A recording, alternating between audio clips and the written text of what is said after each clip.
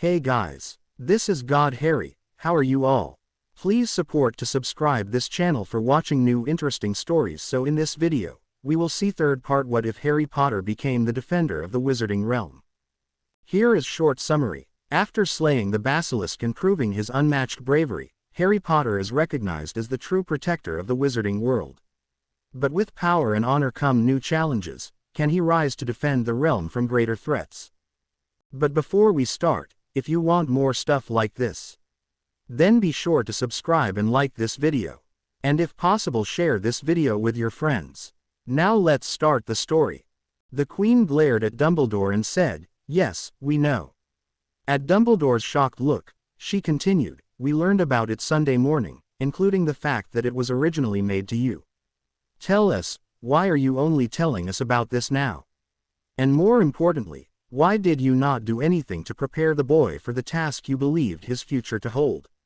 We have heard the prophecy already, but please tell us what you remember it to be."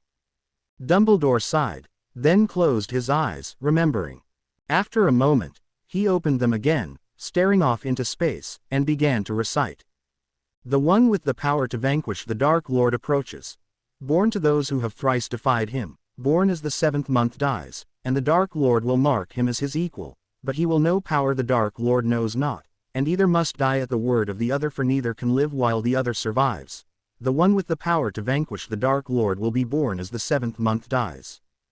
Dumbledore sagged in his chair and looked at the Queen, who simply nodded. That's the whole thing. Harry Potter was one of two boys born at the end of July, a couple months after the prophecy was made, to parents who had survived encounters with Voldemort 3 times. When Voldemort tried to kill him as a small child, he marked Harry with the scar on his forehead, marking him as the true child of the prophecy.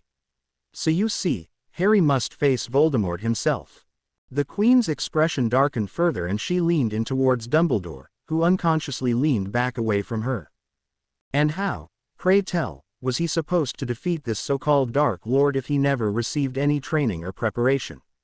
Or, perhaps, were you attempting to ensure that Voldemort killed him this time, and that someone else, perhaps yourself, would then be able to defeat Voldemort once Sir Harry was dead? The last part was said in a dangerous tone that made even the members of the MMS cringe. Dumbledore paled at the Queen's implication, realizing his actions could be interpreted that way, and quickly raised his hands and shook his head. No, that was never my intention. I just wanted him to have a normal childhood before having so many responsibilities dumped on him. Yes, I considered the possibility that if Harry failed that someone else might be able to defeat Voldemort afterwards, but I always hoped Harry would emerge victorious." Between his immediate reaction, and the look of genuine horror on his face, the Queen was inclined to believe him, but she still pressed on.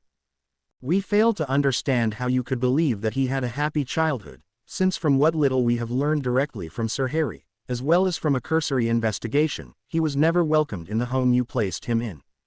On top of that, it's clear that he has had the weight of the magical world placed on his shoulders several times while here at school, something you must have known about.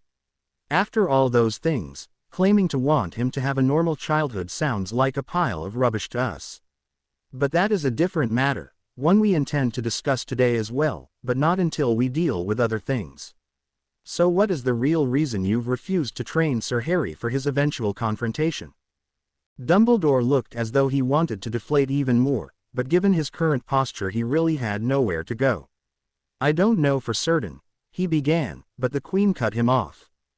"We do not care about certainties, Mr. Dumbledore, we care about your reasons. If you have speculation, you may certainly label them as such, but you will tell us them right now." "Yes, Your Majesty," said Dumbledore quietly. "I am not completely certain of this, but I have a strong suspicion as to the method he used to survive based on the events that happened at the end of Harry's second year. I believe that Voldemort split his soul, probably multiple times, and stored the pieces in vessels called Horcruxes. One of these vessels, a diary, was used during Harry's second year to possess a first-year student and nearly resulted in Voldemort's rebirth at that time. Fortunately, Harry was able to destroy it, and with it the part of Voldemort's soul that it contained. The reason I believe he has made more than one is that had he only made the single one, he should have passed on immediately once it was destroyed, yet he did not. The Queen looked to her chief wizard and said, "Charles, as soon as we leave Hogwarts I want you to find out everything possible about these Horcruxes and determine if Mr. Dumbledore is correct. I also want you to find Mr. Croaker and get his opinion on Mr. Dumbledore's theory right away. Since he was present during the operation, he may also be able to either confirm or deny whether there is any possibility that this is true." "Yes, ma'am," said the chief wizard, making a few notes. He then looked at Dumbledore and asked, "What can you tell me about Horcruxes, headmaster?" Dumbledore looked uncomfortable, but only hesitated for a second before the Queen's glare prompted him to speak. He spent the next 10 minutes explaining about Horcruxes, and why he thought Voldemort had created them. When he finished, the chief wizard asked, "Do you still have the diary? I'd like to have Croaker and possibly a few other people look it over for clues if possible." Dumbledore nodded, replying, "I do. I'll have to retrieve it from where I keep it safe, but I'll do so before you leave." The Queen's expression relaxed a little, and she gave Dumbledore a brief smile. "Thank you, Mr. Dumbledore, we appreciate you cooperating with us. Now, while we understand that the question of these Horcruxes is yet to be decided, you should be happy to learn that barring new evidence Mr. Croaker is convinced that Voldemort is dead, for several reasons. First of all, having heard the prophecy, Sir Harry took the difficult step of explicitly asking us to ensure that the so-called Dark Lord Voldemort was killed during the operation to neutralize him and his followers. According to Mr. Croaker, and our own chief wizard agrees, that certainly qualifies as, at the word of the other. Also, while present during the battle between the MMS and Voldemort, Mr. Croaker saw no evidence that a spirit departed the body when he was killed, something Sir Harry mentioned happening previously. And finally, after the battle was over and everything else settled, Mr. Croaker checked the prophecy sphere he had shown us and said that it no longer appears to be active. Dumbledore did a double take at that last revelation, and once again slumped in his chair. "The prophecy has been fulfilled. But I was certain." The Queen smiled, as Dumbledore trailed off, his train of thought finally derailed completely. "So you see, Mr. Dumbledore, while Harry Potter may not have been the one to strike the final blow that ended the life of the so-called Dark Lord Voldemort, the chain of events that led to that blow were all started by his own words. Regardless of how you believed the prophecy was to be fulfilled, it has been fulfilled." "But what about the power the Dark Lord knows not?" asked Dumbledore. "I was certain it was Harry's ability to love that was going to bring about Voldemort's downfall." The Queen stared at Dumbledore incredulously, then started to laugh. It grew into a full-belly laugh for a moment before she pulled herself together and saw him staring back at her in confusion. "We're not sure where you got that ridiculous idea, headmaster, or perhaps which drugs influenced it, but we assure you that while wars may have been started by the power of love, they have never been ended by it." "But," said Dumbledore, spluttering. "But, what else could that power be?" Despite their similar backgrounds, the one major difference between Harry and Voldemort is his ability to love. "Mr. Dumbledore," she replied, sounding like a grandmother humoring her grandchild, "you seem to have fallen into the trap of forgetting that there are different kinds of power. You wizards may work with all sorts of different things that we non-magicals do not, but that doesn't mean we don't have power. Or, as in our case, are considered a power unto ourself. And we can assure you that while Voldemort may have known of us, based on his activities he did not recognize us as holding any real power, a mistake he is no longer capable of making again." Dumbledore thought about everything the Queen had said, and what the text of the prophecy said, and reached the inescapable conclusion that Her Majesty was right. It had happened in a manner that was totally unexpected, even inconceivable prior to a few days ago, and so he had never really considered any alternatives.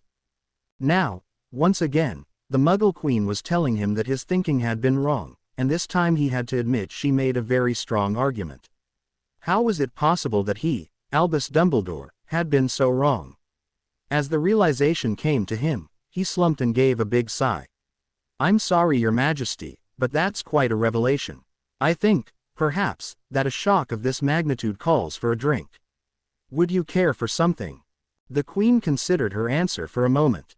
Not that she would have had one herself, but given what she'd laid on him, and what she intended to hit him with next, she decided that letting him have one might work to her favor. "No thank you, Headmaster, but please, help yourself," she said.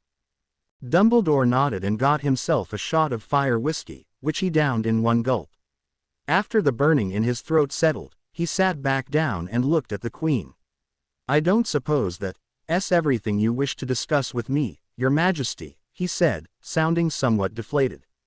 The Queen gave a predatory smile and shook her head. "Hardly, Mr. Dumbledore, we're afraid we've barely scratched the surface. You see, while we haven't had any direct dealings with the magical world prior to this past week, we've heard much about it through Charles, here, and what he's gotten from all of the wizards he's dealt with.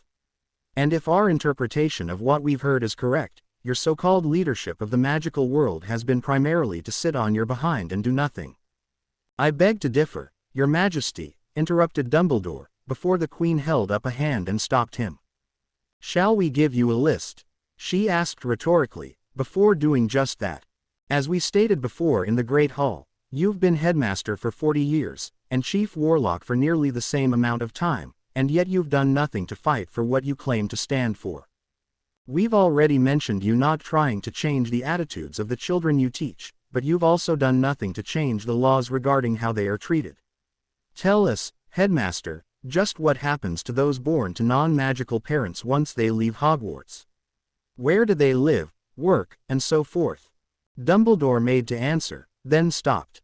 He thought for a minute and realized that while he'd seen a few Muggle-born graduates over the years, for the most part he only heard from them again if their children came to Hogwarts. I can't say that I know, Your Majesty. I don't recall seeing many of them once they leave after 7th year." "And do you know why?" she asked. Giving him a moment to answer, she continued when he didn't. "Well, we do. Or more specifically, Charles and his staff do, and they related it to me." Turning to her chief wizard, she said, "Charles, if you would please enlighten the headmaster." "Ma'am," he said, nodding to the Queen before turning to Dumbledore. "While our records only go back about 50 years, I can say with certainty that at least 80% of all Hogwarts graduates with two non-magical parents leave magical Britain within 2 years of graduating. Some of them get tutored before going to university, while others find jobs that don't require formal education, including a number of them entering Her Majesty's Armed Forces. We suspect that number to be in excess of 90%, as we know of at least a few wizards and witches who have left Britain altogether, but because of our enforced separation until recently we have not been able to ascertain exact numbers, and in any case the trends are statistically strong enough that we don't need to refine them. However, while we have only circumstantial evidence to support it, we believe that everyone who graduates from Hogwarts without at least one magical parent leaves the magical world within 5 years unless they get married to someone who does have a magical parent." Dumbledore was stunned. While he knew that many Muggleborn preferred to go back to the Muggle world, he had no idea that it was essentially all of them. "But," he stammered, "but why would they do that?" The chief wizard started to answer, but the Queen held up a hand. "The answer to that should be obvious to you, Headmaster, given all the positions you held until recently. Tell us, how many members of the Wizengamot have been born to non-magical parents? How many high-level ministry employees? How many Hogwarts professors?" Dumbledore blinked, then thought about it for a moment. Eventually he came to the conclusion that the answer was the same for all 3 questions: none. He could not think of a single Muggleborn to ever hold any of those positions. Shaking his head slowly, he answered, "I'm sorry, Your Majesty, but I can't think of any. Because there haven't been any for hundreds of years, at least not in the Wizengamot or the Ministry. While we cannot speak for certain about Hogwarts, we asked our chief wizard to investigate the first 2 and what we found was rather disturbing.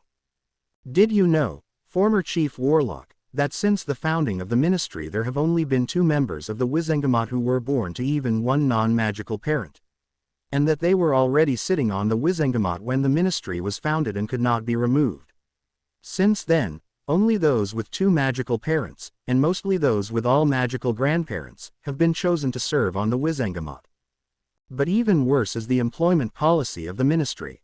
While apparently not written down anywhere, the de facto policy for advancement is that no Muggleborn, the Queen emphasized her distaste at the term, shall be promoted if there's a half-blood, available to do the job, and no, half-blood, shall be promoted if there's a pure blood to do the job. It doesn't matter who is the most qualified or has the most seniority, only those deemed as being pure bloods will ever rise to the top of the ministry. While we admit we can understand how that policy may have been socially acceptable when the ministry was first founded 300 years ago, even we accept that times have changed such that this is not longer so. She motioned to the chief wizard, who picked up the discussion. Mr. Adlington nodded, then said, even if the policy was occasionally overlooked by certain department heads, it still meant that those born to non-magical parents could never rise beyond entry-level positions with the ministry, let alone be in a position to make significant policy changes. When I spoke to Governor General Bones, she admitted that while she tried to promote people based on their competence and not their blood status, she would occasionally have to do otherwise to avoid starting a political fight she felt she could not win. Outside of the ministry, we found it wasn't much better. While entry-level shop positions were available, most of the shops that would hire those with non-magical parents admitted to feeling pressure to favor those with magical parentage over those without. Many of them told of encouraging their employees to move on when a half-blood, or especially a pure blood, expressed an interest in working for them, and some would let them go outright.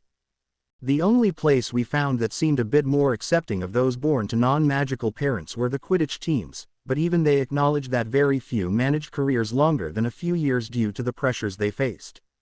Also, the longer they stayed in the magical world, the harder their transition back to the non-magical one became, leading many to retire earlier than usual in order to make the rest of their lives easier. Dumbledore was speechless. He truly had no idea that things were so heavily arrayed against those without magical blood.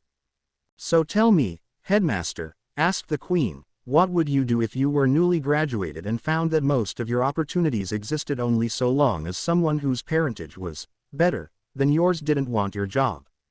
Dumbledore reached for the fire whiskey again, but stopped before he actually picked up the bottle. As much as he wished he could ignore what the Queen was telling him, now was not the time. Pulling his hand back, he said, "I had no idea, Your Majesty," then raised a hand to prevent her from chastising him yet again before he finished. "I had no idea," he repeated, "but I should have. I should have seen all of the things you've said, and I have no excuse for not doing so.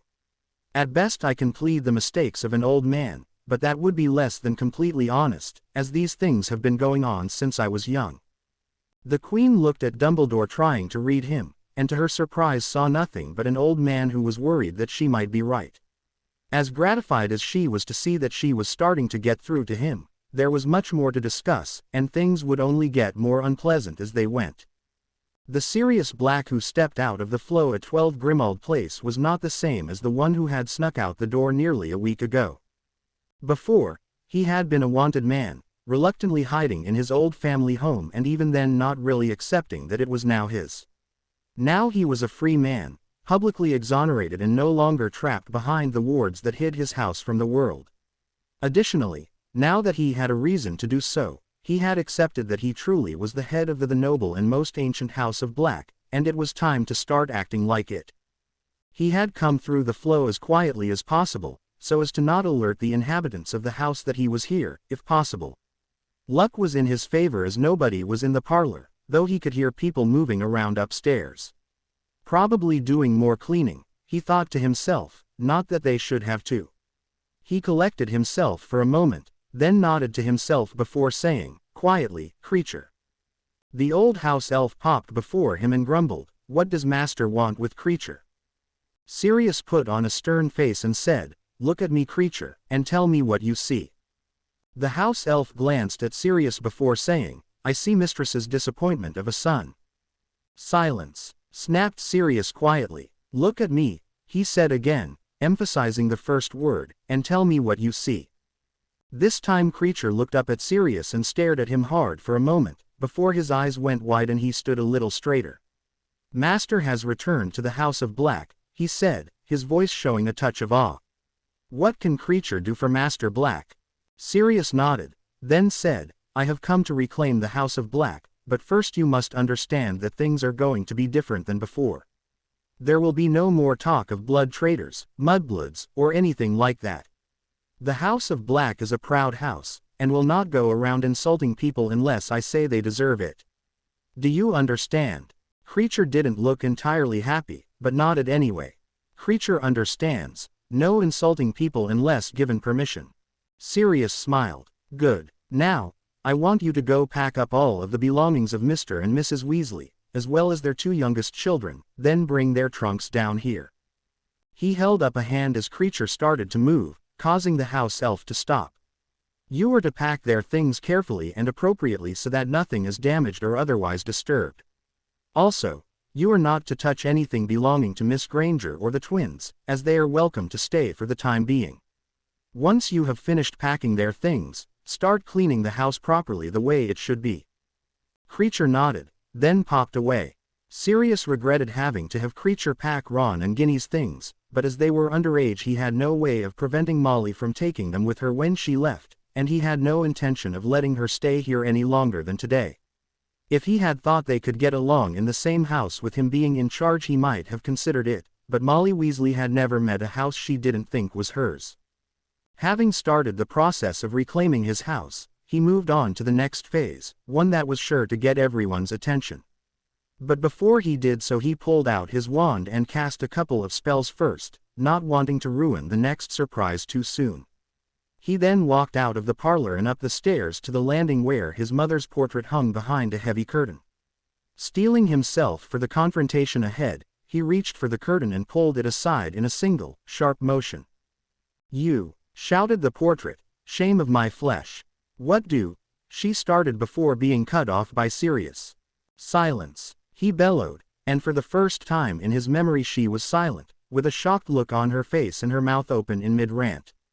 Taking a moment to savor the look on his mother's face, he continued in a quiet voice, "I am Sirius Orion Black, head of the noble and most ancient House of Black, and you will treat me as such. For starters, you will not raise your voice above this level again unless you are calling for someone's attention in another part of the house, am I clear?" His mother nodded, still apparently unable to speak, and in the silence he heard the sounds of people coming down to see what was happening. "Now, there will be changes around here now that I am the head of the house. For starters, you are to remain silent and in your frame for the next 24 hours, listening and learning. After that, you and I will have a discussion of your future behavior, as well as whether or not you will be permitted to remain here on the stairs or will be relocated into a dark room facing a wall, sealed into your frame forever. I suggest you think about which outcome you prefer and how to make it happen." His mother's portrait stared at him, wondering where this version of her son had come from. Ironically, Mrs. Weasley was standing at the top of the stairway mirroring the look, her children and Hermione standing behind her with various expressions on their faces. Sirius turned to regard them, but before he could say anything Mrs. Weasley recovered and started in on him. "Sirius Black, you've got a lot of nerve showing your face here. Where's Harry, and just what did you think you were doing helping him run off? Do you have any idea how much trouble you've caused? Why I ought to." Sirius was about to interrupt her when Creature appeared, gave Mrs. Weasley an indignant look, then turned to Sirius looking somewhat pleased. "Creature has done what Master Black has asked," he said, raising his voice to ensure he was heard by everyone. "The Weasleys' trunks are in the parlor." Sirius nodded and said, "Thank you, Creature." Creature nodded and popped away, as Mrs. Weasley's rant came to a halt as she realized what had been said. Her confused look turned stern and she started in on Sirius again. "What do you mean our trunks are in the parlor? Sirius Black, just what do you think you're doing?" Sirius just looked at her for a moment, letting her stew. He was just about to say something when she lost her patience and shouted, "Answer me, why are you throwing us out of our house?" Sirius raised an eyebrow and said in a dangerous tone, "Your house. This has never been, and will never be your house. This is my house. You were permitted to stay here because of the threat posed by Voldemort, but that is no longer a problem. You don't have to leave right this minute, but I expect you to be gone after dinner tonight." Mrs. Weasley stared at him in disbelief, before turning to her children and saying, "Well, it's clear that we're not wanted here. Come along, children, we're leaving now." Turning back to Sirius, she added, "After all the work I did to clean this house, I'd think you'd be a little more grateful we were staying here." As she started down the stairs, Sirius held up a hand and stopped her. "Fred, George, as you're of age already, you're welcome to stay for a couple of days if you like. You too, Hermione, I'll be happy to clear it with your parents once we've sorted things out here." He then looked apologetically at Ron and Ginny, saying, "I'd be happy to let you stay as well, but since you're underage I can't prevent your mother from insisting on taking you elsewhere." However, he looked at Mrs. Weasley before adding, "I hope you can stay through dinner. Harry should be here shortly, and I know he really wants to see all of you before you go." Mrs. Weasley looked like she wanted to tear into Sirius again when he started inviting people to stay, but held her tongue when she heard Harry was coming back too. Finally, she asked in a somewhat restrained voice, "Why are you doing this, Sirius?" Sirius looked at Mrs. Weasley thoughtfully before answering. "For 2 reasons, Molly. First, this is my house, and as the head of the noble and most ancient house of Black I need to lay claim to it. If I thought I could do that with you still being here, I'd let you stay. Unfortunately, I don't think that's possible. You will lay claim to whatever house you are living in whether it's yours or not. Frankly, the rest of your family would otherwise be welcome to stay, but I don't expect them to make you leave by yourself." Mrs. Weasley scowled at him, and he continued before she could open her mouth and interrupt. "The second reason is that as much as Harry wants to see you all, he also needs to be able to have time without being crowded or having to explain himself. And as good-intentioned as you all are, there's too many people in the house right now for that to happen. I'm not the only one who's changed since we left here last week. It's going to take some time for you all to adjust, but I do know he doesn't want to lose your friendship." Mrs. Weasley looked like she didn't know what to say, but Hermione certainly did. "What do you mean he's changed?" Sirius smiled wanly and said, "He grew up. I know he's always been a bit more mature than most boys his age, well, at least sometimes, but it's more than that now. A few things have happened that you may not have heard yet. First of all, he's not just Harry anymore, he's Sir Harry James Potter, Knight Commander of the Royal Victorian Order." Hermione's hand went to her mouth, which hung open loosely in surprise. "Also, while I know he's had a lot of things piled on him over the years, and may not have always handled it well, that's no longer the case. When it came time to deal with Fudge, the Queen gave him the responsibility for deciding whether or not to revoke the Wizarding Charter. When she did so, he could have reacted like the boy of 15 he is and thrown a tantrum or moped or done any number of other things, but he didn't. He considered it carefully, then accepted the responsibility like a man before carrying out his duties without letting his emotions get in the way. I've never been prouder of him than when he realized that there was no other way to get things done, then did what he had to do with his head held high. And then, after the dust had settled, he picked himself up and did what he could to help both Madam Bones and Percy get the chances they've been given. He may have walked into the Wizengamot chamber as a boy, but he walked out a man." Mrs. Weasley looked torn between being indignant at Sirius's claim that a 15-year-old Harry could be a man and pride in what he'd done, even if she didn't fully agree with how he'd gone about it. The twins were nodding sagely, their heads bobbing up and down in alternate rhythms, which put the lie to the seriousness on their faces. And the other 3 looked thoughtful, trying to figure out what this would mean to their relationships with him. Strangely, it was Ron who broke the silence by calmly saying, "Well, I guess the only thing to do is talk to him when he gets here and figure out what's what." Seeing the confused looks from the rest of his family members and Hermione, he said, "What? If Harry can grow up a lot, why can't I grow up a little?" This broke the tension, causing Sirius and the twins to laugh heartily, and drawing a few giggles from Ginny and Hermione.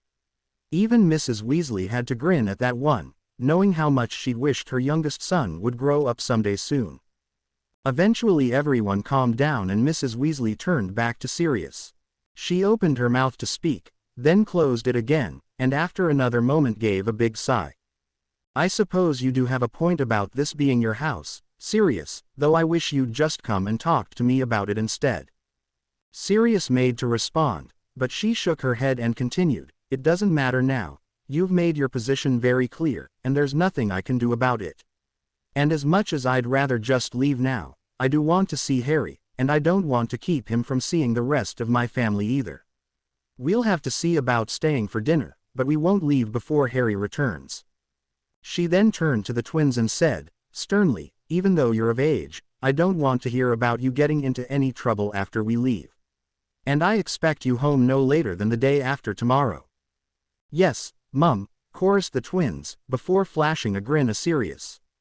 "Hermione, dear," said Mrs. Weasley, "you're welcome to come to the burrow at any time. Just call us to make sure somebody's home first, all right?" "Thanks, Mrs. Weasley," replied Hermione.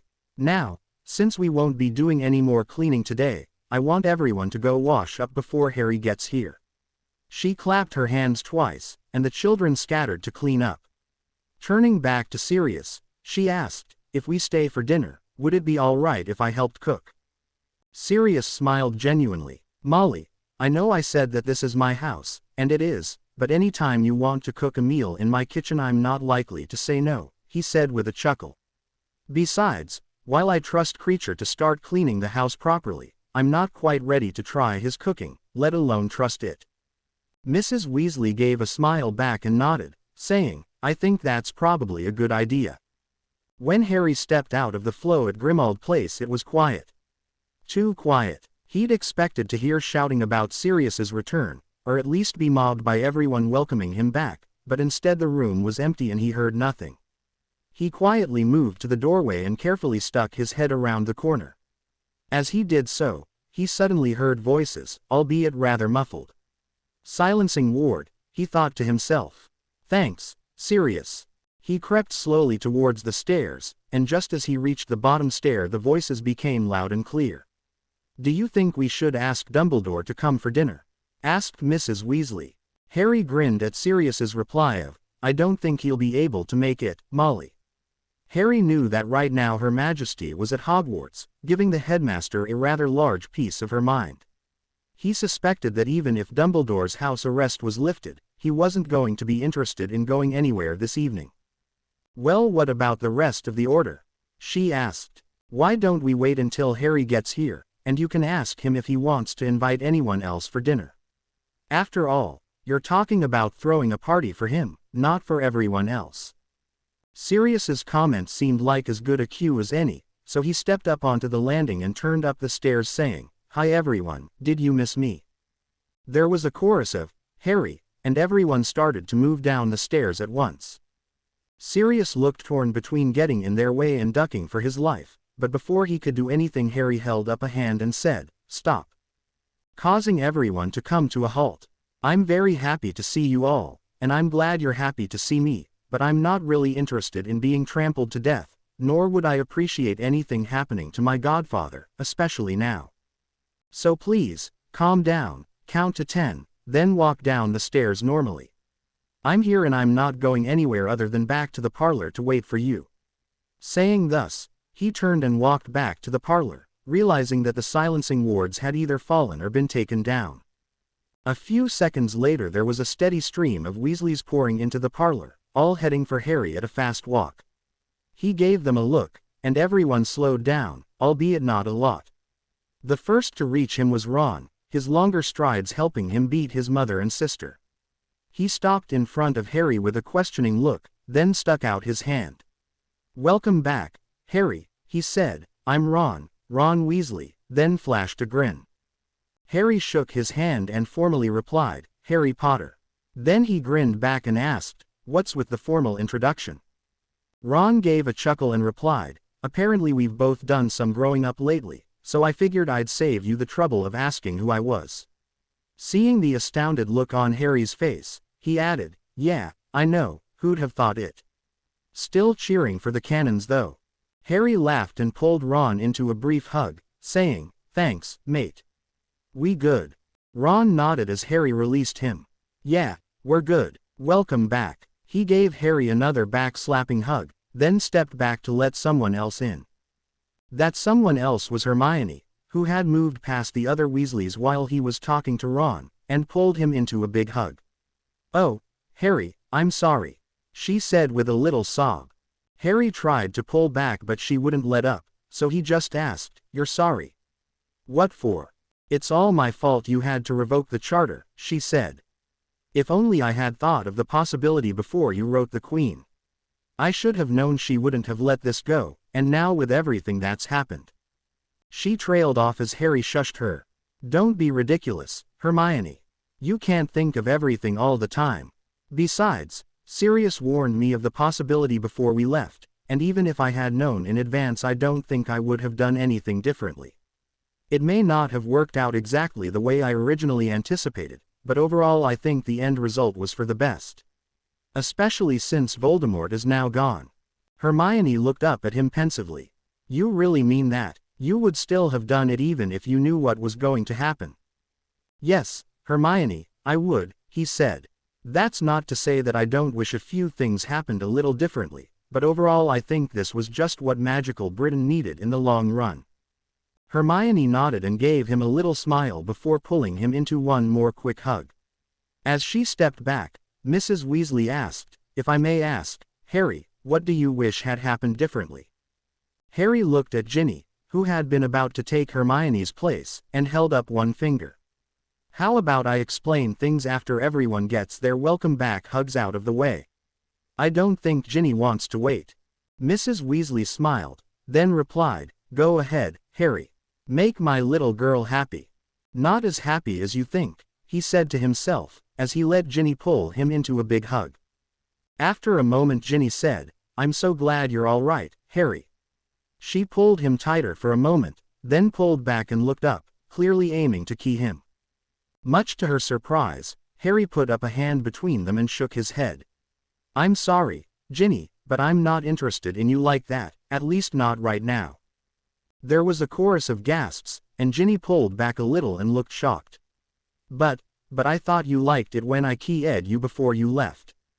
Harry pulled her back into a hug, and said, oh, Ginny, I did like it. After all, what boy wouldn't like a key from a cute girl? But I'm looking for more than just being cute. Besides, as I'm sure Sirius has already told you, I'm not the same person as I was before I left. He released Ginny from the hug and gently held her out to arm's length, but didn't let go of her shoulders. I also seem to remember you admitting that you weren't over your crush on me, and while I'm honored that you feel that way, I need something different. I need someone who is interested in me, Harry, and just Harry. Not the boy who lived, not the boy who toppled the ministry, not the Knight Commander of the Victorian Order, just plain old Harry Potter who admittedly feels a lot older than 15. Ginny's eyes were brimming with tears as she realized that even if she was only a year younger than he was, right now that gap felt awfully big. She tried to give him a smile, but it was more like a grimace. So where does that leave me now? She asked. Right now, he replied. Right now you're Ginny Weasley, sister of my best mate who I hope is still willing to be friends for now. As to the future, he shrugged. Who knows what will happen in a few years? Maybe we'll just be friends, maybe we'll become something more, right now it's not important. But what is important is that you don't try to force things. I don't have enough friends as is, and I'd hate to lose one, okay? Ginny did manage a weak smile this time, and said, okay, Harry, I understand. She sniffed once, then got a determined look on her face. Just remember that we Weasleys are a stubborn bunch, and we don't give up easily. Harry chuckled and nodded. Just don't cut off your nose to spite your face. Now Ginny looked confused. Harry opened his mouth to explain, then looked over at Hermione and said, can you explain it, Hermione? I think Mrs. Weasley's getting impatient. Hermione smiled and grabbed Ginny's arm, pulling her out of the way as Mrs. Weasley swooped in for a hug. Once again Harry put his hand out, stopping her, but only for a second. He spread his arms and simply said, gently, in a firm tone, then allowed Mrs. Weasley to give him a hug. She clearly took his word to heart, as he didn't push her away before she let go. As she took a step back, Harry gave her a smile and said, thanks. I'm glad you're back, Harry, safe and sound, she said. Please don't worry me like that again. You know you could have come to me for help if you needed it. Mrs. Weasley, he said, I really appreciate everything you've done for me, and I know you mean well, but sometimes your wishes and my wishes aren't the same. And while I do look at you as the closest to a mother figure I've ever been able to remember, you're not my guardian, Sirius is. Mrs. Weasley started to huff, but stopped when she saw Harry's steely glare. She started to open her mouth, but stopped when she saw Harry shake his head slowly, just barely moving it left and right. "Blimey," said Ron under his breath. He just stared down Mum. Ginny and the twins just stared in shock, while even Hermione and Sirius had slightly odd expressions on their faces. Harry paid no attention to Ron or anyone else for that matter, as he held Mrs. Weasley's gaze and spoke in a soft, even tone. "Sirius is my godfather, my rightful magical guardian, and once we have time to do all the required work will be my adoptive father in both the magical and non-magical worlds. I know you may not agree, but this is not up for discussion." "Understood." Mrs. Weasley swallowed hard, then nodded, finally realizing exactly what Sirius had meant about Harry no longer being a boy. "Good," said Harry, relaxing back into a smile. "Now what's this about a party in my honor?" After taking a moment to collect herself, Mrs. Weasley replied, "Just a little celebration about your return, dear. Sirius said I could make dinner tonight, and I wanted to do something special for you. Do you want to invite anyone else?" Harry thought for a moment before answering. "Remus, assuming he's available, and Sirius's cousin, what's her name?" He looked at Sirius, who said, "Tonks," before turning back to Mrs. Weasley. "Tonks. If she's going to be my cousin too, I'd like to get to know her better, but that's all, at least for tonight." He sighed before continuing, "I have a feeling I'm going to be answering questions about this past week for the rest of my life, aren't I?" Everybody nodded and gave some form of affirmative answer, causing Harry to groan and hide his face in his hands even though he was clearly smiling. "Thanks, Mrs. Weasley, I'm looking forward to your cooking. Food at the palace was good, but it just wasn't the same." Mrs. Weasley smiled and said, "Thank you, dear. Now let me get out of the way so Fred and George can do their thing." She gave him one last quick hug, before stepping back and walking to the doorway. Fred and George approached Harry slowly, and he tensed slightly expecting them to try and hug him from both sides. Instead, to his surprise, they dropped to their knees and began bowing to him, chanting, "We're not worthy. We're not worthy." After a few seconds Harry reached down and grabbed them both and pulled them up, saying, "Give it a rest, you two." The twins looked up, saw the smile on Harry's face, and promptly pounced on him. This time he was caught unawares, and found himself crushed between the twins for a few seconds before they released him and took a step back. "Thank you, Harry," said Fred. "For giving us," continued George. "Hours and hours," said Fred. "Of great fun," finished George. You're welcome," said Harry confusedly, "but what did I do?" "The Daily Prophet articles," they both said, then dissolved into gales of laughter and fell back to the floor, clearly remembering something from them that tickled their fancy. Harry looked down at them, then shook his head. "I didn't think they were that funny," he said to himself, before looking up at the assembled crowd. "Now, I know you all have questions, but answers like these shouldn't be given on an empty stomach. So, what's for lunch?"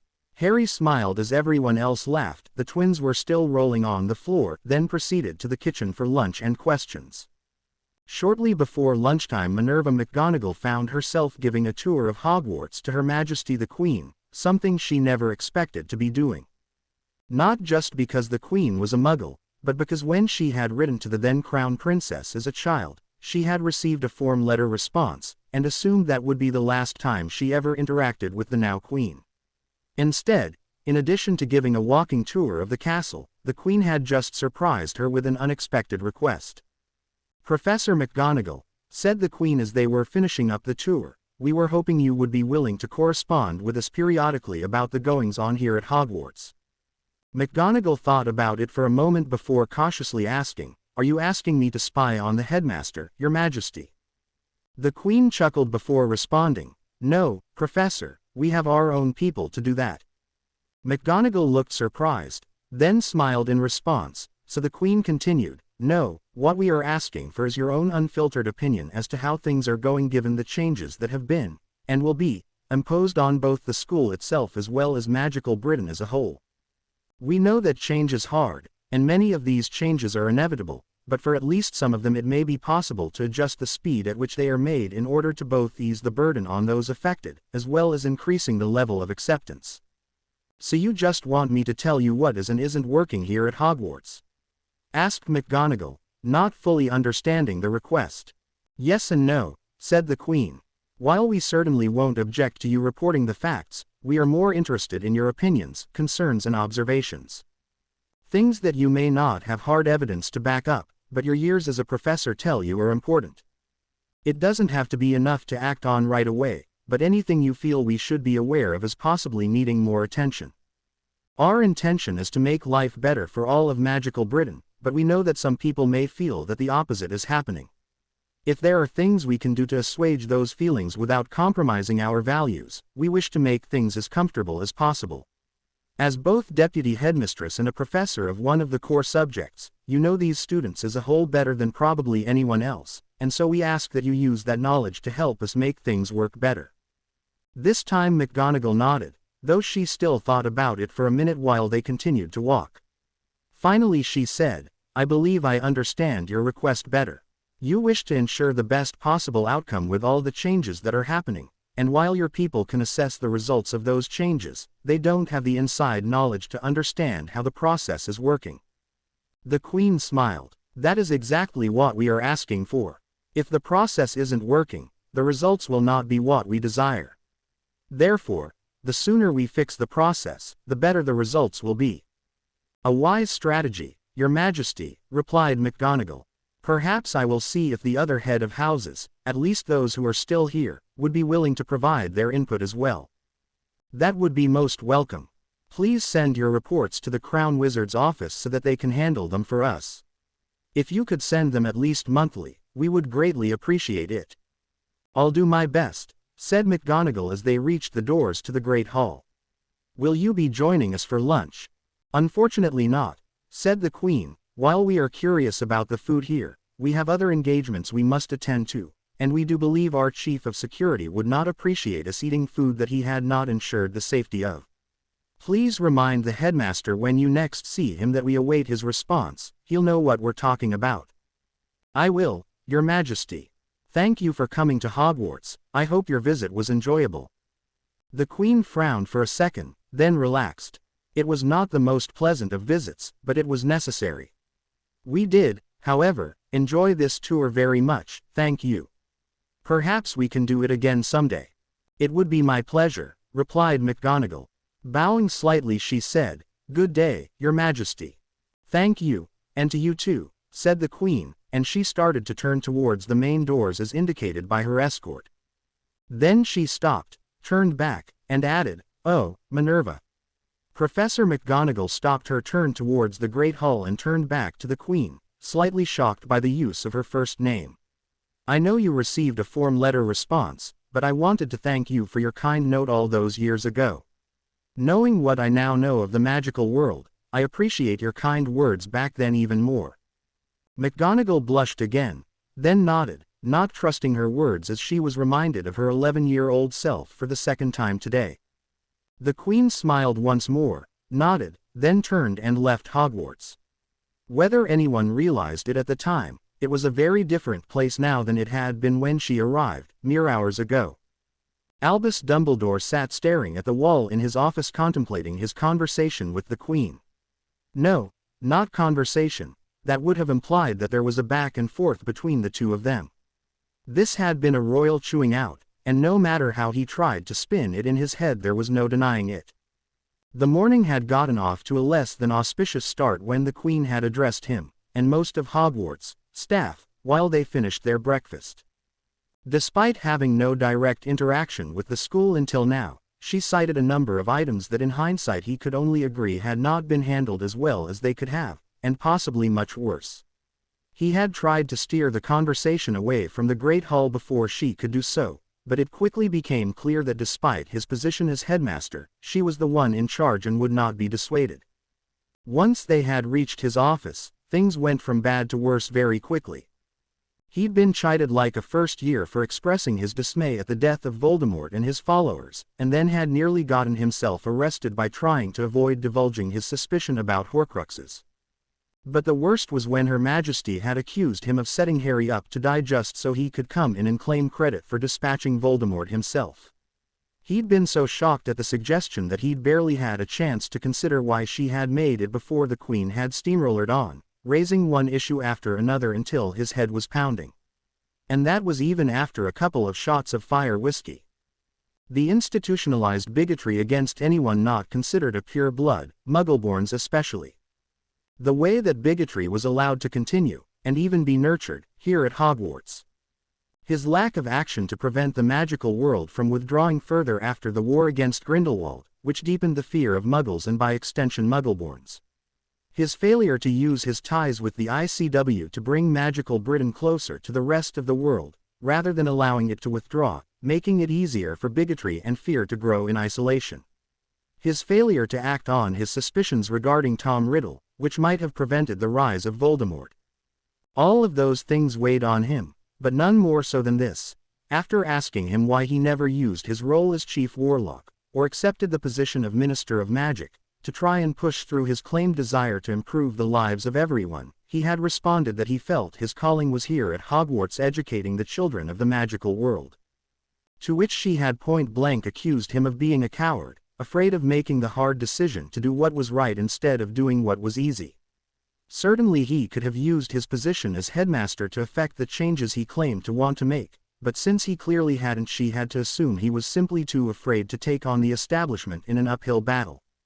He had tried to argue his case, but after a short while even he had to admit that anything he said sounded like an excuse given the context of the morning's discussions. He had agreed to consider her words, hoping to be done with the verbal beating he was taking, when she dropped the other shoe on him, namely the situation with regards to Harry Potter. "Headmaster," she said, her tone growing even harder, "if it was possible, there is one final topic to discuss regarding the past, before we begin to discuss the future. Namely, your actions towards Sir Harry Potter and Sirius Black." Dumbledore swallowed slowly, realizing that his censure was not yet finished. He had hoped that the earlier discussion about Harry would have been enough to placate Her Majesty, but it clearly was not. "Yes, well," he said, "I don't suppose you'll accept that I simply did what I thought was best." The Queen narrowed her eyes at Dumbledore, and he put up his hands in surrender. "Our patience runs thin, Headmaster. If it weren't for the fact that we do not believe that there is sufficient evidence to convict you, combined with the likelihood that Sir Harry would prefer to just put it all behind him, we would have had you arrested on child abuse charges the moment we arrived. While we do not doubt that you believe what you just said, we cannot allow it to go unchallenged." Dumbledore nodded, accepting the rebuke. Based on what he had learned starting at Harry's trial, and continuing through this conversation, there was much about his behavior that even he could see was debatable. "We do not wish to belabor the point, but we believe there are several things that cannot be ignored. For starters, how is it that Sirius Black, an innocent man, was placed in prison for the rest of his life without receiving even the most basic of trials? Even if his absence had not affected young Harry's placement after his parents' death, it was a travesty of justice that no lawful society should ever accept. While we have heard that you were not directly involved with the initial decision, how is it that after almost 14 years of being in a position to right that wrong you did nothing until you were no longer in a position to even try? I wish I had a good answer for you, Your Majesty, but you've already established that I don't.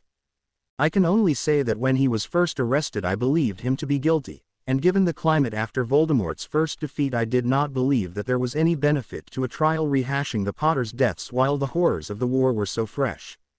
As time went on, there seemed to be no reason to question his sentence, and I was worried that if he had a trial young Harry would have to be brought back into the magical world before he was ready." The Queen gave a cough, and Dumbledore paused before acknowledging, "Before I was ready for him to return." The Queen nodded, and Dumbledore continued. "By the time Sirius's innocence was proven to me at the end of Harry's third year, I was no longer in a position to grant him a trial without engaging in a major fight, one I was not prepared to wage given everything else that was indicating Voldemort's imminent return. I did my best to help him quietly, but I did not think there was any way for him to safely come forward until the events of last Thursday turned everything upside down. And it never occurred to you that if he was indeed innocent, that young Harry would have been able to grow up in a loving household with someone who wanted him to be there, rather than with those horrid relatives you placed him with. I considered it, yes, but both the instruments I had set up to watch him as well as the reports I got from one of his neighbors whom I had asked to keep an eye on him indicated he was safe and doing well. I was worried that taking him out of that environment would do him more harm than good. The Queen narrowed her eyes. Did you ever check on him yourself, directly, to verify the reports you were getting? Can you honestly say that you know what his life was like growing up in that house? Dumbledore shook his head. No, I never got that close. I was concerned that someone might follow me and determine where he lived, as well as the possible reaction from Petunia and her husband, given their dislike of magic. And yet you made him return there every summer after he first came here. Do you have any idea what his home life was like? We only know what little he's told us, plus a brief report from someone who did a quick check of the house, and we can assure you he was never cared for properly in that house. One of the things that stood out to the detective inspector was that there was not a single picture of Harry anywhere to be seen. As though he didn't even exist. Does that sound like a loving home to you? Dumbledore hung his head in shame. Petunia hated her sister for being a witch when she wasn't, but I had hoped that she would find it in her heart to care for her orphaned nephew. While she took him into her house out of obligation in exchange for the protections her blood tie to Harry gave them, I fear she never took him into her heart. But once the blood wards were sealed, there was no place safer for him in magical Britain, and so I needed him to stay there as much as possible. He looked back at the Queen, and she could see tears in the corners of his eyes as he near whispered, I wish it had worked out differently, but things don't always go the way we wish. The Queen considered Dumbledore's demeanor and his words, and accepted that he truly regretted Harry's difficulties even if he was their architect. While we accept your sincerity, it still doesn't excuse your behavior. There's also the matter of your behavior towards him since his arrival in the magical world. Your Majesty, asked Dumbledore, confusion evident in his face. It seems to us, Headmaster, as she emphasized his title, that you have taken an unhealthy proclivity towards controlling Sir Harry's life even when he is not in school. Tell us, do you engage in this level of supervision with all of your students, or just this one? Dumbledore tried to remain impassive as he said, well, I am generally appointed magical guardian of all Muggleborns until they have graduated, but everyone in the room could tell it was a cop-out. And tell us, Headmaster, who would have been Sir Harry's magical guardian had he not been placed with his non-magical relatives? Asked the Queen with an edge in her voice. Dumbledore hung his head. As his godfather, Sirius Black should have been Harry's guardian, magical or otherwise. I believe we've already discussed the reasons why he wasn't. Yes, Headmaster, but what we want to know is this. If you were not supposed to be Sir Harry's magical guardian, and you were merely the headmaster of his school, why did you feel that you had the right to control his life outside of school? And perhaps more importantly, why did you not do your best to protect him when he was in school, where you were supposed to control things? The last was asked with a hard edge, daring Dumbledore to give yet another poor excuse. Instead, the headmaster looked confused, and asked, I'm sorry, Your Majesty, but how did I not protect him while he was in school? I certainly did my best to protect him just as much as I did any other student. Did you really? She asked. You seem to be suffering from delusions of adequacy, Headmaster. Dumbledore's face took on an indignant look which the Queen pointedly ignored as she went on. As we understand it, Sir Harry was targeted by large numbers of the student body several times over his 4 years as a student here, and yet nothing was ever done by any of the faculty or staff to address or curtail it. Additionally, through no fault of his own, she said, emphasizing the word, his, Sir Harry was entered into a contest which he was legally not permitted to participate in. Yet, for all your claims of wanting to protect him, you made no attempt to get his entrance into the contest voided or otherwise prevent him from having to participate, or even ensure that the rest of the students knew that he was not competing of his own volition. As we understand it, the end result was that another boy was killed when he was caught in a trap to kidnap Sir Harry, one which ultimately resulted in the return of the so-called Dark Lord. Would you have permitted any of that to happen if it had been any other student? There was nothing I could do to get Harry out of the Triwizard Tournament, protested Dumbledore. It was a binding magical contract. The Queen glared at him and asked, did you even try? Seeing Dumbledore's shoulders sag, she continued, "And that is why we say you did nothing. Whether or not you succeeded, it was your responsibility to try. How can you claim to have done your best when you didn't do anything at all? In addition to those things, you even permitted one of his teachers to abuse him from his very first class. How Severus Snape was ever allowed to be around children, let alone teach them, totally escapes us. Do you have anything to say in your defense?"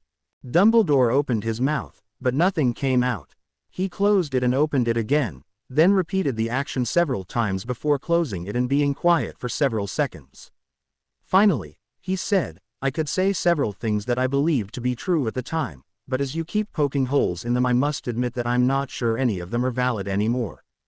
The Queen gave him a hard look for a moment, then nodded. "For once, Headmaster, we believe you are beginning to understand. Your actions towards Sir Harry, irrespective of your positions in the magical world when you took them, are indefensible. Were things slightly different, we would see you prosecuted to the fullest extent possible to ensure that you could not do any of them to anyone else again." She held up a hand to forestall Dumbledore's protest and continued, "However, we believe that doing so would cause more damage than good, especially to Sir Harry, and Lord knows he's been through more than enough already. But that does not mean that you will not have to face the consequences of your actions." Dumbledore nodded slowly, recognizing the generosity of the Queen's statement, as well as the implied threat. "I believe it would be in my best interest not to say anything more for the time being, Your Majesty," he said, sitting back in his chair. "Perhaps you can teach an old dog new tricks," said the Queen, a small smile coming to her face. "Listen carefully, Headmaster, as your future depends on your response much more than mine right now. First of all, consider yourself on probation for the coming year. We believe it would be too much of a detriment to the students to simply replace you right now, but do not think we will hesitate to do so if we believe that has changed. However, unless we see significant changes in your own behavior, you should also expect that this will be your last year as headmaster. Again, your own behavior will determine whether there remains a place for you here in some other capacity or not." Dumbledore looked at the Queen in a mixture of shock and sadness, having already come to the realization that his days as headmaster were likely numbered. Still, to be threatened with removal at any time was harsher than even he had expected, and he had no idea how to respond to it. The Queen, however, was far from finished. "While there will be many changes that we expect to be put in place by the start of the following school year, there are at least 3 that we intend to see put in place this year, though perhaps not immediately. First, the favoritism shown to different groups must stop. While we suspect that the removal of Mr. Snape will go a long way towards righting that wrong, we wish to make it unequivocally clear that you are to ensure that the entire staff knows that everyone, regardless of their status or affiliation, is to be treated fairly and according to the merits or demerits of their actions. No more, no less. Do you understand?" Dumbledore nodded, having recovered slightly from his shock. "Yes, Your Majesty, I understand. I cannot promise that it will be completely fair on the first day of school, but I will endeavor to ensure that everyone does their best. I will also instruct the staff that if they believe one of their colleagues is not being fair, that they are to bring it to my attention immediately." "Good," she said, "we believe that is an acceptable starting point. Second, there will be no more brushing incidents of bullying or attacks on other students under the rug. While we understand that there will always be the equivalent of schoolyard roughhousing, you must also remember that each and every one of your students carries something that can be used as a deadly weapon, and any improper use of it must be treated as such if they are to learn how to handle it safely and properly.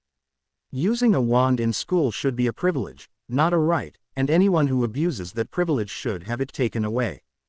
But how will they learn in their classes if they have no wand?" protested Dumbledore. "Then it will be a hard lesson to learn, but one they won't be likely to forget," replied the Queen harshly. "If you wish to impose a lesser punishment for first-time offenders, such as restricting their wand use to inside the classroom, that is up to you.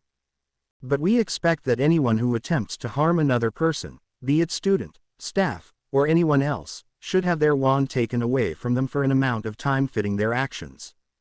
And if they do actually cause any injury beyond very minor scrapes or bruises, we expect that you will call the Aurors to investigate the incident further and determine if it rises to the level of a crime. We do not expect you to call them for everything, nor do we expect every time you call them to result in a prosecution, but until you have established a reputation for handling things properly, you are to err on the side of caution and have an outside party investigate things before a final determination is made. This is supposed to be a place where students can learn in safety. See to it that it really is one."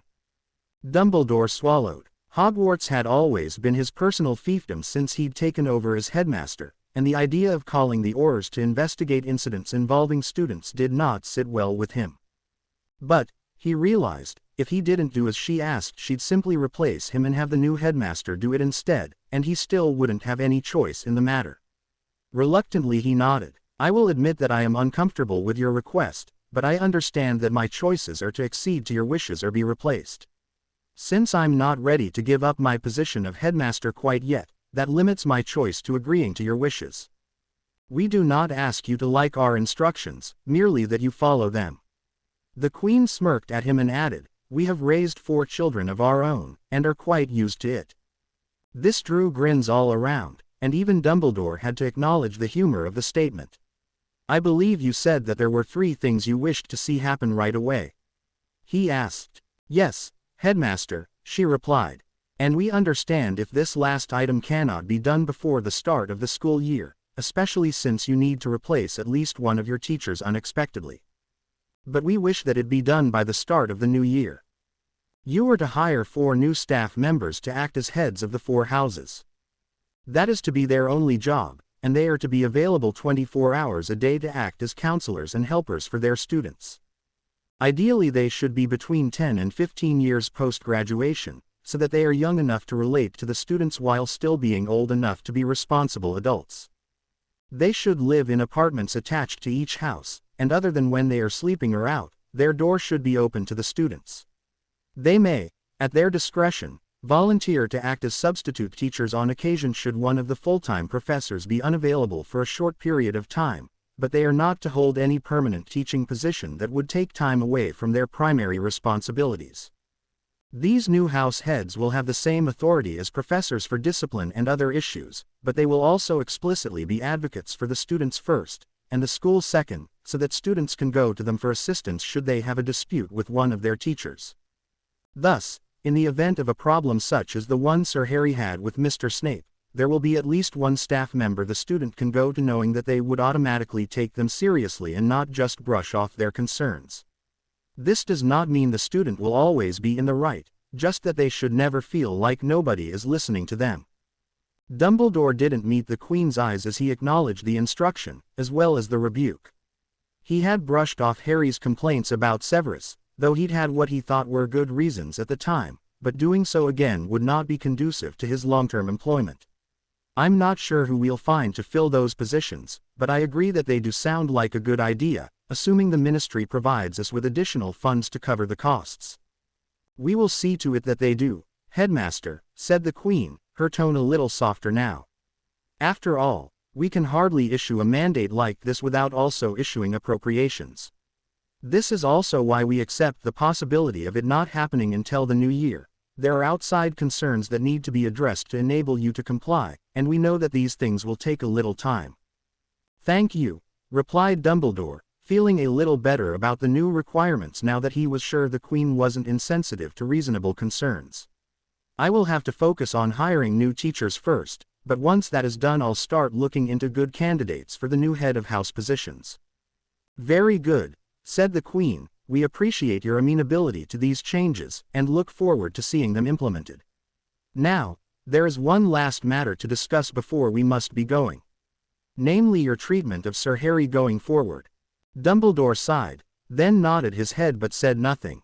Sirius Black is now, in all but a final legal judgment, Harry James Potter's adoptive father. While it will likely take a year or more to complete the legal process in the non-magical world, we are given to understand that the process is much faster in the magical world, and should be completed within a few days at most. You are not to interfere with that relationship in any way, you will not protest it, you will not attempt to send Sir Harry back to his non-magical relatives, nor will you make any attempt to discredit Sirius Black as Sir Harry's adoptive father. Do we make ourselves clear? The Queen stared at Dumbledore, daring him to challenge her authority. He met her gaze briefly, but quickly averted his eyes before nodding and saying, "Yes, Your Majesty, I understand." "Good," she said with an air of finality. "If you wish to discuss anything not specifically related to his school activities, we expect you to at the very least get permission, in writing, from Mr. Black before you even approach Sir Harry about it. Depending on his wishes, Mr. Black may wish to be present before you discuss things with his son. If that's the case, you will either allow his presence or you won't discuss it. The same rules hold for every student of yours. Unless they choose to bring the subject to you, you are not to raise non-school related issues with them without their parent or guardian's permission. The only exceptions to this rule are if you suspect either imminent danger to the student, or that the problem involves their parent or guardian. In those cases, we also suggest that you contact the Aurors, as they will likely be better equipped to handle things anyway. Are we agreed?" "We are," said Dumbledore, and the Queen nodded. "Good.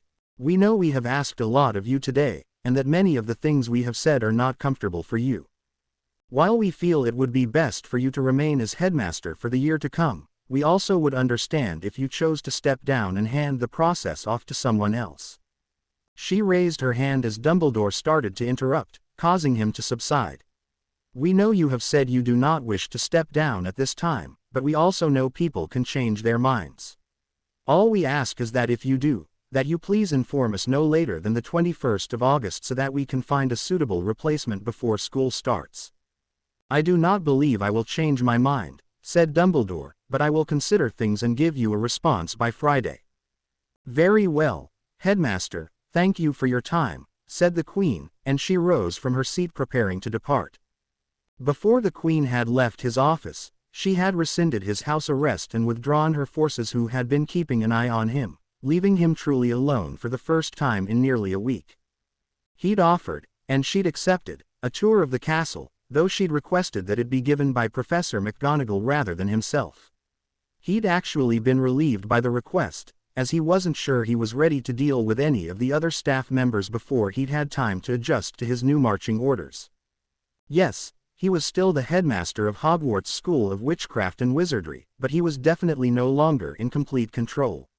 Still, even he had to admit that she'd raised more than one valid point, and he suspected over time he'd probably come to acknowledge more of them, but it was definitely a lot to consider all at once. And, he realized as he reached once more for the bottle of fire whiskey, he had a couple of long overdue apologies to issue to Harry Potter and Sirius Black. Dinner at 12 Grimmauld Place that night was a mixed affair. It had started off a little strained because people weren't sure what was and wasn't off limits, but things quickly relaxed as Harry made it clear that while he wasn't going to answer every question in detail, or at all, he didn't mind being asked questions as long as they gave him time to eat and talk about other things too. Arthur Weasley had been surprised to find his family already packed up to return to the Burrow, but he had been going to suggest that they do so anyway, and so he just shrugged and let it go. After seeing the changes in Sirius, it didn't surprise him that Molly's habit of taking over the house would not be tolerated anymore. Remus, while he'd heard some of the things that had happened from Arthur after he returned home that fateful day when the magical world had been upended, was still astonished at the changes in both his best friend and his pseudo-nephew. Sirius had always been headstrong, but now it was tempered with consideration and deliberation. Halfway through dinner the realization finally struck him and he turned to his friend and exclaimed, "Sirius Black, you grew up." Sirius's response of, "Shush. Don't tell Harry," whispered loud enough for everyone to hear had the table laughing for several minutes.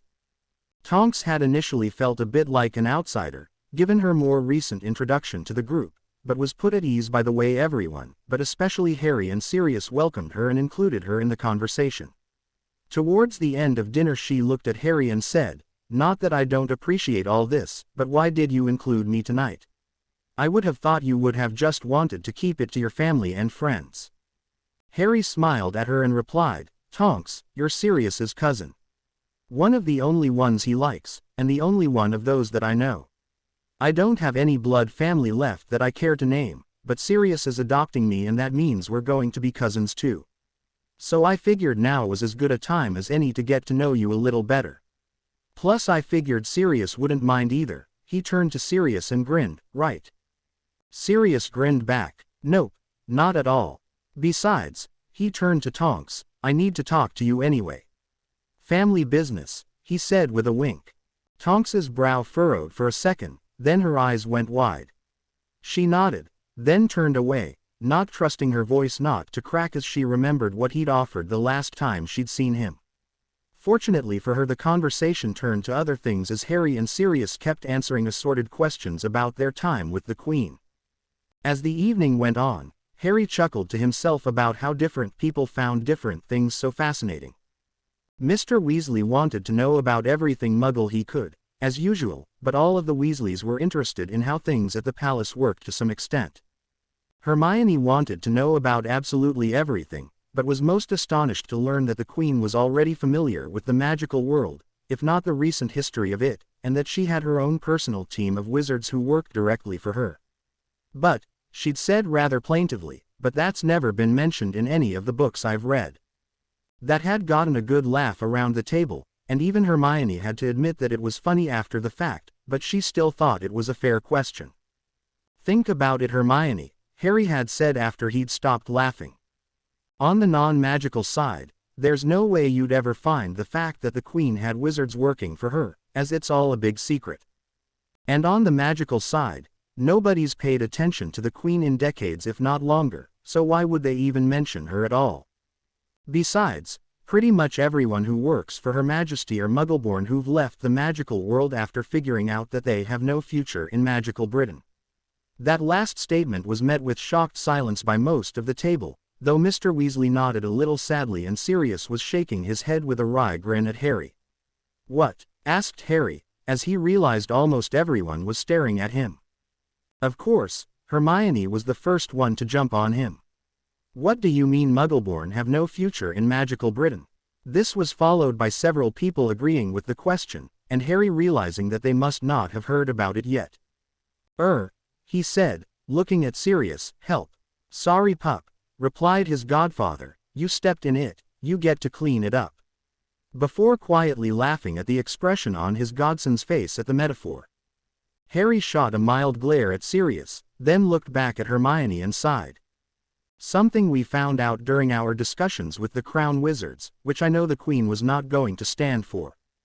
The Ministry has an unofficial policy of discriminating against Muggleborns, and even half-bloods. While yes, you can get an entry-level position as a Muggleborn, you're never going to be promoted out of it. No matter what the job is or how qualified you are to do it, if there's a pure blood that can be promoted, they're going to get the job instead. And if there's no pure bloods available, it'll go to a half-blood instead.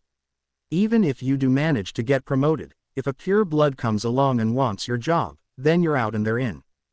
But, Hermione spluttered, but that's not fair. No, it's not, said Mr. Weasley quietly, but that's the way it is, or at least that's how it has been. I get the feeling it won't be that way much longer, but only because the Queen is going to force people to do things differently.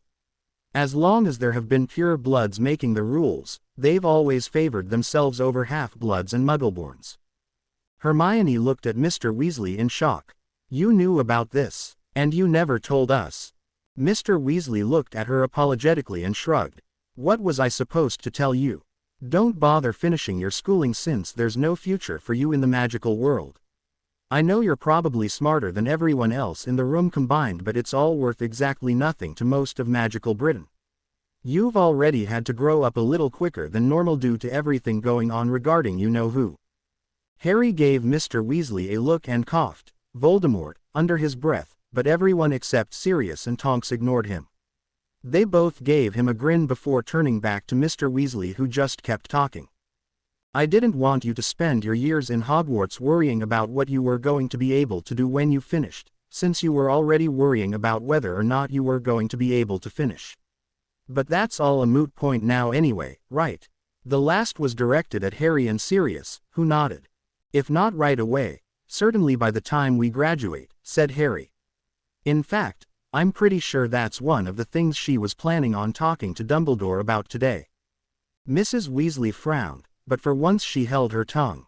Harry had told them about the Queen's visit to Hogwarts at lunch when they first interrogated him about his time away, and he'd made it quite clear that he didn't want to hear one word about how Dumbledore was infallible or knew better than anyone else. The two of them had engaged in a brief battle of wills over that point, but to everyone's surprise Harry came out victorious for a second time since he'd returned home. After that Mrs. Weasley had made a point of staying away from controversial topics, much to everyone's relief. Mr. Weasley considered Harry's words then nodded, saying, "Well, I'm sure it won't be easy to change everyone's minds, but I know there are at least a couple of department heads who tried to promote based on merit when they could, which was admittedly not very often. Of course, Madam Bones is no longer just a department head, but that might well make it easier for her to enforce the new rules by pushing out some of the old blood and promoting new people into their place." After some more discussion, the one thing everyone agreed on was that things were still changing, and probably would be for some time to come. Towards the end of the evening, Remus and Tonks told the stories of their involvement in the Great Escape, as Remus called it, with Remus explaining how he'd helped get Harry and Sirius out the door and onto the tube, followed by Tonks telling Harry and Sirius about what had happened when she returned from finding them outside of Buckingham Palace. It was nearing 10 o'clock when she had finished, and everyone who hadn't been invited to stay the night decided it was time to leave. Sirius took her aside as she headed for the door and said, "Tell your mum to send me an owl next week about coming over for dinner, and you're invited too. I meant what I said about inviting both of you back into the family. Now that I'm free and have accepted being the head of House Black, I intend to do just that. Other than Harry here, you're the only family I have left that I care to acknowledge, and I intend to do just that." Thanks, Sirius," said Tonks quietly so her voice didn't crack. "I know that will mean a lot to Mum." She gave him a hug and walked out the door before he could see the tears forming in her eye. She may have left Grimmauld Place with tears in her eyes, but she also had a big smile on her face. While her mum had never explicitly said it, Tonks knew that being cast out of the family had left a wound that still hadn't healed. Checking the time, she decided that her mum would probably still be awake and apparated there instead of her flat. She didn't want to wait until tomorrow to tell her. When Harry and Sirius had returned to the house at Grimmauld Place, there were 2 weeks left before the Hogwarts Express and much to be done in that time. Harry had spent the first couple of days hanging out with Hermione and the twins, making lists of all the things he needed to do before returning to Hogwarts, and marveling at the changes in the house once Kreacher started properly taking care of it. Now that Sirius had accepted the mantle of head of the House of Black and enforced his will on the obnoxious house elf, Kreacher's demeanor had changed radically. He still muttered under his breath about unruly teenagers in the house, but the grumblings took on a much more benign nature, almost as though they were out of habit rather than because he meant it. Still, as much as he proved to be good at cleaning the house, it was Harry who did all of the cooking. After the first morning, Harry and Sirius had come to an agreement when the latter had nearly set the kitchen on fire attempting to boil water for tea. Harry actually enjoyed cooking when he wasn't being yelled at or forced to watch other people eat everything he made without getting some himself, so after getting his godfather to agree to do the dishes if he cooked, they settled into a routine that worked for both of them. True to his word, Sirius had contacted Hermione's parents the evening he and Harry had returned, and they agreed she could spend a couple of days before returning to the burrow with the twins. Hermione made a point of ensuring Harry had his summer work done before she left, not that he minded since it got it out of the way, and also extracted a promise that he'd come visit the burrow before it was time to return to school. He'd agreed on the condition that she got Ron to finish his homework first, so that they could spend the entire time he was there doing fun things instead of schoolwork. They both thought this was a good idea, as it would give Ron the incentive to get it done sooner since Harry wouldn't visit before he did. That weekend, Harry and Sirius had a serious conversation about the ramifications of magical adoption, just to be sure that they both knew what was going to happen, as there was no turning back once it was done. Harry humored his godfather, knowing it was as much about Sirius convincing himself he'd be a good father as it was about proper form and procedure. Once he was convinced that Harry knew what he was getting into and that he had no more excuses for delaying things, he performed the ritual to formally adopt Harry both as a member of House Black as well as personally as his son. For all the long-winded discussions beforehand, it was actually rather simple, albeit not for the squeamish. It mostly involved Sirius making a specially worded formal statement of his intent to bring Harry into the family, followed by the two of them adding a few drops of their blood to a goblet of wine and then sharing the contents between them. All in all, it felt a little anticlimactic, but the appearance of Harry's name on the Black family tapestry proved that it had worked, and besides, hadn't Sirius said that it was a lot easier than adoption on the non-magical side? After confirming the adoption on the tapestry, they went to Gringotts to ensure that it was recorded there as well. Once that was done, and Sirius had a temporary will stating that everything was to be split between Harry, Remus and the Tonks family, they investigated their financial situations now that Sirius was free and Harry had an adult guardian who wasn't interested in keeping secrets from him. Sirius found that while the Black fortune was no longer what it used to be, he was still well enough to do that he didn't need a job anytime in the near future, or ever, really. He also had yet to be compensated by the ministry for his imprisonment without a trial, but it was clear that it would be a little while before that was high enough on the priority list to be dealt with. The real surprise was Harry's financial situation, now that his guardian was asking. While Harry had known his vault was fairly well stocked, having visited it 3 times before, he was quite surprised to learn exactly how much he had in it. Additionally, there were the deeds to some property that he hadn't been aware of, though it wasn't a whole lot. Just the house in Godric's Hollow Harry had been living in when his parents were killed, as well as a small plot of land that used to have his grandparents' house before it had been burned down by Death Eaters looking for his family. Not including those properties, Harry had a little over 50,000 galleons to his name, most of it left over from the inheritance his father had gotten when his parents had died. Thus, while Harry was nowhere near as well off as Sirius was, he certainly had enough funds to last quite some time on his own, not that he needed to any more. Since neither property required any action right away and the Black holdings required a more in-depth review, they left things alone other than withdrawing sufficient funds to do some serious shopping for both of them and headed out to do just that. Harry was getting an entire new wardrobe to replace the various cast-offs he'd gotten from his cousin, and Sirius needed a full non-magical wardrobe since he planned to move into that world once Harry was off to Hogwarts. They also set up an owl post box in Diagon Alley, so that people could send them mail without having to worry about the Fidelius charm on Grimmauld Place getting in the way.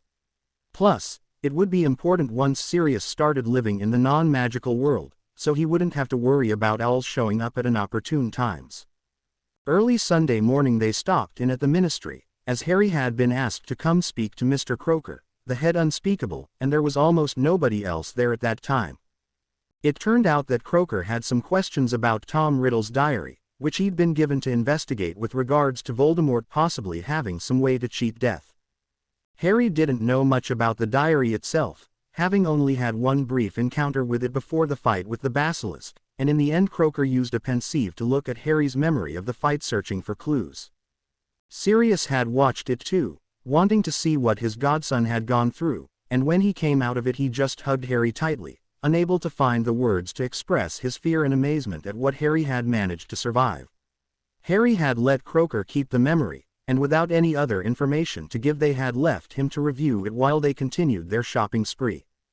By the end of the weekend they were shopped out, but thankfully had managed to accomplish almost everything they needed to, and the rest was waiting on the annual Hogwarts letter anyway.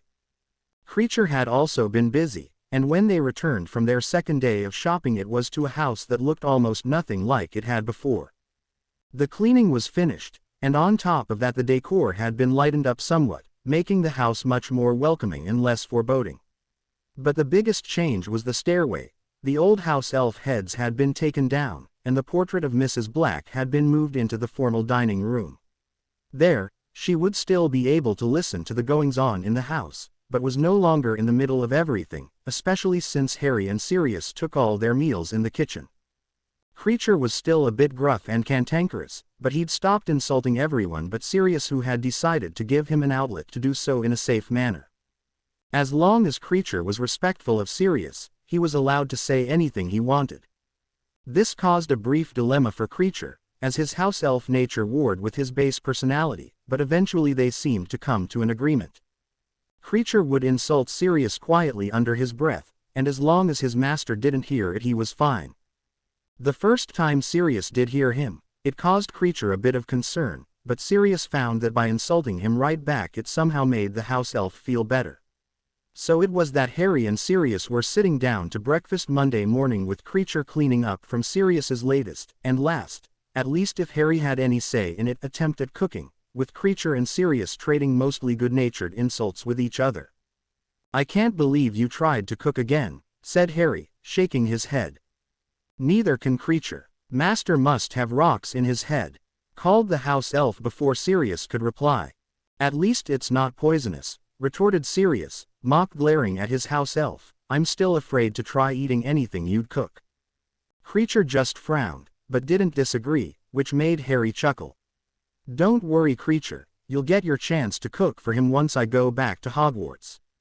Just try not to kill him. I'd like to keep him around for a while." Sirius made to say something else, but they were interrupted by Hedwig's arrival, carrying a letter. "What have you got there, girl?" asked Harry as she landed in front of him. Taking the letter, he looked at his plate and then frowned. "Sorry, girl, I don't have anything good for you this morning." Sirius tried to cook again. Hedwig looked at Harry, then Sirius, before giving a hoot and flying over to Creature, who was holding a rasher of bacon with a rather disconcerting grin on his face. She took the bacon and flew off, leaving both wizards staring at the house elf in shock. "Creature, what did you do to that bacon?" snapped Sirius, while Harry suddenly looked worried for his owl. "Creature cooked it, Master Black. Something you seem incapable of doing," he said.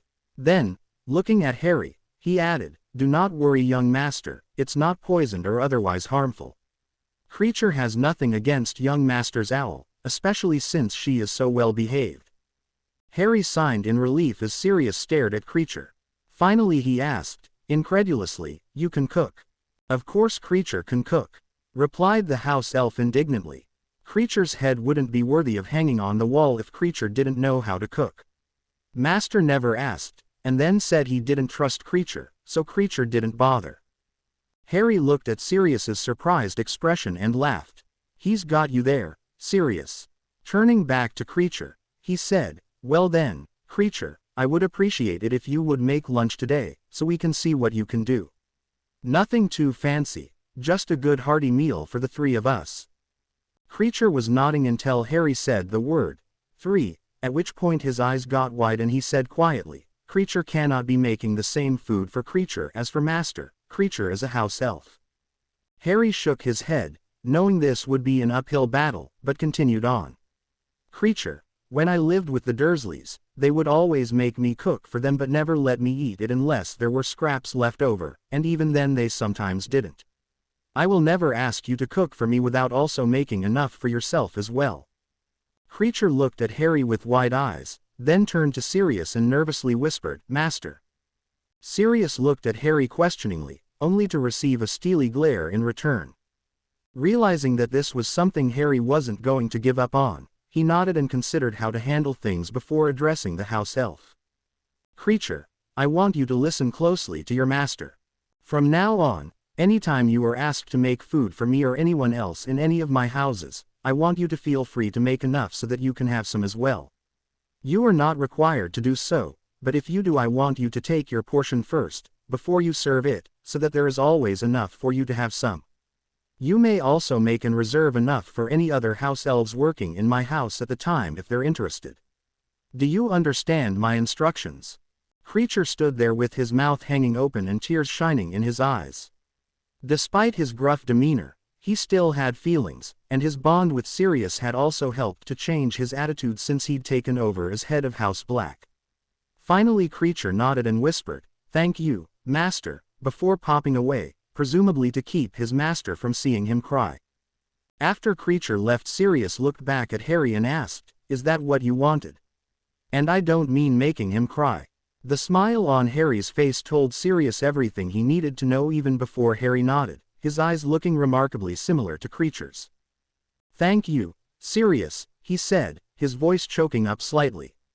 "I know he's not your favorite being in this house, but he's changed a lot, and I think that's partially because of you. Hopefully he'll come to appreciate it as much as I do." Sirius smiled, then seemed to shift his attitude and said, "Well, enough of that mushy stuff. Who sent you a letter and how'd they give it to Hedwig? Harry blinked, then wiped his eyes and looked at the letter. It's from the Crown Wizard's office, he said. She must have somehow known they had something to send me. I wonder what they want. Well, don't just sit there, open it, Sirius said impatiently, and Harry proceeded to do just that. He read it to himself, then passed it to Sirius. The 23rd of August 1995. Sir Harry, Her Majesty has asked me to invite you and your godfather for informal tea at Windsor Castle, either tomorrow or Wednesday afternoon. If neither of those days works for you, please reply with your schedule for the remainder of your time before you return to Hogwarts, as Her Majesty would like to meet with you once more before you do. I do not know the exact reason she wishes to meet with you, but she stressed that this is to be an informal meeting and you need not worry about anything. Please send your reply as soon as possible so that Her Majesty can finalize her schedule, at which point I will send word on how to best get here. Sincerely, signed, Charles Adlington, Chief Wizard to Her Majesty the Queen. Sirius looked at Harry and said, I don't think we've got anything planned for either day. Want to have tea with the Queen tomorrow? Harry nodded, then picked up a quill from the table and began writing his reply. As he finished, Hedwig flew back to him and perched on his shoulder, nibbling on his ear. He sealed the letter, then tied it to her leg before stroking her feathers a few times. Thanks, Hedwig, you're the best. Hoot, she replied, then preened for a few seconds before taking off to deliver the letter. You know, said Sirius as he stood to clear his plate, I do believe your owl is rather full of herself. Harry just chuckled before joining Sirius in cleaning up. Charles Adlington was not a man prone to worrying or nervousness. He'd spent over 40 years in service to the Queen, the last 13 of them as her personal chief wizard, and in that time he'd learned how to remain calm and collected no matter what was going on. Still, he couldn't help but be a little nervous as he stood in front of the door to the Department of Mysteries, waiting to enter it for the very first time. Just after he'd received his reply from Harry Potter about having tea with the Queen, he'd received a message from Croaker asking him to come to his office for a meeting at his earliest convenience. Knowing that the Queen wanted to get an answer to the question of whether Voldemort had made one or more Horcruxes as soon as possible, he'd headed to the Ministry immediately to find out what Croaker had learned. He was sure there was nothing to worry about, feeling confident that with the fulfillment of the prophecy that Voldemort was truly dead, but there was always the possibility of something else going on that nobody had thought of. After a moment, the door opened and Croaker greeted him. Mr. Adlington, thank you for coming. Please, follow me to my office. The trip was short, and the chief wizard felt like there were things he wasn't seeing, possibly because he was being escorted by Croaker, and he presently found himself in a small, but comfortably appointed office. Croaker offered him something to drink, which he declined, then they both sat and got down to business. I've reviewed the diary, said Croaker, jumping straight in, along with interviewing both the victim Miss Weasley, as well as Mr. Potter. Based on what I learned, I'm confident that it was not a Horcrux.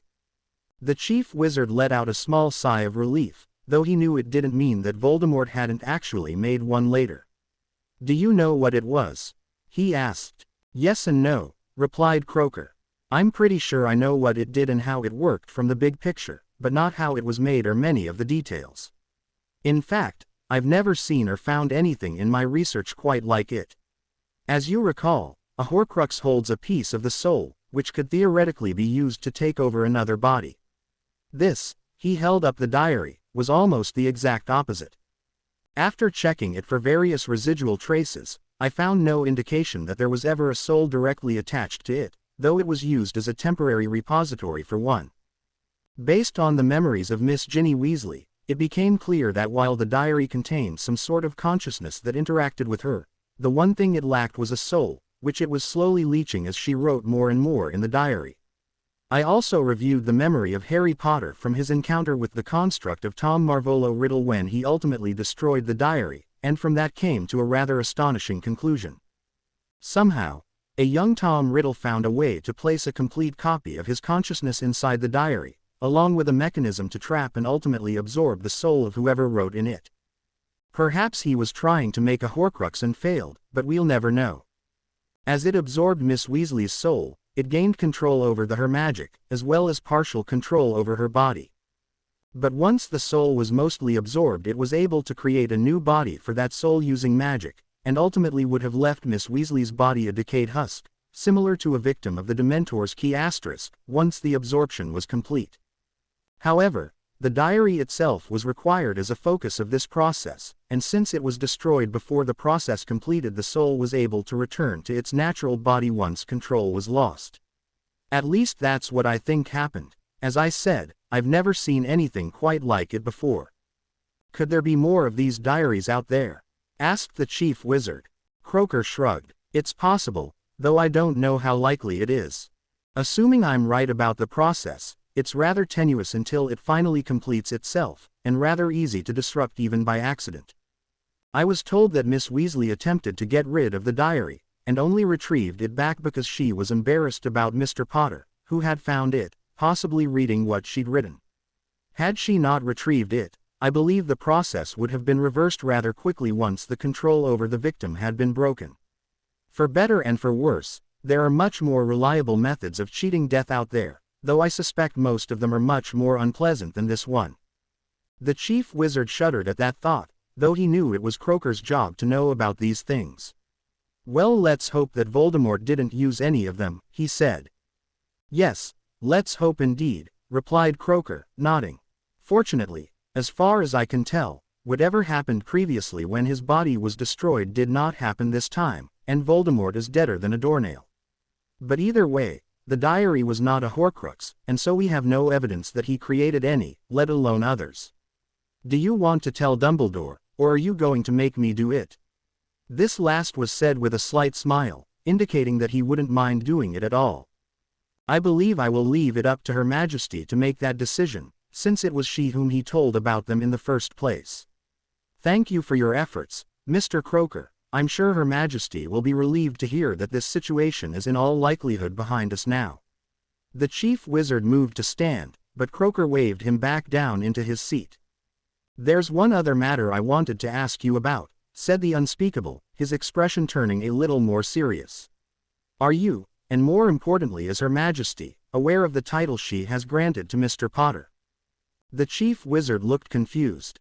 I know she named him Sir Harry when she appointed him Knight Commander of the Victorian Order, but I'm guessing you're referring to something else. Croaker sighed, though he was smiling slightly. During that first meeting with the Queen, she referred to Sir Harry as one of her personal knights. I also found out that when Dolores Umbridge attempted to curse the Queen in the Wizengamot chambers, he was apparently able to cast Expelliarmus and disarm her despite your having locked down the wards to prevent all spells from being cast. Is that correct? The chief wizard thought for a moment and then his eyes went wide before he nodded. But that would mean, he began before trailing off. Yes, replied Croaker, I see you understand the implications now. She not only granted him the mundane title granted to any knight, she specifically named him one of her personal magical knights. Whether or not he ever uses the power granted to him again, unless she revokes it, he will always have the authority and the responsibility to act in the name of the Queen. This holds true for both his general behavior, which may reflect on Her Majesty, and for any actions he takes in response to anyone acting against Her Majesty's interests. Wow, said the chief wizard, who then let out a big sigh. As if he didn't have enough piled on him already. Croaker gave another shrug, then said, as I said, he may never use that power again, but I believe he should probably be made aware of it even if he'd rather not know. In any event, Her Majesty clearly needs to be told, so that she can make the decision as to whether or not to tell him. If only so that she can be aware of what may happen in the future. Yes, of course, replied the chief wizard, his mind reeling at this information. I'm fairly certain that she hasn't fully recognized the significance of what she did, though she may have an inkling of it. It's rare that I've been able to catch her totally unawares. Croaker nodded, having gotten that impression from his meeting as well. Thank you for coming, and good luck with informing Her Majesty. Thank you, said the chief wizard, standing. Croaker stood as well, and led him out of the Department of Mysteries. Once back at the lifts, the chief wizard hurried back to the Crown Ambassador's office, and flew from there to the palace to speak to the Queen as soon as possible. 2 hours later the chief wizard sat in the Queen's private study as she considered what he'd told her. True to his word, she hadn't been caught totally unawares, though she hadn't fully understood the significance of what she'd done until he explained it to her. After a moment, she nodded and looked at him saying, "Thank you, Charles, and please relay my thanks to Mr. Croker for ensuring I knew about this. Have you received a reply from Sir Harry about coming to tea?" "Yes, ma'am," replied the chief wizard. "He and Mr. Black will be coming tomorrow. I still need to send him instructions on how to get here, but this issue was more pressing." The Queen nodded and said, "Yes, of course. I will have to speak to him about this as well as my original topics when he arrives. I think, at least for the moment, that this information should be kept confidential so as not to apply any outside pressure to Sir Harry. I know this will be just one more thing for him to deal with, but he has shown much grace in dealing with everything so far, and it would be unfair to withhold this knowledge from him and have it catch him later unawares. I will not ask you to join us, but please plan to speak to him after tea tomorrow in case he has any questions about this situation." "Of course, Your Majesty," said the chief wizard, who hadn't expected anything less. "I am at your disposal, as always." The Queen gave him a slight smile and nodded. "Thank you, Charles, I appreciate your flexibility. I'll let you attend to your other duties, unless there's anything else to discuss." Recognizing the dismissal, he stood and bowed, saying, "No, ma'am. I'll bring Sir Harry and Mr. Black for tea tomorrow afternoon." The Queen acknowledged him and turned to the papers on her desk, knowing he could let himself out. Tea tomorrow would be interesting, to say the least. Harry and Sirius decided to make a day of visiting Windsor, and also used it as an opportunity for Sirius to spend some time in the non-magical world. They declined the chief wizard's offer of a portkey and instead took the tube to Paddington Station, where they took the train to Windsor. Both of them marveled how it was so much like the Hogwarts Express, yet so different at the same time. They spent several hours wandering around Windsor, and even took the palace tour, enjoying an opportunity to see all the history and experience things from the outside, as it were. The afternoon was spent just enjoying the time outside and continuing to build the bond between them as they talked about everything and nothing at the same time, just learning how to be father and son. Finally, as 4 o'clock approached, they made their way to the address the chief wizard had given them as a rendezvous point. Knocking on the door, they were admitted by one of the members of the Crown Wizard's office they'd seen in passing, but hadn't actually met before. She introduced herself as Amanda Cooper, and informed them that the chief wizard would be arriving shortly to take them to the castle. A moment later he did so, walking in from the next room. "Sir Harry, Mr. Black, a pleasure to see you again," he said, extending a hand to them. "Likewise," replied Sirius, who shook his hand before stepping aside for Harry to do the same. "Did you enjoy your day out?" asked the chief wizard once pleasantries were dealt with. "Very much," said Harry, and Sirius nodded in agreement. It was nice to see a bit more of this castle than the small area we had been restricted to at Buckingham. "I'm sure. The history of Windsor is quite fascinating." Checking his watch, the chief wizard added, "However, we don't want to keep Her Majesty waiting, so if you'll please grab on." He extended a small piece of rope, which Harry and Sirius assumed was a portkey. They did so, and Harry felt the now familiar, if unpleasant, sensation of being whisked away by portkey. It was a very short trip, which everyone was thankful for, and they found themselves back inside Windsor Castle, albeit in a location they had not seen earlier in the day. After giving everyone a moment to recover, the chief wizard said, "This way, please," and led them further into the castle. "Sir Harry, Mr. Black, thank you for coming," said the Queen after they had been formally introduced. "Charles, I'll send word when we're done, but I'd like to speak to them in private." The chief wizard nodded and said, "As you wish, ma'am," before excusing himself. He wasn't worried about leaving the Queen alone with two wizards. Sirius's wand had been locked up before they were taken to the Queen, and Sir Harry had, albeit unknown to him yet, been granted at least as much authority to defend the Queen as he had. "I just hope he takes the news of this responsibility as well as he took the last one," he thought as he returned to his office. After the chief wizard left, the Queen sat at a small table laden with what was probably the most extravagant tea Harry and Sirius had ever seen, yet was deemed informal by royal standards. She motioned for them to join her, and they made small talk for a few moments as the tea was poured before the stewards retreated. "Thank you again for coming," she said. "I have several things I wish to speak to you about, but felt that an informal setting would be best. But before we get to them, how are you doing, especially you, Sir Harry?" Harry and Sirius looked at each other briefly, astonished that the Queen was so concerned about them that she invited them to tea to ask. It was clear from her tone, as well as the informal styling of her speech, that she was speaking as herself, and not the royal personage. Harry looked back at her and replied, "I'm doing okay, ma'am, thank you. I still worry about the future, and occasionally worry if I made the right choices, but overall I feel like I did the right thing." "I'm glad," said the Queen. "You were placed in a very difficult situation for anyone to handle, let alone one as young as you, and if I may say so, I believe you handled yourself and the situation as well as could be expected of anyone." "Thank you, ma'am," said Harry, blushing slightly. "And thank you, ma'am, for helping both myself and my son," said Sirius. He and Harry were still getting used to using that word, but after the magical adoption was complete, calling Harry his godson had started feeling awkward, and after discussing it they agreed to see how it felt to just call Harry his son. The Queen smiled at Sirius calling Harry his son, and said, "I see you're taking your parental responsibilities seriously, and I approve."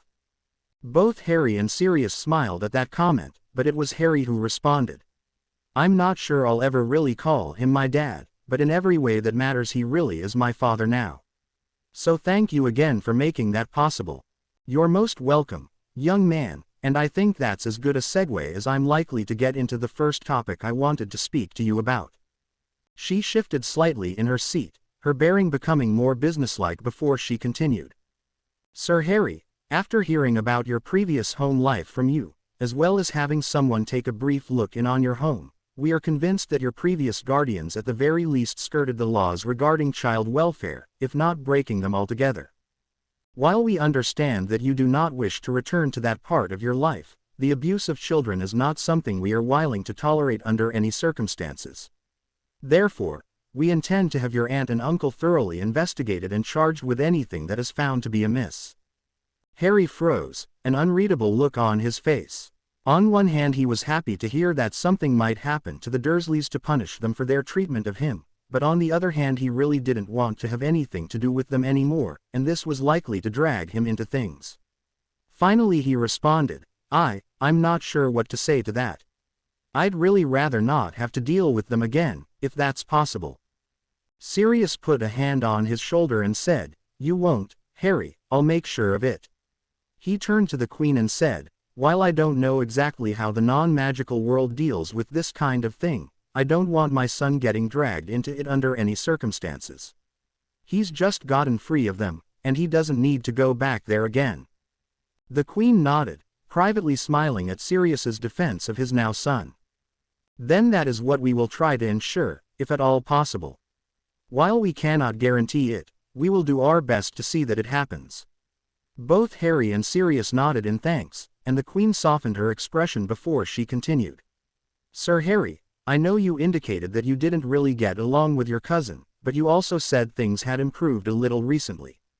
Perhaps, as a gesture of goodwill, you would consider writing him and giving him a way of contacting you in the future." Harry's head snapped back at her in surprise, and before he could really think he blurted out, "There's no way I'm telling Dudley where I'm living now, he'd just tell his parents." Sirius's hand returned to Harry's shoulder to try and calm him down, while the Queen nodded in understanding. "I understand, and completely agree.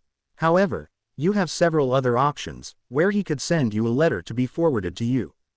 My first suggestion would be to use the Royal Victorian Order. Letters addressed to your name can be sent to the Secretary of the Order, who can then forward them on to you. You just need to make sure they have your proper contact information, something we can rectify once your father has an appropriate address. Alternately, any letters could then be forwarded to the Crown Wizard's office, who could have them delivered to you. Or, if you'd prefer something else, I'm sure we could arrange for something." Harry considered it for a moment, then realized that this was an opportunity to both try and keep some sort of connection with the last of his blood family, as well as giving his uncle and especially his aunt a nice going-away present, Marauder style. Nodding, he said, I take it you're offering to have it delivered as well. The Queen nodded. If you'd like, I can have it delivered shortly before the investigators arrive to search your relative's house. I believe that next Saturday morning will be the most inconvenient time for them to deal with this whole situation. Plus, I believe you'll already be off to school for the year, so they won't be able to contact you even if they wanted to. The slightly malicious smirk on her face was infectious, and both Harry and Sirius mirrored it before they all chuckled softly. Thinking that the Queen really did understand where he was coming from, Harry had to agree that the day Dudley was set to go to Smelting's Academy really would be the most inconvenient time for his aunt and uncle. What about Dudley? Asked Harry after he realized it would most likely mean nobody would be able to take him to school. I'll make sure someone is aware of his school situation and they'll figure out what to do with him. But I think this lesson is one that would best be delivered to the whole family, would it not? Harry considered for a moment before agreeing that yes it would. All right, let's do that. If I write a letter and send it here, can the Crown Wizard's office have it delivered to Dudley that morning? Yes. Please have him send any letters to you to the Secretary of the Royal Victorian Order, Buckingham Palace. I will have them redirect anything to the Crown Wizard's office for now, until you provide them with an alternate address. Harry nodded, and the Queen gave him a moment before shifting back to her more formal mien. Now, Sir Harry, on to the next order of business which concerns your schooling. As you know, we spoke to your headmaster last week, and there will be a number of changes made to your school. A few of them should be immediate, while others will happen either over the course of the school year or in the coming years. For starters, there will be several observers placed in the school to both investigate how well things are currently being done, as well as reporting back to us as to whether or not our required changes are being properly implemented. Also, while most of these changes don't affect you directly, there is one that we wish you to be aware of right away. Unless it directly pertains to something involving yourself and your involvement in the school, the headmaster is not permitted to speak to you, or even inform you of the matter, without at least your father's consent in writing. Mr. Black, should you wish to be present when the headmaster speaks with your son, that is absolutely your right.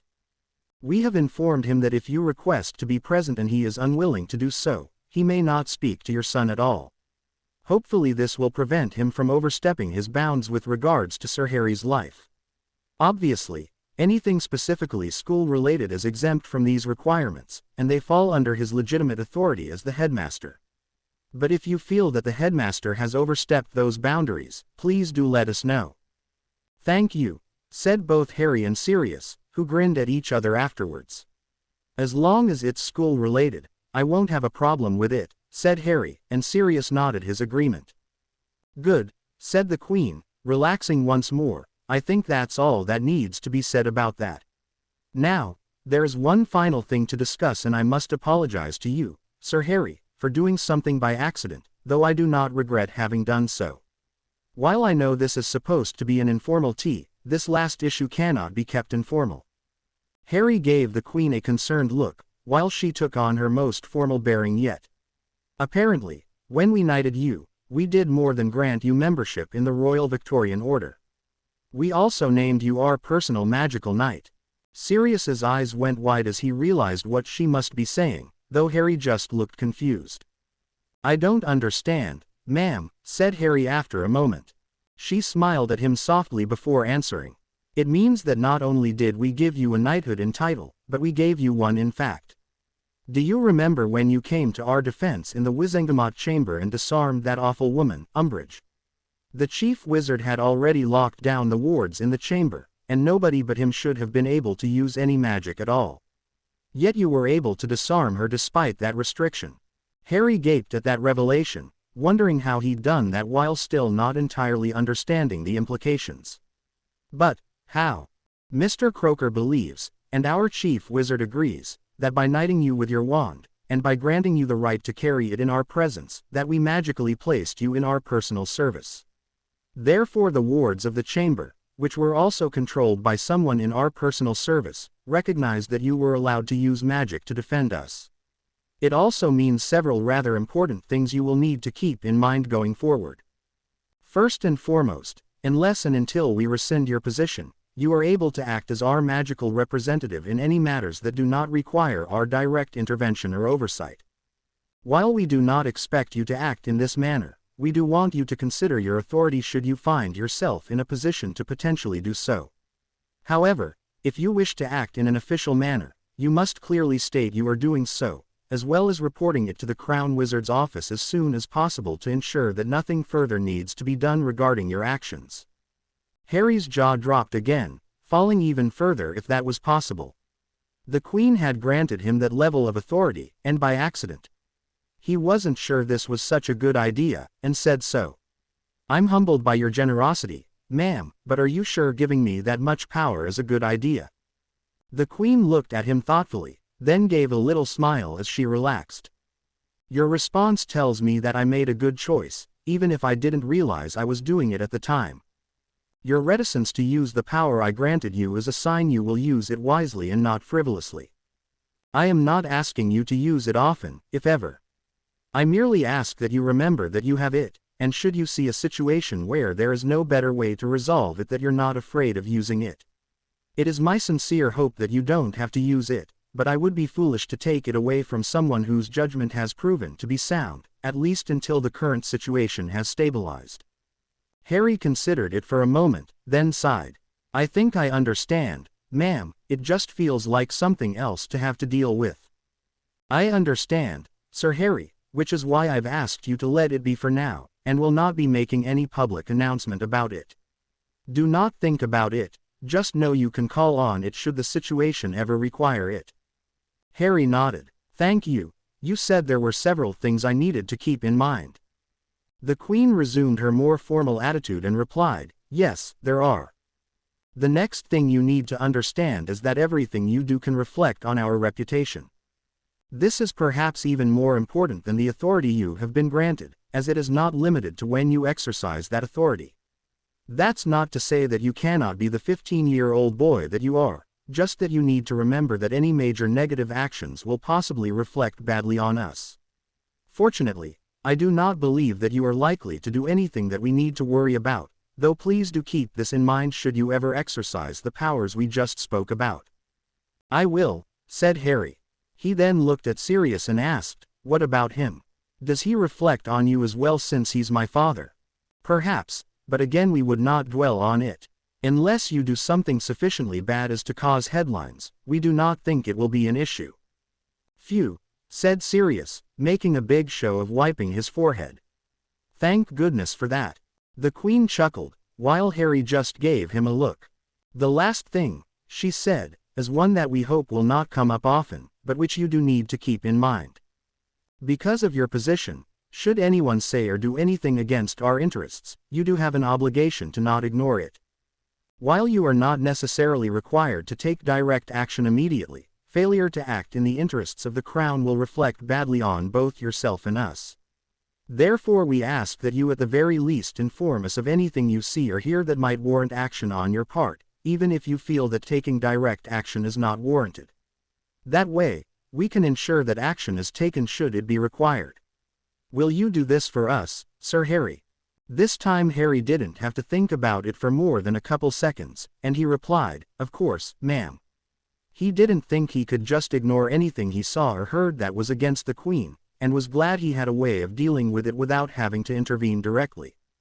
"Very well," she said. "And you, Mr. Black, do you have any questions about your son's responsibilities?" Sirius considered the question for a moment, then answered, "Just one, ma'am. When Harry returns to school, there are likely to be many children of families who have been negatively affected by his actions and the subsequent results. Given that he holds status as one of your official representatives, how do you expect him to handle any issues that arise from dealing with these children?" "An astute question," replied the Queen, nodding at him. "We, for one, do not expect him to handle them at all. The headmaster has been told, and has promised to instruct the rest of the staff, that bullying and other inappropriate behavior by anyone in the school, be it student, staff or someone else, is not to be tolerated. While we are certain that Sir Harry will defend himself if needed, we also expect that the faculty and staff will work to prevent that need from arising. What we do ask is that you, Sir Harry, do what you can to assist those who are willing to accept the changes but are having difficulties with them. Anyone who can be turned into at least a neutral party, if not an ally, should be assisted whenever possible to keep them from becoming a problem later." "Fair enough," said Sirius. He then asked Harry, "Sound reasonable to you? If someone really wants to change and asks me for help, sure. But I'm still going to be wary of them until they've demonstrated they can be trusted." The Queen couldn't argue with that, and said so. She then explained the new rules she had insisted Dumbledore implement regarding discipline, especially bringing in Aurors to investigate anything that escalated beyond simple confrontations, and both Harry and Sirius agreed that it was probably a good idea. Finally, as their time together wound down, she made one final request. "Sir Harry, we have only one other thing to ask of you, though this is more for yourself than it is for us. You have demonstrated to us that you have a good soul, and that you are a good judge of what is right and just. We ask that you keep fighting injustice where you see it, whether in your school or anywhere else. Do not shy away from it, though you may have to pick and choose your battles, but always fight for what is right. Even if you do nothing else, if you do that you will not just meet but exceed any definition of a good life." "I will, I promise," said Harry, slightly overwhelmed by her words. The Queen pushed a button and a steward entered bowing. "Please inform Minster Adlington that our guests are ready to depart," she said. The steward bowed again, then departed to carry out the request. The Queen dropped her formal bearing and stood, prompting Harry and Sirius to do so as well. "Thank you again for coming. I know this was perhaps a bit more than you expected, but I was honestly unaware of the magical night issue until after the invitation had already been sent. Mostly I just wanted to get to know you without the whole situation in the magical world hanging over our heads, and I feel that I have." Her face shifted slightly, and Harry immediately sensed her becoming more formal again. "While we do not expect we will meet again often, nor do we anticipate needing either of your direct service in the future, we hope you will not be afraid to contact us again should you find yourselves in another difficult position like before. It is not often that we find the time or circumstances to interact directly with people who are just our subjects, but we relish the opportunity when it arises. We hope you have enjoyed our tea as much as we have, and wish you well on your journey home." Harry and Sirius bowed to the Queen and replied, "Thank you, ma'am," as the chief wizard entered the room. They all turned to face him, and the Queen said, "Thank you, Charles, your timing is excellent as usual. Please see that Sir Harry and Mr. Black reach their destination safely, and we will see you at our next scheduled meeting." "Of course, Your Majesty," replied the chief wizard, before leading Harry and Sirius out of the room and back the way they had come. After retrieving his wand, Sirius, along with Harry and the chief wizard, portkeyed back to the house they had originally come from. When they arrived, the chief wizard asked if they could stay for a few minutes to discuss some things from their meeting with the Queen. After they agreed, the chief wizard led them into another room where they all could sit on comfortable couches. "Just to check my assumptions, did Her Majesty talk to you about your magical knighthood?" asked the chief wizard. Sirius looked concerned, but decided to wait and see what else there was to learn. Harry nodded, but didn't say anything. "I take it you're not too comfortable with it, Sir Harry?" "No, sir," he replied. In reality he wasn't even sure he completely understood it, but he knew enough to realize that it could end up being very complicated if he wasn't careful. "Perhaps I can help. First of all, unless you say something about it, the fact that you hold this position will not be mentioned to anyone. Should someone make an inquiry to our office we will have to acknowledge it, of course, but other than that we have no plans to inform anyone. In this way you can remain unknown until the time and place of your choosing. Of course, I can see from the look on your face that you doubt this will last very long." Harry realized that the chief wizard was right. He was feeling rather doubtful that he'd be able to keep it to himself very long, and realized it showed on his face. "Given the way certain people have acted towards or around me in the past, I find it very unlikely that I won't have to use my position fairly soon." Said the chief wizard, considering the situation. "I'm sorry to hear that, but perhaps you'll luck out and things will be different this year." Seeing the doubtful look on Harry's face, and Sirius's too for that matter, he added, "We can always hope, right?" This drew chuckles, and he was glad they could still laugh about the situation. In any event, whether or not you use your authority is entirely up to you, but should you use it we will need to know about it as soon as possible. To expedite that process, I'd like to give you this. He held out a small jewelry box, which Harry took. Opening the box, Harry saw it was a small necklace on a gold chain. "What is it?" he asked, as he took it out. "It's a signaling necklace. If you need to contact us right away, just press your wand to it and say, 'God save the Queen.' When you do, my office will be notified immediately, as well as being able to use the necklace as a homing signal to find you quickly. You can also use it in the event of any sort of emergency where you need help. Just keep your wand on the pendant after the activation phrase and anything you say afterwards will be transmitted to the watch desk. They won't be able to communicate back to you, but they'll be able to hear whatever is going on around you as well." "That's pretty useful," said Sirius. "I wonder why nobody in the magical world ever thought about doing something like that." It's actually based on a non-magical device used to get emergency help for the elderly or other people who have physical disabilities. Except in their case they just have to push a button rather than using a wand. One word of advice, Harry. He looked half serious and half like he was trying to not laugh. "Whatever you do, don't ever use it and say the phrase, 'I've fallen and I can't get up,' or you'll never hear the end of it." Both Harry and Sirius looked confused, but decided to let it go. "Thanks," said Harry. "I think this will make things a little easier." "Will it still work inside Hogwarts?" "It should, but if you could test it that would probably be a good idea. Just activate it and say that you're testing to make sure it works from inside Hogwarts. If it does, we'll send you an owl. If you haven't heard from us by the next day send us an owl to let us know it didn't work and we'll figure out something else." "Okay, I'll do that," said Harry, putting the necklace on so he could get used to it. "Was there anything else?" "Just one thing, but I cannot stress how important it is even if I don't want you to obsess over it." "That's not really helping," observed Sirius, which Harry agreed to immediately. "I know, but there's really no good way to say it otherwise. You need to remember that once your position becomes known, absolutely everything you do, and quite possibly everything you've ever done, will be scrutinized as something that could potentially be used against the Queen. That's not to say that anything will ever actually come of that scrutiny, or even that improper behavior on your part will actually impact Her Majesty in any significant manner, but it can, and there will be people out there who will try. I don't want this to make you look over your shoulder all the time, nor should you have to consider every possible ramification before you do anything, Sir Harry. You're still a teenager going to school, and we want you to be able to act like one.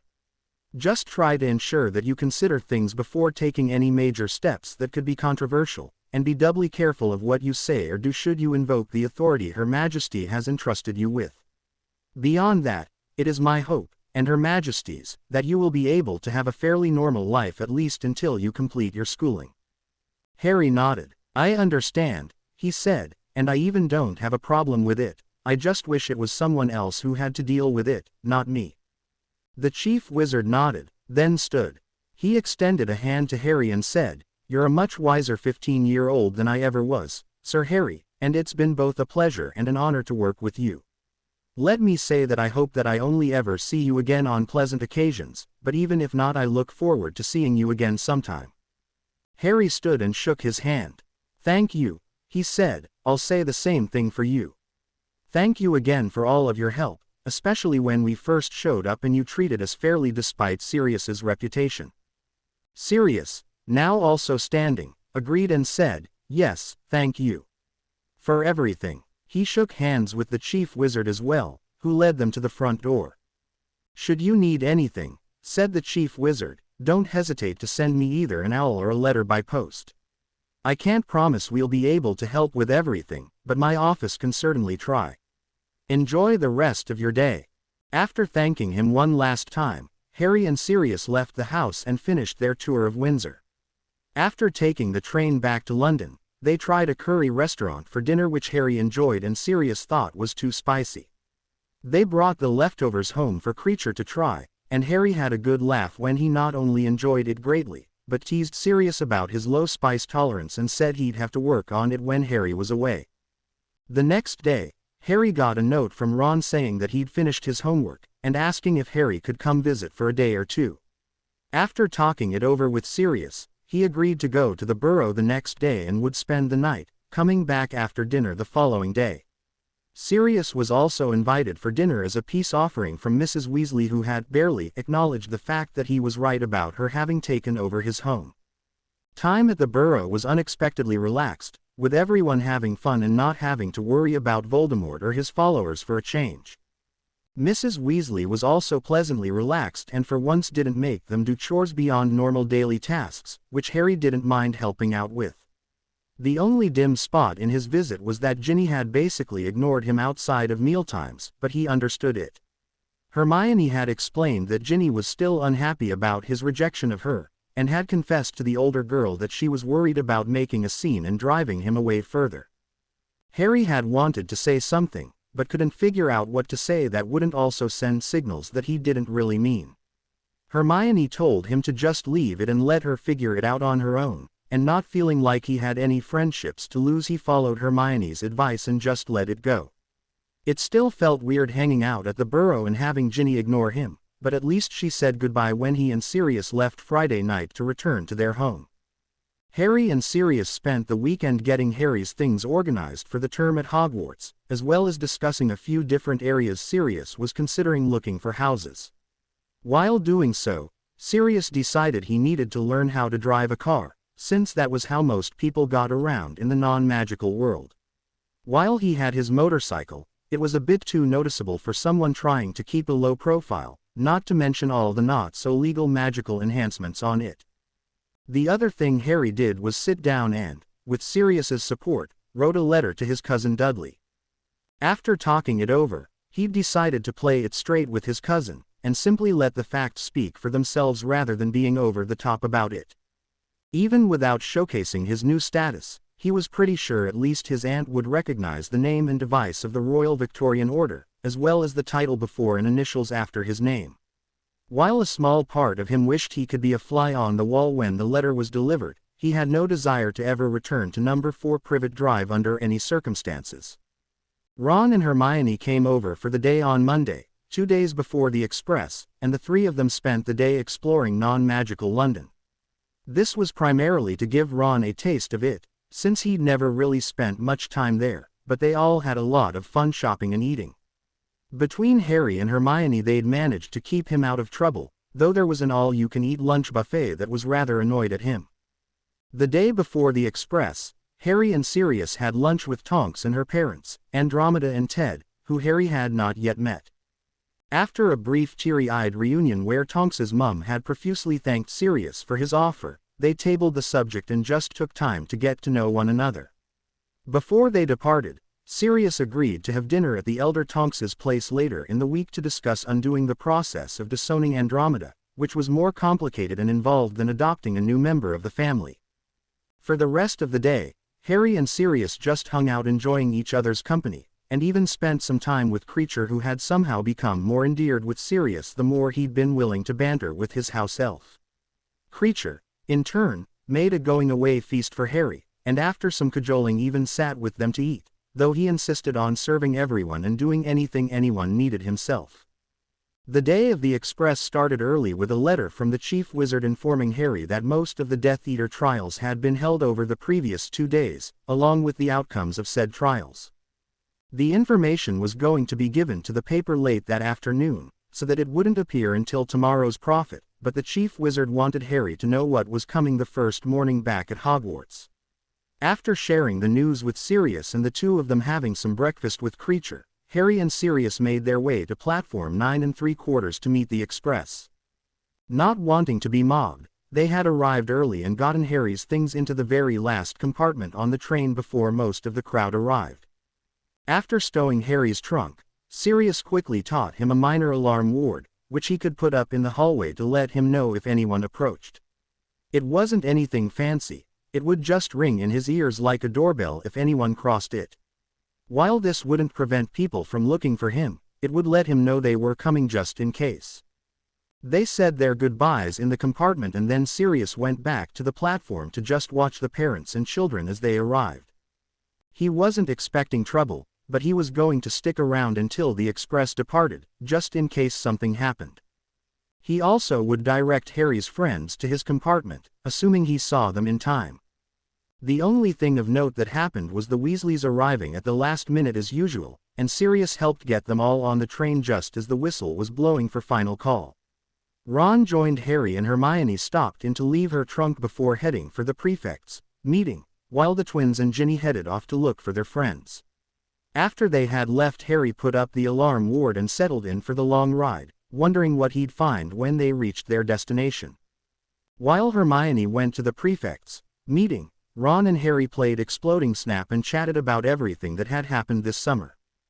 Harry had been offered the boys' prefect position for Gryffindor, but had respectfully declined and suggested Neville Longbottom instead. The reason he gave for turning down the honor was that between his ever-changing relationship with the majority of the student body, as well as his involvement with the massive changes that had recently befallen the magical world, he wasn't sure he could reasonably be expected to enforce discipline without being an escalating influence rather than a calming one. After a brief flow call with Professor McGonagall, she had accepted both his refusal and his suggestion, offering the position to a surprised and grateful Neville Longbottom. When Hermione returned to the compartment after the meeting, to say that she was unhappy would have been an understatement. While most of the prefects had been decent people, both Draco Malfoy and Pansy Parkinson had been selected, which they all agreed was going to lead to trouble. Unfortunately, there was nothing they could do about it, so after calming her down, Harry distracted her by asking who she thought would be teaching potions this year. As it turned out, Hermione's disgruntled return to the compartment was a harbinger of things to come. Draco Malfoy stalked through the corridors of the Hogwarts Express with a single purpose: find Harry Potter and make him pay. He wasn't really sure how he was going to do that, since he didn't really know what he would be able to accomplish all by himself, but his unrelenting rage had blinded him to the realities of the situation, and so here he was stalking through the train as it rumbled towards Hogwarts. It didn't help that he was alone. Before he had even boarded the train, both Crabbe and Goyle had told him that he was on his own this year. Their mothers hadn't wanted to take any chances of something happening to them now that their husbands were gone. He'd started at the very front of the train, where he'd been for the prefects' meeting, and was rapidly running out of cars. Finally, in the very last compartment of the very last carriage, he found his target, Scarhead, sitting with his friends the Mudblood and the Weasel. He belatedly realized he could have simply followed her back here, since she was also a prefect, but was too angry to think clearly. He should have stopped to think about how his actions might affect his prefect status, but instead he steeled himself for the attack and drew his wand before quickly striding to the door and slamming it open, intent on making an entrance that caught them off guard. Not wanting to be disturbed too much, Harry had set up Sirius's detection ward in the corridor just this side of the entrance to the next compartment over, ensuring that he'd have a few seconds warning if anyone walked all the way to the back of the train where they were located. Several people had already stopped by, but fortunately for him they had all been either looking for someone else or just wanted to say hi. This time, however, he saw Draco Malfoy out of the corner of his eye when the ward went off, and so he'd readied his wand for the expected confrontation. True to form, Draco came bursting into the compartment, though, Harry noticed, he didn't have Crabbe and Goyle with him for once. He did have his wand out, however, making Harry glad that he was prepared. Before Draco could get a word out, Harry cast Silencio, stopping whatever Draco was going to say or do in his tracks. The blonde boy was clearly furious now, and continued to advance despite his silence, causing Harry to cast a leg locker curse followed by Incarcerus as Draco started to fall over. Once Draco had fallen on his face, Harry hauled him up and shoved him against the wall next to the door, casually taking his opponent's wand and pocketing it in the process. "What do you want, Malfoy?" he asked in a not-so-friendly tone. Draco opened his mouth but nothing came out. Harry gave him a less-than-friendly smile and said, "I'll let you talk, but if I don't like what I'm hearing I'll just silence you again, got it?" Draco nodded, and Harry cancelled the spell on him. "What do you think you're doing, Potter?" he asked. "When my father..." Harry didn't even let him finish the sentence and silenced him again. "Listen up, Malfoy, your father is irrelevant. By this time tomorrow you'll be reading about his trial and sentence. Now, I'm going to give you one more opportunity to talk, but before I do, consider this. He waved his wand and the back door of the carriage opened, revealing the countryside rolling by. Choose your words carefully. If you really piss me off, I can just let you off the train right here and now, understand? Draco nodded, not wanting to risk the chance that Potter was serious. He'd never shown this kind of ruthlessness before, but then again he'd apparently done some pretty unusual things at the ministry the day his father had been arrested. Once the silencing spell was cancelled, he thought for a moment before speaking. I don't know who you think you are, or what you've done, but my father is a great man, and I'm sure he'll soon be returning to our family home. Now, I want you to tell me what you did to him and then help me fix it. Harry stared at Draco for a moment, then burst out laughing, much to his nemesis' surprise. You're taking the mickey out of me, right? Seeing Draco's serious face, he shook his head. First of all, I didn't do anything to your father. From what I understand, he picked a fight with someone he knew nothing about and lost. Second, even if I could do something about it, there's no way I would do anything to help your father out no matter what you offered me. He's an evil monster and I'm quite glad that he'll never be able to hurt anyone again. My father is a great man, repeated Draco forcefully, and if it wasn't for you and that stupid Muggle Queen he'd be at the Dark Lord's side putting you and all your Muggle-loving friends in their place. Seeing the expression on Potter's face darken, he realized too late that he had stepped over the line, but even so was unprepared for the force behind Potter's response. Your father is nothing, bellowed Harry, the force of his words almost making Draco's hair blow back. He's a vile, manipulating murderer who has shown a willingness to do anything to grab power for himself. I was there when he was interrogated, and anyone who would do even half the things he did deserves much worse than he got. You should be relieved that all that will happen to him is death by hanging. Harry waved his wand and closed the back door to the carriage. He then took Draco's wand and threw it down to the other end of the hallway before turning back to the spluttering blonde Ponce. Let me make myself perfectly clear, Draco. I am going to let you walk away this one time. If you try something against me or my friends again I will destroy you. And if I ever hear you insult the Queen again, they'll never find all of the pieces of you. Do I make myself clear? Draco couldn't help himself when he replied, You and what army, Potter? Harry's eyes narrowed, and his hair started to crackle with accidental magic as he struggled to control his temper. I don't need one. I am Sir Harry James Potter, Knight Commander of the Royal Victorian Order and personal knight to Her Majesty, Queen Elizabeth II. I will permit you to push things up to a certain point, but if you ever cross that line, there won't be enough of you left to bury. Now be gone, you Nithling. With that, he threw Draco out of the compartment and up against the rear door of the carriage, before casting Finite, as he slammed the compartment door closed. He then cast Colloportus on it, locking Draco out, before leaning up against the wall and taking a couple of deep breaths. He took a moment to calm himself down before turning back to his friends who just stared at him in awe. Something tells me that's not the last we've heard from him today, he said. His friends just nodded for a moment as they watched Harry try to calm himself down before Hermione finally worked up the nerve to ask, What do you mean, personal knight to the Queen? Harry sighed, then cast an imperturbable charm on the door and windows before answering. Before I answer, please don't talk about this to anyone, and I mean anyone at all, unless you check with me first. I didn't want anyone knowing about this at all, but Draco rather pissed me off. Hopefully he won't understand what I meant, and will just think I was bragging again, but in this case I'm not. It took a couple of hours to explain everything to his friends, by which time he was rather exhausted and looking forward to both the feast and getting some sleep. Since they had been in the very last compartment of the train, Harry and his friends were some of the last people to enter the Great Hall before the first years were brought in. As he walked towards the Gryffindor table, he suddenly heard a yell of, Potter! And dropped to the ground, recognizing Draco's angry voice. Before he could do anything besides duck, he heard a call of, Stupefy. And as he turned his head he saw Draco fall to the ground, stunned. Harry looked up to the staff table and saw several teachers standing, and Dumbledore's wand pointed at the now unconscious Slytherin. The headmaster said something briefly to Professor Sinistra, who hurried down to where Malfoy was lying on the floor. She collected his wand, then levitated his body before returning to the staff table with it. As she did so, the headmaster spoke up and said, "Please, everyone take your seats so the first years can be brought in." Harry took one last look at the shocked faces at the Slytherin table before walking to the other side of the room and finding a seat with the Gryffindors. A moment later Professor McGonagall entered leading the first years, unaware of the incident that had just occurred.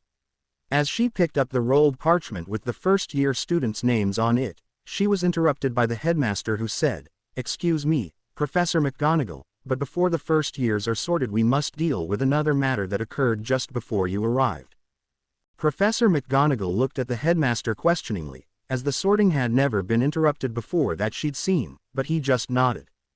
As she was turning back to the first years, she noticed the confused looks on many of the Slytherin students' faces, as well as a rather serious one-on-one of the Queen's observers that had been stationed at the school to ensure that there weren't any major problems at the start of the year.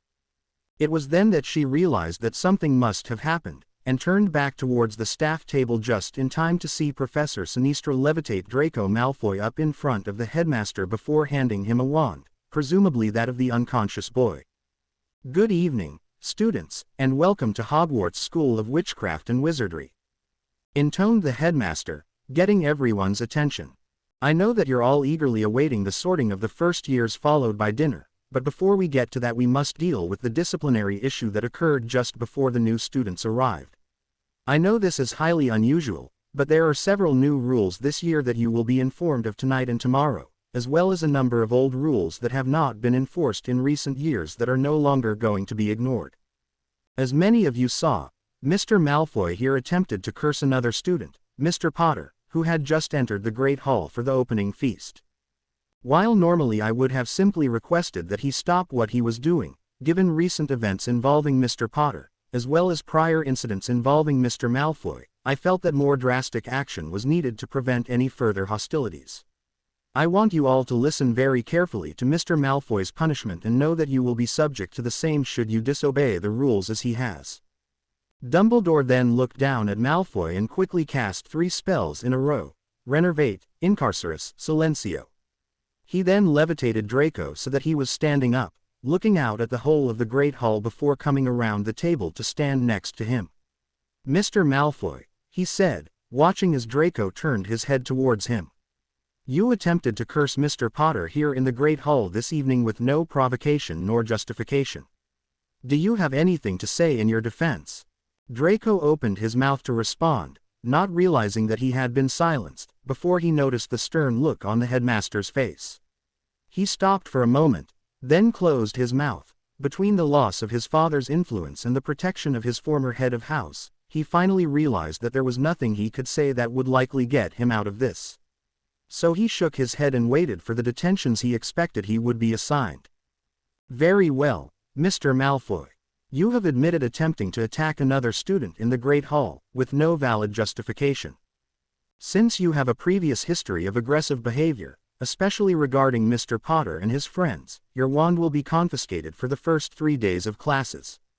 Additionally, for the remainder of the first week of classes, it will only be returned to you during class periods that require wand work, and will be confiscated for the remainder of that time. Assuming you do not earn any additional punishments, your wand will be returned to you at the beginning of your first class period that requires wand work during the second week of classes.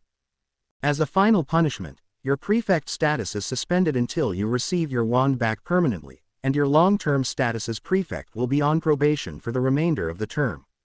Should you have your wand confiscated again, your prefect status will be revoked and given to a more worthy member of your house." When the headmaster announced that Draco's wand would be confiscated for most of the first week of school, there was a collective gasp from the student body, and Draco's face slowly drained of color as he realized what this meant. He tried to protest but no sound came out. After a moment he realized he'd also been silenced, and looked at Dumbledore with a mix of worry and annoyance. Finally, the headmaster looked at Draco and asked, "You wish to say something, Mr. Malfoy?" At Draco's nod, the headmaster waved his wand, and Draco asked incredulously, "But how will I do my schoolwork without my wand?"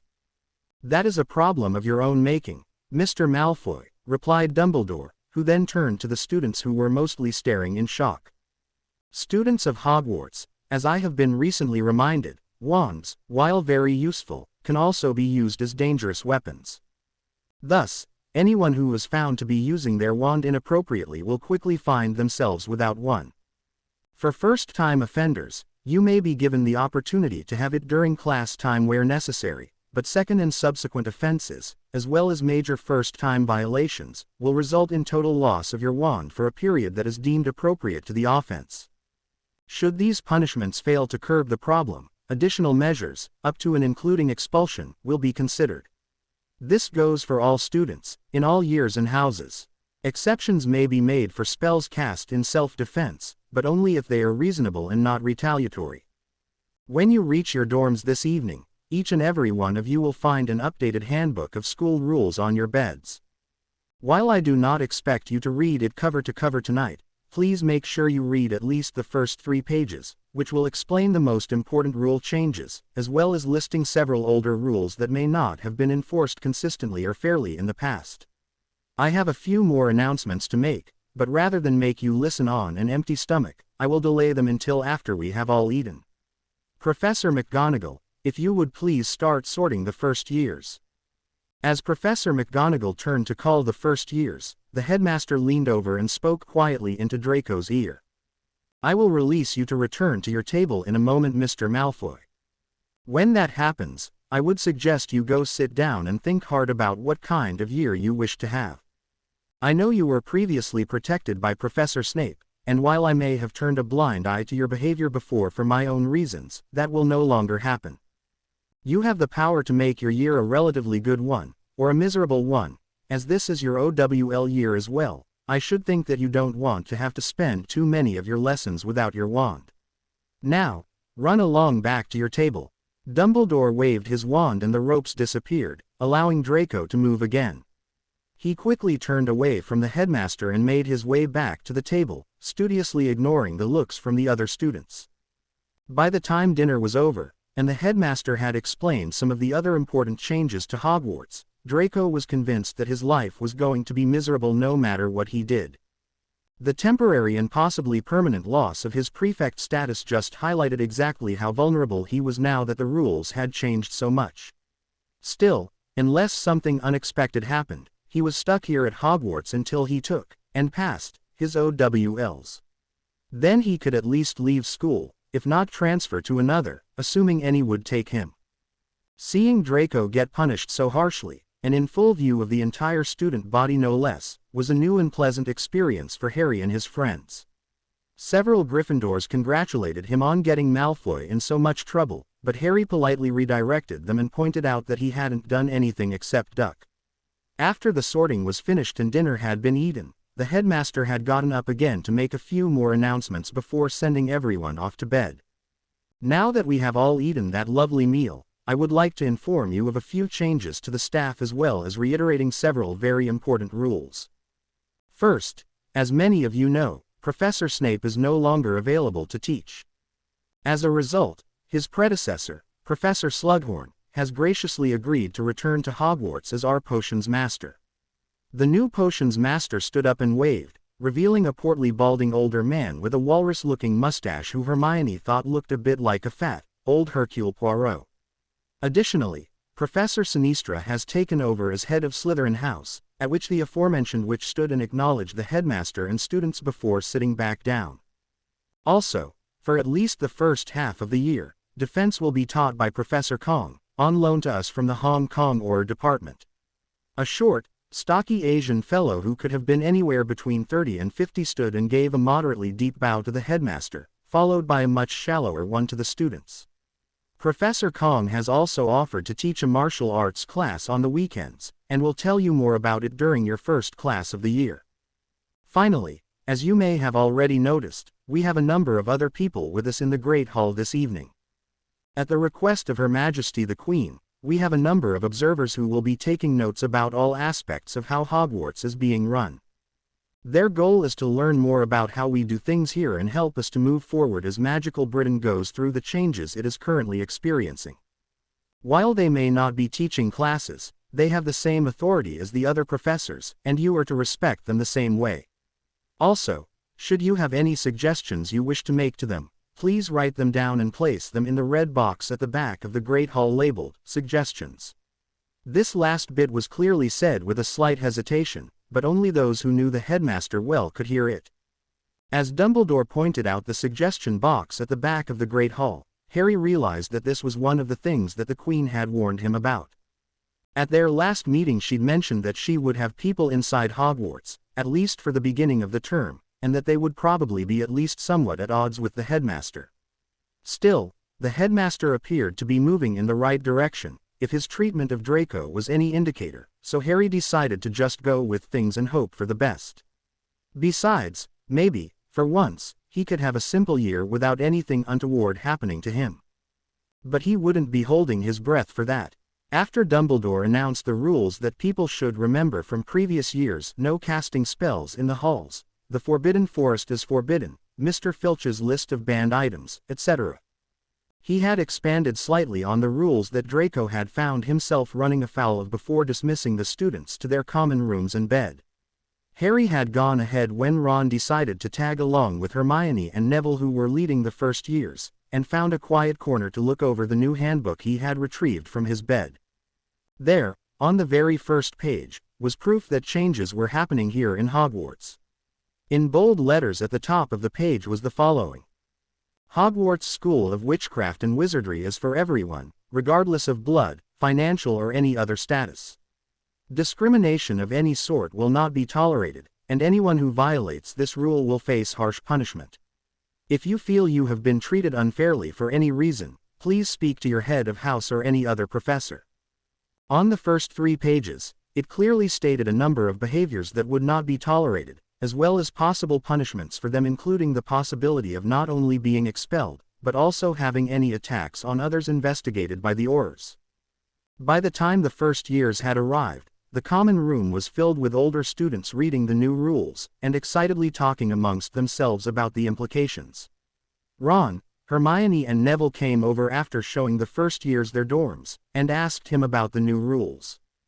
"They're brilliant," proclaimed Harry, despite his concerns about how well they'd actually be enforced.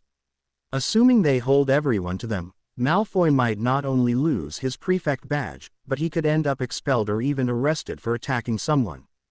"Blimey," gasped Ron, and Harry handed Hermione the book before she could rip it from his hands. Quickly reviewing the 3 pages, her eyes were wide as she handed it back to him. "I'm not sure, but I think they could even get in trouble for calling me a." She trailed off, suddenly not wanting to use the word they all knew she was hinting at. "Something tells me they're heading in that direction, but not putting it in writing just yet," replied Harry. "If the Queen wants to get rid of the word Muggle in official documents, I doubt she'd permit a school to allow the use of that word either." Ron furrowed his brow and asked, "But what will we use if we can't say Muggle?" Seeing the concern on Hermione's face, he added, "I'm not objecting, I just don't know what else to call them." Hermione nodded in understanding, then looked to Harry for an answer. "The Queen's been using non-magical, and Sirius and I have been trying to use it as well. It's actually harder to replace Muggleborn, since non-magicborn just doesn't roll off the tongue as well, but I'm sure someone will come up with a better word at some point. In any case, we'll just have to see how things play out, right?" "I guess," said Ron, shrugging. "Still, I'm just glad Malfoy had his prefect status suspended. Why they even made him one boggles me. Snape probably appointed him before things happened, and they never changed it," said Neville. "Speaking of which, thanks Harry. Professor McGonagall told me you recommended me for the position after turning it down." "You turned down being a prefect?" asked Hermione and Ron together. "You're welcome, mate," Harry said to Neville, giving him a smile. "I think you'll be good at it, and it'll be good for you too. And yeah, I did turn it down. After everything that's happened, being a prefect would just be asking for trouble. Since it seems to find me whether I go looking for it or not, I'd rather avoid the stuff I can predict." Ron once again demonstrated his newfound maturity by not saying anything right away, but instead considering things alongside Harry's other friends. I can see that, he said after a moment. Still, it must have been nice to be asked to be one. Yeah, it was, answered Harry, and if things had been different I might have taken it. He shrugged, then looked thoughtful. What is it, Harry? Asked Hermione after a few seconds. Harry's face expanded into a big smile. I just realized something. With the new emphasis on enforcing the rules, the Slytherins don't stand a chance at Quidditch this year. The cup is ours for certain. Ron's eyes lit up and he pumped his fist in the air shouting, yes. Both Hermione and Neville rolled their eyes, but they were also smiling as they did so. It's nice to know some things never change, she said, and the four of them shared a laugh before talking a bit about their summers before bedtime. Harry sat on his bed in the fifth-year boys' dorm and spent a few moments just looking around at his roommates. Ron was snoring away as usual, though thankfully muffled courtesy of an imperturbable charm on the closed curtains facing Harry's bed. The sound was still coming from around them, but it was quiet enough he could hear himself think. Neville and Dean were fast asleep, not making any noise, while Seamus muttered in his sleep, but not loud enough to bother anyone. Harry had just finished talking to Sirius on a charmed mirror that had previously belonged to his father, James. Sirius had given it to him just before they left for the Express, so that they could keep in touch more directly than just sending letters via Hedwig or Creature.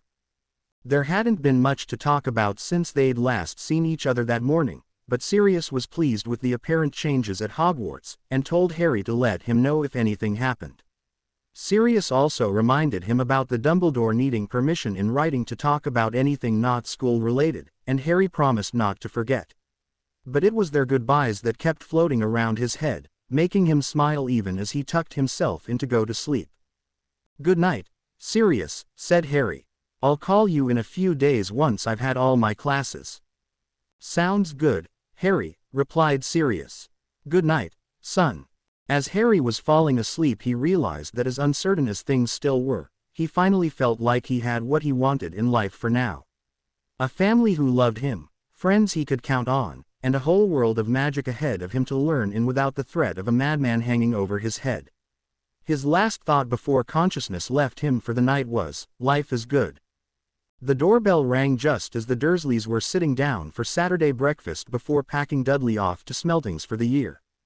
"Get the door, Dudley," bellowed Vernon, not wanting to interrupt his own breakfast. Dudley whined softly, but did what he was told. Without his cousin here to take his father's abuse, he knew better than to argue. If only to keep from getting a headache from all the yelling. Opening the door, he saw a man in a delivery uniform holding a letter. "Dudley Dursley?" he asked. When Dudley nodded, he held out the envelope. "Special delivery for you, young man. Have a good day." Dudley took the envelope, then closed the door as the man turned and walked back to the street. Turning it over, there was no return address, only the letters, RVO. He started opening the letter as he walked back to the kitchen, pulling it out just as he got there. "Who was it?" asked Petunia. "It was a letter for me," said Dudley, holding it up. "That's strange," said Petunia. "Why didn't it just come with the regular post?" "I dunno," replied Dudley. "The man said it was a special delivery." "Well, who's it from?" grunted Vernon around a mouthful of food. There was no return address. "Let me read it and see." Dudley unfolded the letter and began reading it. The 26th of August 1995. Dear Dudley, your parents will be receiving official notice of this shortly, but I wanted to tell you personally that I will not be returning to live with you anymore. My godfather has been exonerated and will be formally adopting me, meaning that I now have a home where I am wanted and will no longer have to suffer through my summers with your family. I know that sounds harsh, but we both know it's the truth. That said, I realize that you are just a product of your environment, and that had your parents treated me differently you would have too. So while I never intend to speak to them again, I'm willing to give you one more chance. Make something of yourself, something more than just what your parents have pushed you towards. Whether you realize it or not, you have an opportunity before you to be better than they are, but only if you do it for yourself. I don't expect you'll want to contact me in the future, and I certainly don't plan on contacting you, but if you ever change your mind, you can reach me through the Secretary of the Royal Victorian Order, Buckingham Palace. Good luck, Dudley. Even though we never really got along, I wish you the best. Signed, Sir Harry James Potter, KCVO. It's from Harry, said Dudley after he finished reading it. What's KCVO stand for? Petunia looked confused for a moment, then said, I think that's a knight of the Victorian Order. Why? Does this mean he's a knight? Asked Dudley, holding out the letter and pointing to the signature. Petunia looked at it, blinked and looked at it again. Then she fainted. 20 minutes later Petunia was lying on the couch with her feet up, while Vernon was alternating between worrying over her and grumbling about Harry Potter being a bloody knight. Dudley had wisely retreated to his room, taking the letter with him to try and keep his father from damaging it. He wasn't sure how he felt about the whole thing, but something in his gut told him he should hold on to it. He had just finished putting it in one of his hiding places and was heading back downstairs when the doorbell rang for a second time that morning. What now? Roared Vernon, causing both Dudley and Petunia to wince. Vernon stomped over to the door and pulled it open. He was about to yell at whoever had rung the bell when he pulled up short. There were several uniformed police constables standing there, along with a pair of detectives. Vernon Dursley? Asked the older of the two detectives.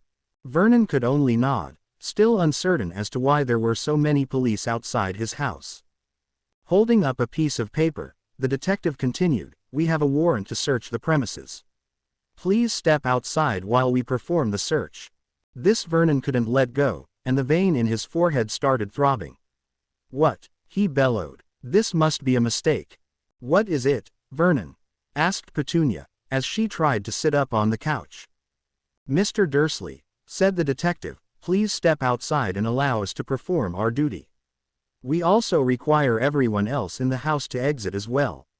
I'm sure if this is a mistake, this will all be over shortly and we can all get on with our day. Who else is in the house? Vernon looked like he wanted to tell them off, but he knew better than to push the issue. Two of the constables were eyeing him up in case they had to get physical, and he knew that wouldn't end well. Just my wife and son, he said, trying to put on a smile. Please allow me to help my wife outside. She had a bit of a fright earlier and is resting on the couch right now. Getting a nod, Vernon turned inside and went over to Petunia. What's going on? She asked, as she sat on the couch still looking a bit peaked. The police are here with a search warrant. I'm not sure what it's about, but we have to step outside and let them do their job. He helped her up, not noticing the brief look of panic on her face as he did so. Dudley, get down here. He shouted up the stairs as he steadied Petunia on her feet. Dudley came down the rest of the stairs, having watched the initial discussion at the door from near the top. What's going on, Dad? He asked. I don't know, son, said Vernon. They want to search the house for some reason, though I don't know why. We're going to have to go outside and wait. Vernon helped Petunia outside, followed by Dudley, and all three of them were directed to go wait off to the side. Once they were all outside, the two detectives and a couple of the constables went into the house and began looking around. What do they want? Asked Petunia nervously. She had a suspicion, after the letter Dudley received this morning, and if she was right there was going to be trouble one way or another. They didn't say, replied Vernon. I'm sure this is just a mistake. None of us has done anything wrong, right Dudley? The last was said looking at Dudley, with a slight edge in his tone. No, Dad, said Dudley, trying not to show any fear. He didn't think he'd done anything that would warrant this kind of response, but even so his father was rather intimidating when he was angry. They stood there for several minutes, each keeping their thoughts to themselves. Dudley was trying to compare everything he was seeing to the television shows he'd seen, while Vernon was doing his best to stay calm and not pace, which would only ruin the neatly cut lawn. But it was Petunia who was worrying the most, not just about what the police might find, but also what the neighbors were thinking. She tried not to look around at them, not give away the fact that she knew they were watching everything with unbridled interest. She could feel their eyes watching, trying to find out whatever they could for use as gossip later. Even if nothing more happened, she knew her perfect image was never going to recover to what it had been before breakfast today. Their little worry fest was broken up as they were approached by someone who interrupted them asking, Mr. and Mrs. Dursley. He wasn't wearing a uniform, and it took Dudley a second to realize that he recognized him as the same man who had delivered his letter. He was about to say something when the man shook his head slightly and winked at him. Vernon and Petunia turned to the newcomer, wondering who he was. "Yes," answered Vernon. The man flashed a badge too fast to make out any details, then said, "If I may have a word with you in private, Mr. and Mrs. Dursley." Looking at Dudley, he added, "Your son can wait over there," pointing at the other side of the yard. Vernon looked at Dudley, who just nodded and said, "Yes, Dad," before walking across the yard and turning to watch what was going on. "Now who are you, and what do you want?" asked Vernon. "My name," the man said, "is Stephen Smith, and I'm here to discuss what's currently happening, and what you're going to do about it." Seeing Vernon's expression darken, he raised his left hand in a stop motion, while making a surreptitious motion with his right. Vernon's attention was drawn to the palm in front of his face, but Petunia noticed the wand briefly in the man's other hand, and nearly shouted before she got a hold of herself. "You're one of those freaks," she said, trying to keep her voice down. Mr. Smith glared at her, then stated, "I have no idea what freaks you're talking about, but I most certainly am not one." "You used a wand," she replied, clearly struggling to keep her voice down. "You're a freak like Harry." Hearing that, Vernon's face grew redder, but he managed to not say anything until he knew what was going on. Mr. Smith sighed. "Yes, I'm a wizard, and I used a wand to keep our conversation private. No, I'm not a freak. And if you're not going to listen to my offer, then I'll just leave and report to Her Majesty that you weren't willing to cooperate." At the mention of the Queen, both Vernon and Petunia's eyes went wide, and they subsided a bit in their surprise. After a moment, Vernon shook his head and said, "No, that won't be necessary. Please tell us what you have to say." Mr. Smith nodded, then said, "Very well. I want you to listen carefully, because this is a one-time offer and I won't be repeating myself. Do you understand?" Getting nods from both Dursleys, he continued, "I don't know exactly what the detectives are going to find, but based on that you will most likely be facing charges of at least child abuse, and possibly more." Seeing Vernon bristle, he cocked his head and held up a hand, then waited until it was clear Vernon wasn't going to say anything yet. "As I was saying, you will likely be facing charges of some sort as a result of today's search. The offer is this: you will plead guilty to all charges and not fight them or their consequences in any way, and when you've served your punishment, this whole thing will be over with and you'll never have to deal with us again." "And if we don't go along with this?" asked Petunia shakily, putting a hand on Vernon's shoulder to keep him from saying anything. "If you don't cooperate completely, or you attempt to fight the charges or punishment in any way, then Her Majesty will take a special interest in you and everything you've ever done." Mr. Smith's face grew harder. "If that was possible, your lives will be turned inside out looking for even the smallest thing that you can be charged with, and the Crown will ask for the harshest sentences possible. Plus, you'll never be able to do anything ever again without looking over your shoulder to see if we're watching, looking to see if you do anything we can charge you with even after you've been released. Assuming you ever get out of prison, that is." "You can't do that," bellowed Vernon before Petunia could calm him down. Mr. Smith just ignored him, watching Petunia for her reaction. "But why would the Queen want to do that to us?" she asked after a moment. "Her Majesty does not take kindly to the abuse of children," said Mr. Smith. "That goes doubly so for one who has selflessly done her great service sufficient to warrant granting him a knighthood. I've given you her offer, and will be keeping an eye on things to see if you accept it or not. It is my greatest hope that I never have to see you again, and that should be your greatest hope too. Trust me when I say that the next time we meet, it won't be anywhere near as pleasant." He smiled a not-so-nice smile, then quickly waved his wand to dispel the privacy charm. "Thank you for your time, Mr. and Mrs. Dursley, and good day." Smith turned and walked away, leaving Vernon and Petunia behind. Just then one of the detectives came out of the house, motioned to the two constables who had remained outside, and walked over to them. "Vernon and Petunia Dursley, you are under arrest," he said. Petunia fainted again. During the 2 weeks that followed the assault on the Riddle House and the death of Voldemort, the Crown Wizard's office, the MMS, and a select group of others worked to prepare for the trials of the remaining Death Eaters. The biggest challenge was procuring appropriate legal representation for them, since despite the obvious guilt of many of them, the proper legal forms needed to be observed wherever possible. Madame Edgecombe had already been provided with a solicitor, but she, along with the other Death Eaters, required a barrister, and there was always the possibility that they would not want to use the same one.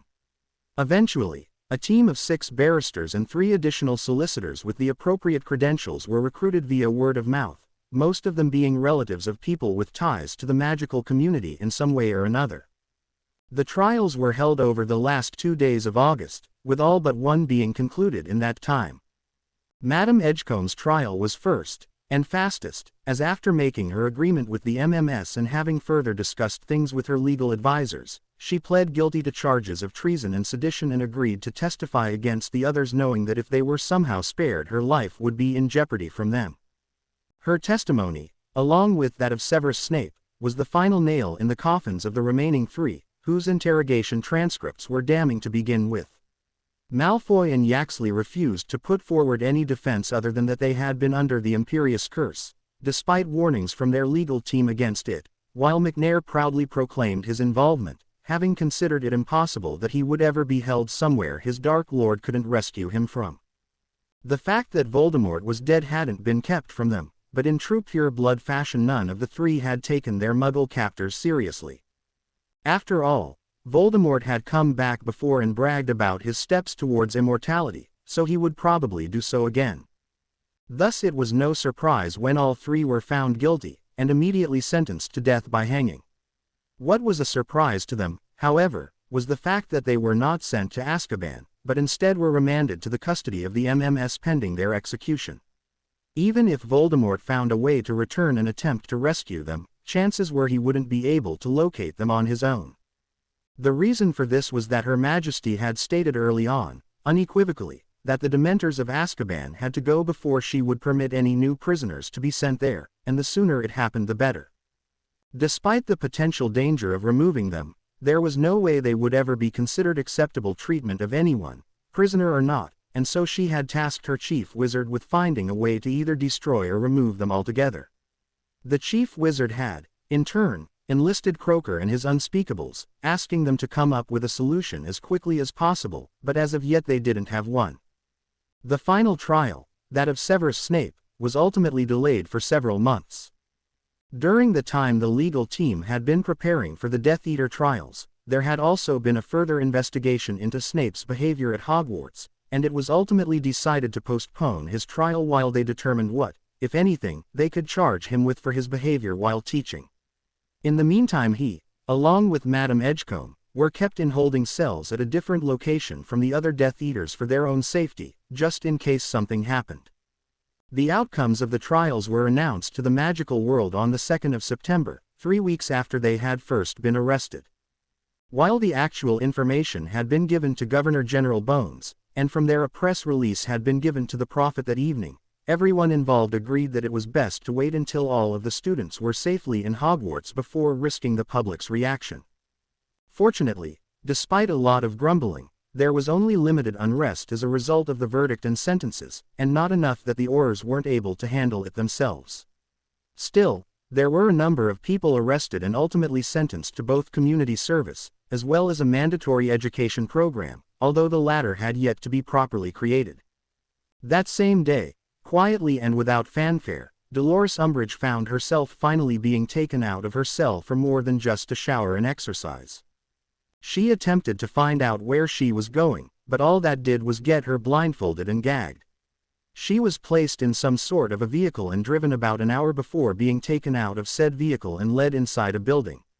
There, she was seated in a chair and secured to it before her blindfold and gag were finally removed. Standing in front of her, looking just as displeased as the last time she'd seen her, was the Queen. "Dolores Umbridge, we have brought you before us to determine what it is that we should do with you. Before we decide, do you have anything to say for yourself?" asked the Queen. Umbridge narrowed her eyes. Just who did this Muggle think she was, thinking she could decide what to do with a witch? "You hold no authority over me. I demand to speak to the Minister of Magic immediately," She stared at the queen defiantly, challenging her to refuse. The queen narrowed her eyes and pursed her lips before responding. We see that your time to yourself has done nothing to change your attitude. Very well, if you will not back down, neither shall we. Dolores Umbridge, you are charged with high treason in the attempted murder of your sovereign. We look forward to your conviction and execution thereafter. The queen turned to one of the soldiers guarding Umbridge and said, return her to her cell and coordinate legal representation for her. The chief wizard will be in touch regarding a trial schedule, but the sooner the better. The soldier saluted and said, yes, ma'am, before showing her out. He then returned to a protesting Umbridge and blindfolded and gagged her again, before beginning the process of taking her back whence she'd come. Umbridge's trial was held 2 weeks later, and despite the seriousness of the charge was remarkably short. The fact that there were numerous witnesses to Umbridge pointing her wand at the queen and shouting, Reducto, might have been all that was needed, but when Umbridge lost her cool and began hurling insults at the queen, the judge, and everyone else who she saw as being inferior to herself, it sealed her fate. Like the 3 Death Eaters who hadn't cooperated with the MMS, she found herself sentenced to death by hanging and was taken to be held with the other condemned magicals. After several discussions on how to best ensure that the actual hangings were not disrupted by misguided members of the magical community, it was ultimately decided that they would take place in the courtyard of Azkaban prison, once the Dementor issue had been resolved. They might have been able to do it sooner, given that the prisoners wouldn't actually be housed there, but nobody was certain how the Dementors would react to condemned prisoners on their way to the gallows, and nobody wanted to take any chances either. The solution to the Dementor problem was finally agreed upon the last week in October. Despite numerous attempts to do so in different ways, no successful method had been found for destroying Dementors, and the only remaining suggestion was deemed unacceptable. While the Crown Wizards had been thoroughly horrified at the Unspeakable's proposal to use a nuclear weapon to destroy the Dementors, they had dutifully consulted with the MMS, and ultimately the Queen, to make an informed decision. Strangely, it wasn't the political ramifications that stopped the proposal, but the inability to guarantee the safety and efficacy of capturing, transporting, and destroying all of the Dementors. With no way to destroy them, the Dementors would instead be herded into the far corner of the lowest level of Azkaban and sealed in place. Both magical wards and non-magical methods like concrete would be used to ensure they remained there forever, and the prisoners would all be moved to the opposite end of the prison.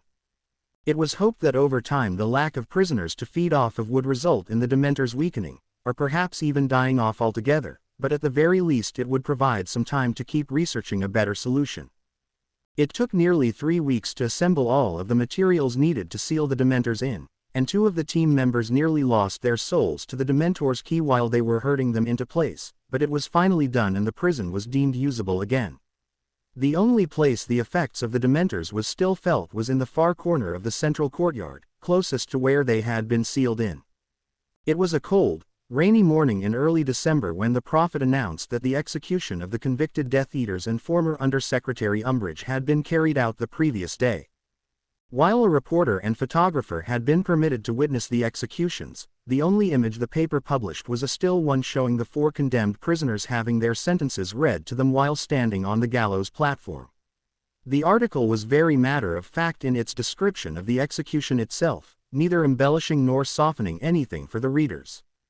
While the story did carry a warning for sensitive readers, it had been decided that the only way to avoid the appearance of pushing an agenda for or against the executions was to report the straight truth and nothing more. This caused quite a stir among many of the prophet's readers, who sent a number of letters to the editor along with quite a few howlers, but other than an editorial the next day explaining their position in response to those letters, the paper did nothing more. Below the story about the execution was a second story, with headlines nearly as large, proclaiming that Her Majesty the Queen was taking steps to permanently ban the death penalty for both her magical and non-magical realms. While this latter news was greeted with approval, it wasn't enough to prevent protests by the same group of people who had protested the original trials and sentences. Fortunately, the protests were mostly peaceful, and similar to the last ones there were limited numbers of arrests for minor offenses but no other damage. A few of the protesters even tried to keep them going, returning to the ministry to protest the next day, but eventually gave up when it became clear that while many people were uncomfortable with the concept of the death penalty, most of the public weren't actually sad to see it happen to those particular individuals. Over the next 2 years, the Queen's direct involvement was limited to briefings on the project to normalize the laws, giving or withholding assent from the drafts of those laws, and negotiations over a replacement wizarding charter. She continued to receive regular reports on the state of the magical world, and occasionally sent comments or suggestions back as a result, but beyond that she stayed back and allowed things to proceed on their own, judging that anything more might have a detrimental effect on the changes she had mandated. On the charge of treason against the crown, how do you find? Not guilty. Severus Snape let out the breath he'd been holding for the past 20 seconds and felt himself relax slightly. He hadn't been cleared of all charges, but he had been acquitted on the 2 most serious ones, sedition and treason. While this meant he was probably looking at some time in Azkaban, or wherever prisoners were being held these days, it also spared him from a likely death sentence. Plus, once he was out he would never have to return to Hogwarts again. While the judge thanked the jury for their verdicts, he turned to his barrister and said, "Thank you." His barrister nodded and said, "You're welcome. Hopefully they won't lock you up for too long." Snape nodded, then shrugged nonchalantly. "However long it is, I'll live. It's better than the alternative, especially since the Dark Lord is gone." "True, true," said his barrister absently as he collected his papers. The judge banged his gavel once to get everyone's attention. Snape turned back to the judge and stood straight again, awaiting his fate while the barrister continued putting his things together. "Severus Snape," intoned the judge, "the jury has found you guilty of 14 counts of abuse of authority, while finding you not guilty of the charges of sedition and treason against the crown. Do you have anything you wish to say before I pronounce your sentence?" "Yes, my lord," said Snape. "I just want to say that I have no intention of returning to teaching now that the Dark Lord is defeated, and I stand ready to accept my punishment." "I see," said the judge, thinking for a moment. "Very well. Severus Snape, I sentence you to 14 terms of 2 years each in the custody of Her Majesty's magical prison, to be served concurrently. Additionally, the second year of each term is hereby suspended dependent on your good behavior while incarcerated. Should you keep yourself out of trouble, that second year will be converted to probation following your release. Otherwise you will serve the entire term before being released. Do you have any questions?" "No, my lord," replied Snape. "Thank you for your generosity. Thank me by keeping your nose clean and not making me regret it, understood?" "Yes, my lord." "Good," said the judge, banging his gavel. "Court is adjourned." As Snape was led off to wherever he was to be held, he considered his situation carefully. On the one hand, he had a year to spend in prison, served who knows where. On the other hand, even if it was Azkaban, he knew that the Dementors would no longer be used, and it was only a year. Plus, he had every intention of keeping himself out of trouble and not having to serve that second year. No, the real positive of this situation was that in no more than 2 years' time he would be free one way or another. Free from the Dark Lord, free from Dumbledore, free from having to teach students at Hogwarts. And most of all, free from having to see Harry Bloody Potter ever again. It was that last thought that made him smile as he was led from the courtroom. Severus Snape unconsciously rubbed his left forearm as he walked out of the Ministry of Magic a mostly free man. He had just finished registering with the DMLE's new parole office, and as long as he kept himself out of trouble for the next 12 months he'd be completely free. As he headed for the public flow he realized that for perhaps the first time ever, he was finally the master of his own destiny. With the death of Voldemort, Snape had found himself free from what he expected to be a lifetime of servitude to a madman, one he'd regretted pledging himself to from nearly the beginning. With Dumbledore's fall from grace he'd lost the protection of his other master, and found himself in the custody of Her Majesty's forces with no one to help him. Fortunately for him, his willingness to help against his first master, along with the efficacy of the help he ultimately provided, went a long way towards sparing him. In the end, he'd spent a year in prison for abusing his students at Hogwarts, and had to stay clean for another to avoid going back, but that had also probably been the best thing that could have happened to him. When the news of his being a Death Eater had first gotten out, there were many people who wanted nothing more than take a few shots at him. A year later everyone had calmed down, especially after the story of his cooperation was released, and the worst he'd had to deal with was some disdainful looks. The other thing that had happened was that he'd been kept mostly away from the other prisoners. At first it was ostensibly for his own protection, but he came to prefer it that way, and convinced the guards to leave him there. He'd spent a lot of time thinking, and had come to several realizations about himself and his future. Most notably was the realization that he didn't just hate teaching children, but he pretty much hated dealing with anyone and everyone. He'd much rather spend all day by himself in a potions lab than having to deal with other people, which had led to his current plan. After taking the flow to the 3 broomsticks, he quickly purchased a copy of the Daily Prophet and apparated to his home. After confirming that there was nothing quite like it listed in the Prophet, he began to finalize his plans. Life was good, thought Severus Snape as he walked into his potions lab. It was over a year and a half since he had been released from prison, and his mail-order potions business was thriving. Being able to brew even the most complicated potions had served him well, especially among the British werewolf population. Even if it did mean having to brew for Remus Lupin on a regular basis. But the full moon had passed a few days ago and he wouldn't have to start the next batch of the Wolfsbane potion for another couple of weeks, so he dropped that line of thought and went to check on the potions he had under stasis or otherwise brewing. Once he had confirmed that everything was as he expected, he went to check the day's mail. It wasn't safe to have owls in the lab, so he had a separate post room adjacent to it for receiving and sending orders. He opened each letter and separated them by type. Requests for common potions he had in stock, requests for potions he would have to brew specifically, and other correspondence that wasn't orders. He mused to himself that if he got much busier he'd need to hire an assistant, something he would never have even considered even a year ago, until the last letter made his train of thought derail. It had no return address, so he'd checked it for spells. There were none before opening it. The handwriting looked familiar, but he didn't recognize it at first, and so read the letter feeling pleased about its contents. It wasn't until he got to the end and saw the signature that he dropped it like a hot potato, his expression turning sour. The 5th of August 1998. Dear Professor Snape, congratulations on your potions business. I hear it's doing well. Actually, from what I've heard, it's doing so well you might need an assistant.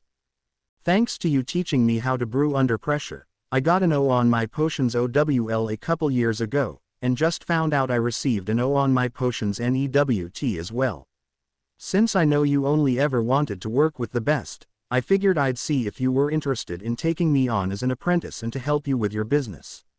While classroom teaching may not have suited you, I wonder if working one-on-one would be a better way of learning from a skilled potions master like you. If you're interested, all of my OWL correspondence is currently handled through the Crown Ambassador's office. Just send your reply there with my name on it and they'll make sure I get it right away. I look forward to hearing from you, and even if you're not interested I wish you the best of luck with your business. Signed, Sir Harry James Potter, KCVO.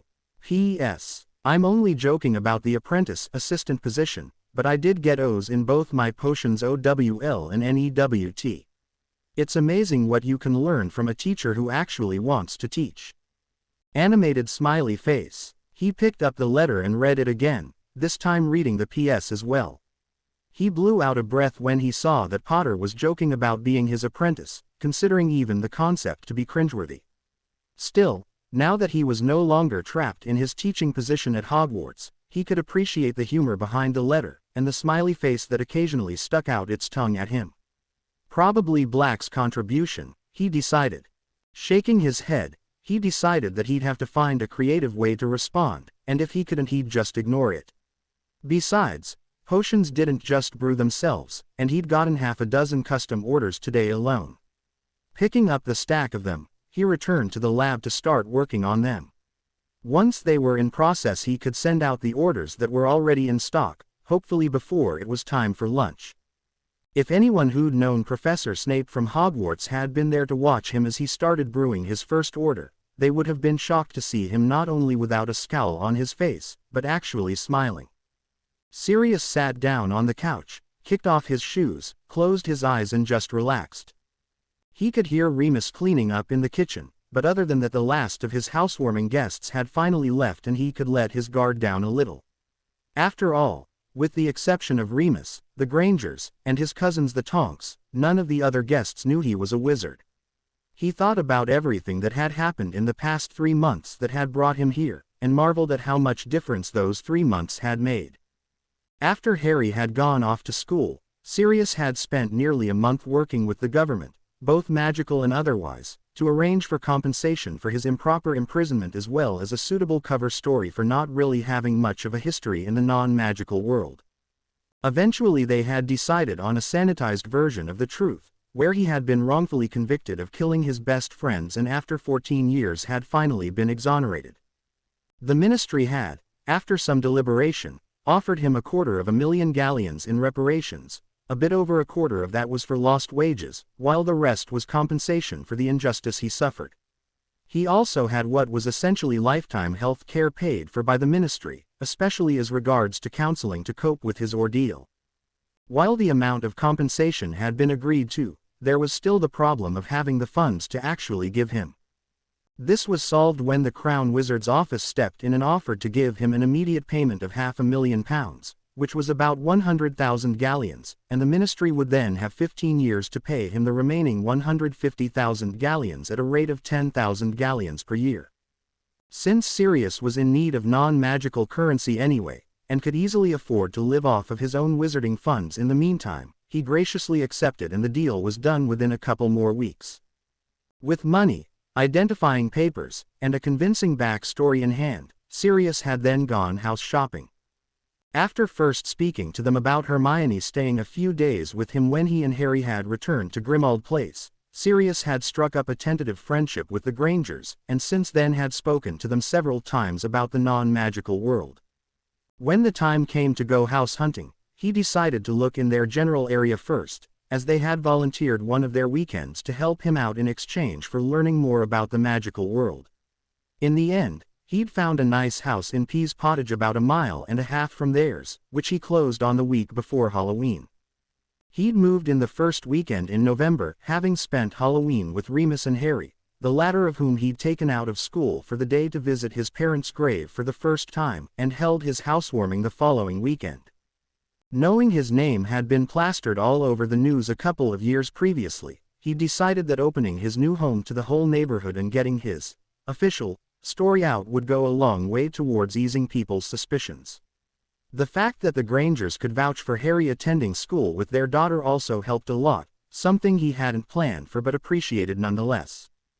He had just heard Remus turn off the water from doing dishes when the doorbell rang unexpectedly. Sirius stretched and called out, "I'll get it," then stood and went to the door. To say he was shocked when he opened it was an understatement. There, in mostly proper non-magical clothes, was his cousin Narcissa Malfoy. They looked at each other for a few seconds before Sirius shook his head and asked, "Well, this is unexpected." Narcissa looked uncomfortable but asked, quietly, "May I come in, Lord Black?" Taken aback at the use of his title, he looked around to be sure nobody was trying to prank him before stepping aside and answering, "Welcome to my home, Cousin Narcissa. May I take your coat?" Looking a little more comfortable at his semi-formal response, she stepped inside the house and said, "Yes, thank you." Looking around as Sirius took her coat, she had to admit that while nowhere near as opulent as her manor, this house felt more lived in than the one she'd occupied for the past 20 years or so. While not quite ready to admit it, she wondered in the back of her mind if it had more to do with the occupants than anything else. "Can I get you anything?" asked Sirius, once he'd hung up her coat. He would have preferred just asking her what she wanted, but recent events had taught him to be more tactful, and he certainly didn't want to start a fight inside his brand new house. Disturbed from her consideration of the house, Narcissa replied, "Oh, no thank you." "All right," said Sirius, deciding that he'd observed proper form long enough. "So why are you here? While I must admit that you've done an admirable job of trying to fit in, I'm still not inclined to trust you very much given our history." It was true. They'd never really been friends, and once she married Lucius and bought into the pureblood supremacy nonsense even more, he'd never trusted her again. That was why, When she'd first sent him an owl requesting a meeting after Lucius was tried and convicted, he'd respectfully declined on the grounds that he was simply too busy dealing with everything on his end. Now, however, she'd made the effort to track him down and dress appropriately, so he supposed he should at least give her a chance. I know, Lord Black, but I felt that I needed to try. If it helps any, I offer my unconditional apology for everything that I've done previously to offend you. The last was said demurely, but Sirius didn't think she was trying to be coy. Very well, Narcissa, please have a seat and we will speak about whatever you wish. Do you object if my friend Remus Lupin joins us to act as a moderator if needed? Narcissa looked slightly startled at the mention of someone else being in the house, not to mention that someone being a werewolf, but after a moment decided that it might be a good idea. Besides, Lupin had been one of Draco's teachers 2 years previous, and might have some insight on how to deal with her son as well. No, I have no objection. In fact, he might have something to contribute to the discussion, as it is about my son, Draco. Sirius held his tongue wanting to know what his son's nemesis had done now, and instead called out, Remus, can you please join us in the living room? My cousin Narcissa has come to talk about her son. Remus appeared a moment later, nodding to Narcissa before saying, Good evening, Madame Malfoy. Mr. Lupin, she replied, not entirely comfortable but doing her best. Once Remus had seated himself, she looked back at Sirius and began. As I'm sure you know, Lord Black, my son Draco is somewhat of an antagonist towards your godson. Son, interrupted Sirius. At Narcissa's confused look he continued, Harry is my son now. I formally adopted him as my son and heir before he returned to school, and will do so in the non-magical world once I've properly established myself here as well. I see, said Narcissa, before gathering her thoughts to continue. In any event, Draco and your son, Harry, do not and have not gotten along well since they started school together. While it appears that your son has managed to grow up somewhat since then, my son is unfortunately lagging behind in that department. Sirius stifled a laugh, much to Remus's amusement, then nodded at Narcissa as he ignored her glare. I am aware of the difficulties between our sons, yes. Then you are probably aware that my son has had his wand confiscated 3 times since the beginning of the school year, his prefect status was taken away from him, and that he is facing possible expulsion, not to mention prosecution, should it happen again. I have come to you, Lord Black, to ask for your help in finding a way to prevent that from happening.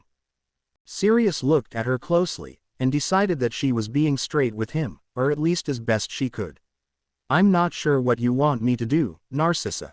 Harry's not the one who's been starting things, and the school rules are very straightforward about how inter-student violence is to be handled.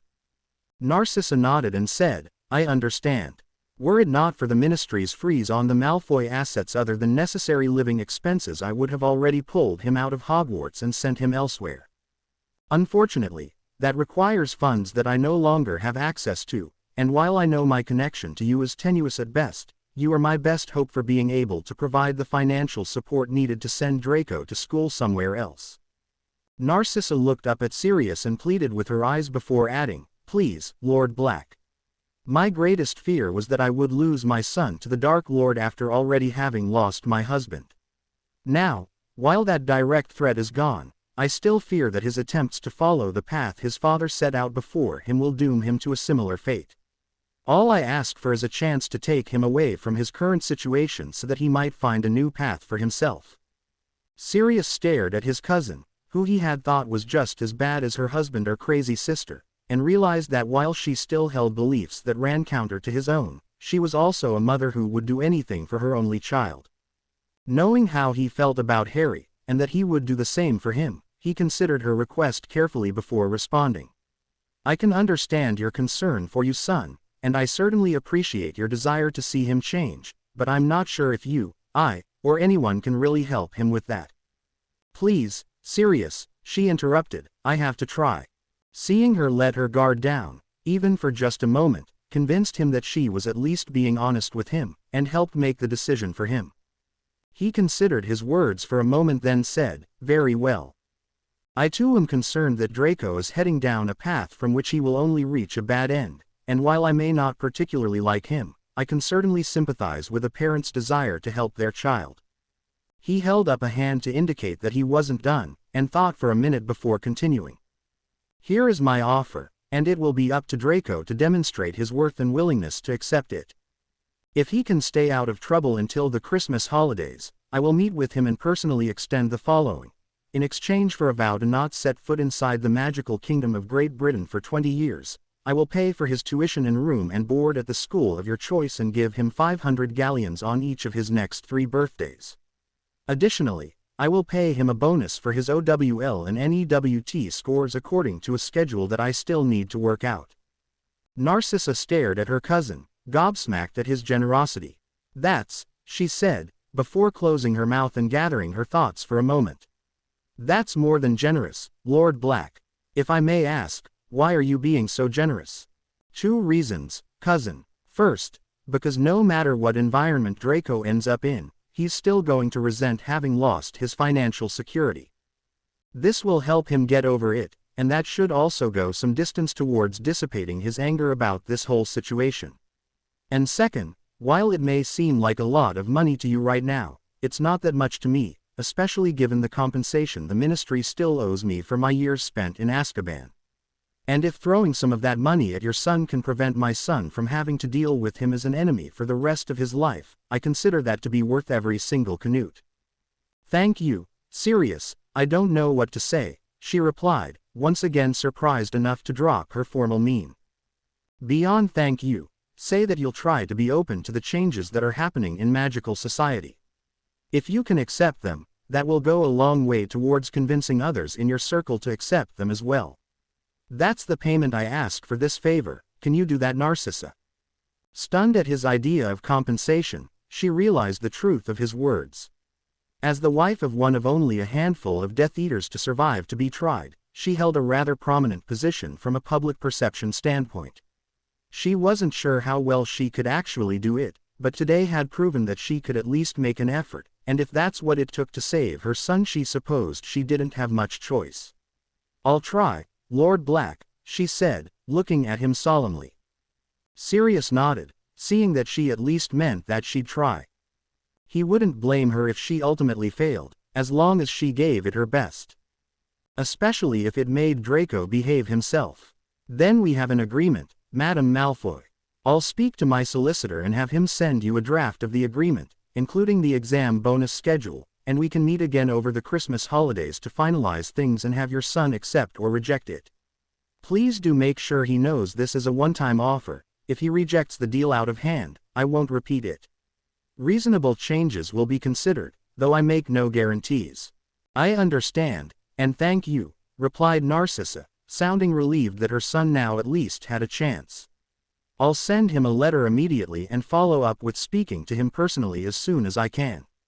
If I have any say in the matter, he'll accept the deal when the time comes. Standing, Sirius offered her his hand as he said, I look forward to our sons not fighting anymore, and will speak to you again another time.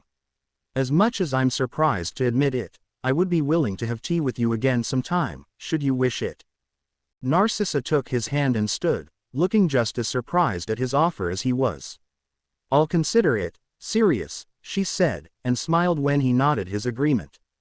Well, it looks like you didn't need me here after all, said Remus, standing as well. Both Sirius and Narcissa looked at him and chuckled, as they had almost forgotten that he was there. Sirius grinned at his friend and said, would you mind escorting my cousin back to the magical world, Remus? While I'm sure she had a plan to do so, I'm guessing she'd feel more comfortable not having to do it alone, and I know you were heading that way anyway. Remus nodded and said, sure, before looking at Narcissa and adding, if you'd like. Narcissa considered for a moment while Sirius went and got her coat, before deciding that this might well be a test of her willingness to change. Yes, thank you, she said to Remus, accepting her coat from her cousin. Perhaps you can help me to understand what I should and shouldn't be doing in the Muggle world a little better. Remus chuckled and nodded, before replying, I think I can do that. Turning to Sirius he added, okay, your dishwasher's loaded so you'll know how to do it next time. Just take a look at how I put everything in it, including the soap, then close it all up including the little soap cover and push the start button when it's all closed. Hopefully you'll figure out the rest on your own, otherwise I'll come by in a few days and help you unload it. Narcissa looked confused but Sirius just grinned and said, "Thanks Remus, you're a lifesaver. Especially since I can't let Creature help out here." Remus laughed at his friend and patted him on the shoulder before grabbing his own coat and heading for the door. "Coming, Madame Malfoy." Narcissa nodded then looked at Sirius and said, "Thank you again, Lord Black. I appreciate your taking the time to speak with me." "You're most welcome, cousin, thank you for coming." Having observed the formal farewell, he added, "Now go on, I'm exhausted and just want to take a nap."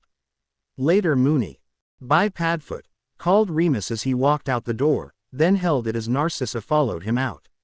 Once they were gone Sirius closed and locked the door, then went upstairs to take a nap before writing Harry about his surreal afternoon. Sirius and Harry's first Christmas together was memorable for many reasons. They celebrated it in Sirius's house in Pease Pottage, along with the Tonks family and Remus, who Sirius had finally convinced to move into one of the spare bedrooms.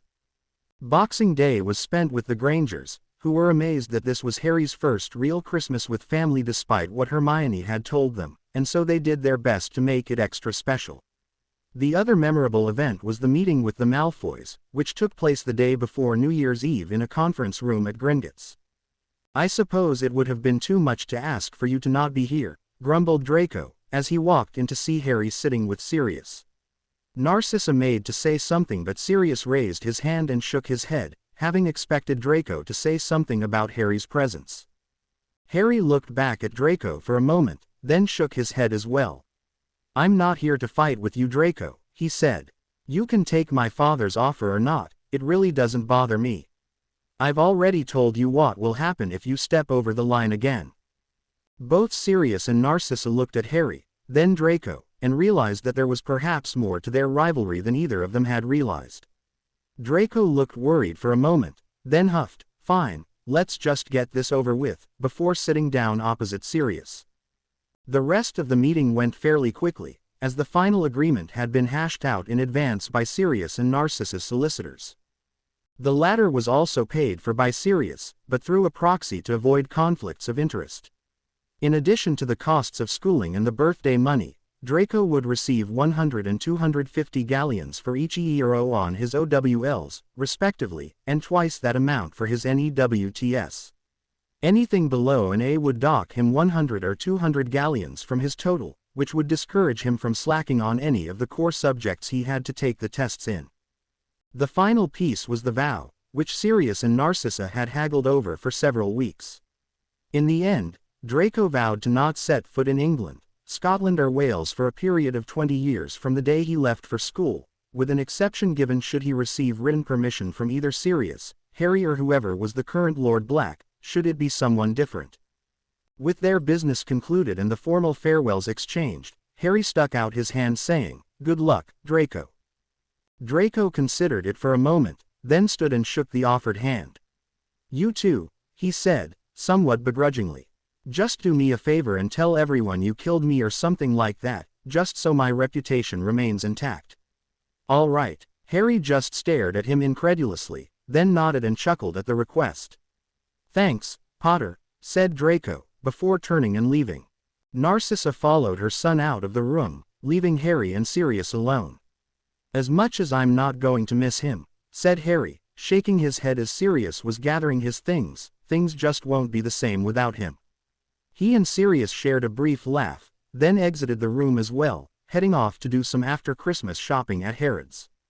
It took a little longer than the year they had hoped, but the week before Christmas of Harry's 6th year, Sirius formally adopted him in the non-magical world. He'd turned down several full-time jobs, both on the magical side with the still reconstituting Ministry of Magic and the non-magical side working for the Queen in several different capacities, in favor of working part-time for Fred and George Weasley, helping first set up, and then develop products for, the new Weasleys, Wizarding Wheezes. He'd been able to finagle some sound investments on the non-magical side to show his net worth, along with a galleons to pounds conversion from his part-time wages, which had ultimately convinced the judge, who knew nothing of his magical connections or wealth, that he was able to financially support Harry along with himself. He'd also had to get a psychological certification, which had taken a while to get, but that was mostly because of the difficulty locating a counselor who was knowledgeable about magic and able to look past both the fact that he was Sirius Black, and that the boy he was trying to adopt was Harry Potter. It wasn't that there were prejudices involved so much as that it was hard for people to just see them as people, but in the end he found someone who not only was willing and able to work with him, but had proven very helpful at dealing with some of his other issues, like getting over his animosity towards Snape. And so, as they prepared to celebrate their second Christmas together, Harry and Sirius found themselves now father and son in every way except biological. Sirius had decided to keep living in the non-magical world, at least until Harry finished school, as he'd come to enjoy certain parts of it more than he'd expected. He'd even started dating, though not seriously, much to the surprise of a number of the neighbors. They'd assumed he and Remus were a couple, something that the two marauders had found both uproariously funny, as well as a little disconcerting. Still, nobody ever bothered them about it, so they didn't really care. Christmas Eve they, along with Remus, stayed up much too late, telling stories of previous Christmases both with now departed family as well as at Hogwarts. When Harry fell asleep on the couch, Sirius carried him upstairs and tucked him into bed.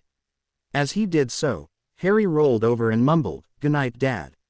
"Merry Christmas." "Merry Christmas to you too, son," replied Sirius before heading to bed himself. The smile was still on his face when he woke up the next morning. The first couple of months after the revocation of the Wizarding Charter had been fairly chaotic for the people working in the ministry, especially those at the top, but in hindsight it had been a much smoother transition than anyone had expected. There had certainly been a number of incidents with unhappy citizens getting unruly and having to be taken in by the Aurors, but the vast majority of them had been confined to unhappy individuals, and most of those had also involved generous quantities of fire whiskey or other intoxicants. After that, things had mostly settled down as it became obvious that things were not going to return to their previous state, and most people started trying to make the best of the new paradigm. There had only been 4 significant incidents where sizable groups of people had become unruly, and each time they had successfully been controlled without widespread violence. The first had taken place when the death sentences had been announced, which the ministry had at least been prepared for. The idea of non-magicals imposing the ultimate penalty on wizards would probably always be controversial in some circles, and certainly made many people uncomfortable. Those who responded with violence had been limited to people who resisted the Aurors who were trying to settle them down, and ultimately had resulted in a number of minor injuries but nothing worse. In keeping with trying to set strong but fair punishments, the perpetrators all spent a few days in jail, followed by community service along with a mandatory education program to teach them more about the non-magical world. Near the end of November, Percy Weasley released his preliminary report reconciling the laws of magical Britain with those of non-magical Britain. The biggest surprise was that while there were plenty of laws that needed to be repealed, very few of those that remained needed significant changes to them. While there were certainly additional laws needed to cover various things like discrimination and various modern things that magical society hadn't caught up to yet, most of the ones that weren't aimed at maintaining the pure blood supremacy over other magicals were fairly reasonable, if perhaps in need of some modernization. It was this report, combined with the further reforms within the ministry, that led to the second and third incidents, and the events surrounding them. Once Governor-General Bones and the remaining Wizengamot members who were advising her had a handle on the legal situation, they determined that the existing laws were sufficient to give the former minister a trial. This was held publicly in the Wizengamot chamber, which had to be enlarged just to hold enough people to avoid additional riots. Each day of the trial there was a lottery to see who would be able to sit in the spectators' gallery. While this didn't make everyone happy, there was a general feeling that it was at least fairer than just being first come, first served. This was further reinforced by the fact that on the second day several journalists were excluded from the gallery, having failed to arrive early enough to reserve press seats and then not being picked by the lottery. The trial itself lasted nearly the first 2 weeks of December, during which many people testified about various things Fudge had said or done during his time as minister. Much of this testimony was the variety that was subject to interpretation, and could have gone either way, but there were three people whose testimony gave sufficient context to convince the jury to convict: Albus Dumbledore, Harry Potter, and Lucius Malfoy. While reluctant to testify, Dumbledore had agreed to it only after being threatened with an investigation into his own activities as Chief Warlock and Headmaster of Hogwarts.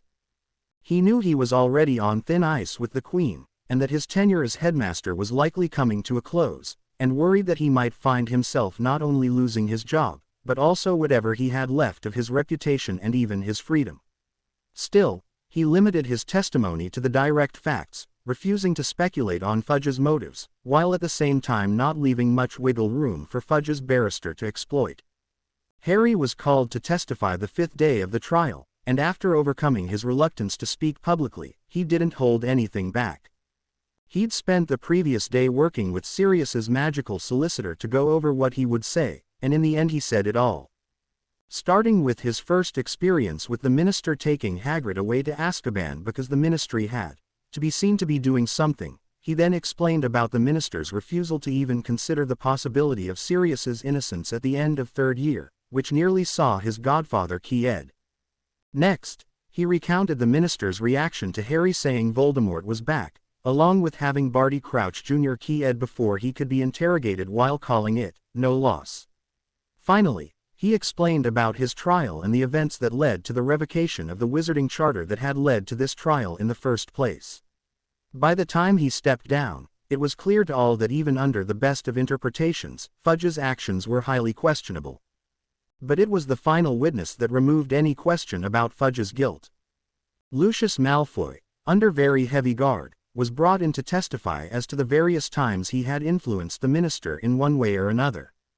Rather than having Malfoy testify directly, the transcripts of his interrogations that had been reduced to only those events relevant to Fudge's trial were introduced as evidence. Fudge's barrister was then permitted to cross-examine Malfoy in an attempt to discredit those transcripts. It unfortunately backfired when Malfoy, in a fit of pique, admonished Fudge for being so stupid as to get caught.